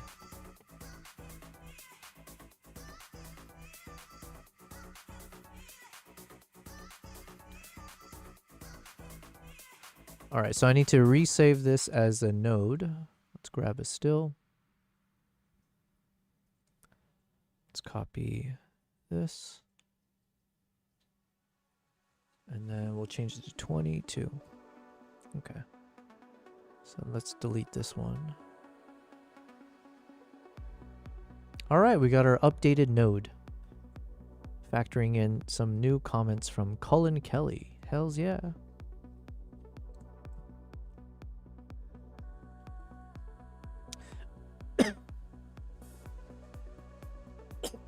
Oh. Okay, I think BD said I have a good feeling that it's a big shot, so I'd rather not right now. Yeah. You gotta pick your battles, you know? Okay, so it is now past 10 p.m. and in the spirit of I'm trying to make sure I get enough sleep. So yesterday I mentioned I went on my first foray into a real gym. So I signed up for a gym membership to a really epic gym, and it's the first time I stepped in one in over a year. And that's been one of the negative aspects of my new lifestyle. Not being in corporate, kind of working for yourself, but then also using all this time. There's never like free time for me, but it's just constantly working on things, right? And so as I try to discover myself and the path forward, I've just never ended up having time for something as important as my physical health. So I stopped going to the gym, stopped working out, just because I could never justify in my head the time it would take to have workouts. Because I'd be like, oh, that's time I could be spending continuing to work on this, like the laundry list of things I need to do to keep sustaining myself in this world. So I kept putting it off, even though I know it's not the right thing to do. Like, health should be the first thing you always prioritize, right? Because then if you die, what's the point of all the other things you're working towards? So anyways, even knowing I shouldn't, I just ended up never having the time to like properly exercise. Now, one of the reasons it was okay for me is that majority of this past year and a half, I was traveling. So I'd be traveling 2 weeks or a whole month out of each month. So then I was getting my workout from the travel itself, just from all the camera gears and hiking and outdoor stuff. So that kind of kept me afloat for a while, health-wise. But then since I came back at the start of the summer, I've just been in front of the computer every day, 8 hours, even longer. During the streams, off stream, I'm just working from the computer. So again, back to being unhealthy. So yesterday, was it yesterday? No, 2 days ago. Oh yeah, yesterday was a very important day for me because I decided, F it, we're going to go to the gym. And I really like the vibes there. And I can feel I would be super motivated when I'm at that gym. It's just like the setup that I like. They have all the equipment that I like. They have the space that I want. And it's not too far. So I busted my ass off yesterday. My whole body is crying out to me that I need to get some sleep and get enough nutrients. And if I go to sleep early, then that means tomorrow I can go to do like an early morning session at the gym and then, you know, have enough hours to get all my off-stream work done and then still do my stream. Just feel more disciplined. So the reason I'm spending the time to say this right now is because I need to make it come to life, right? The more people I say, the more I say it out loud. I do hope that it will keep me accountable to doing what I said. So the goal is I'm going to be hitting the gym like 3 to 5 times a week. And I'll be going in the mornings prior to the, start of my day and all that fun stuff. So, hoping you guys will also keep me accountable. But yeah, that's about it. All right, so with that in mind, it is now past 10 p.m. I need to probably have a bit of food. I do need to fix that as well. Aim is to go to sleep in the next 1 to 2 hours and then start off the day early. So, yeah. Last little heist. Yeah, let me join in on this heist. Let's see. Are we going to end off on a high note? What is today? 79. Let's see if we all win this heist. BD says gym is important in sedentary lifestyles. Yeah, it is. Absolutely important. And I would always I have my little workout session stuff here. I got the pull-up bar. I have a little bench and everything. But it's just, I don't feel as motivated. I don't feel the same energy when it comes to doing anything. Anything from the bench, the pull-ups, it's just not the same. And I'm the type, I need to have the right environment to feel like, hype. I need music like this. Okay, let me go save this music.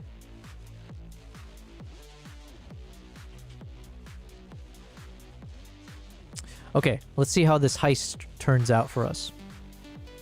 And then same thing, like the apartment gym, it's like decent, but it just, I don't get the same vibes. And like the type of workouts I really like to do, they include like doing squats, deadlifts especially, box jumps, things where it's like sometimes you need particular equipment and the space for it. And the apartment gym doesn't have it. I don't have space for something like that in my gym or my apartment here. So then they have this big ass space in the center. The gym is inside of a mall, and it's like the upper part of the mall. And you got these, yeah, you have all the space. You got the ropes that you can climb. You've got all the vertical boxes that I need to use, all the deadlifting space. It's got like a running track around it because I don't like to use the treadmill. I have my jump rope, and they got the pushing, like those like sleds that you can like pull and push from, and they have the space for that. They got a protein bar, so then I can get like a protein shake and stuff. Even though it's more expensive, I just get that shit right off the bat. Yeah, it's just got all the things that I like. What is your workout split? Man, it's been so long that I honestly don't even remember how to work out properly. I keep things simple. I think I generally do like a push-pull cycle. So I might do like a push day with all the push exercises. Then I'll do a pull for all the pull muscles. And then the third day I might do like legs. And then usually I'll do abs every other day. But yeah, like just keep it simple. It's just, I'm not trying to do crazy things. It's all about like simplicity and like building a routine. And so I can zone out watching or listening to things, you know. So yeah, you work out to jazz music, man, to each their own. I used to work out to like audiobooks. Now I just watch a lot of YouTube videos. Yesterday I was listening to Musicbed, right? So I was like actually testing out. Oh wait, not yesterday, 2 days ago. Was it 2 days ago? I don't know. My days are mixed in. I think I went to the gym 2 days ago. My time is off. Did we end up winning? Oh shit, we all died. Oh, that's fine. Here, let's do a Gamble 79. King says, I was bugging out to some blues today while I was deadlifting for reps. Nice, nice. I never, you know what? King Croc, I'm going to try that tomorrow. I'm going to go to the gym. I'm going to try working out to some jazz music and see, who knows, maybe that's that special hype, the hype sauce.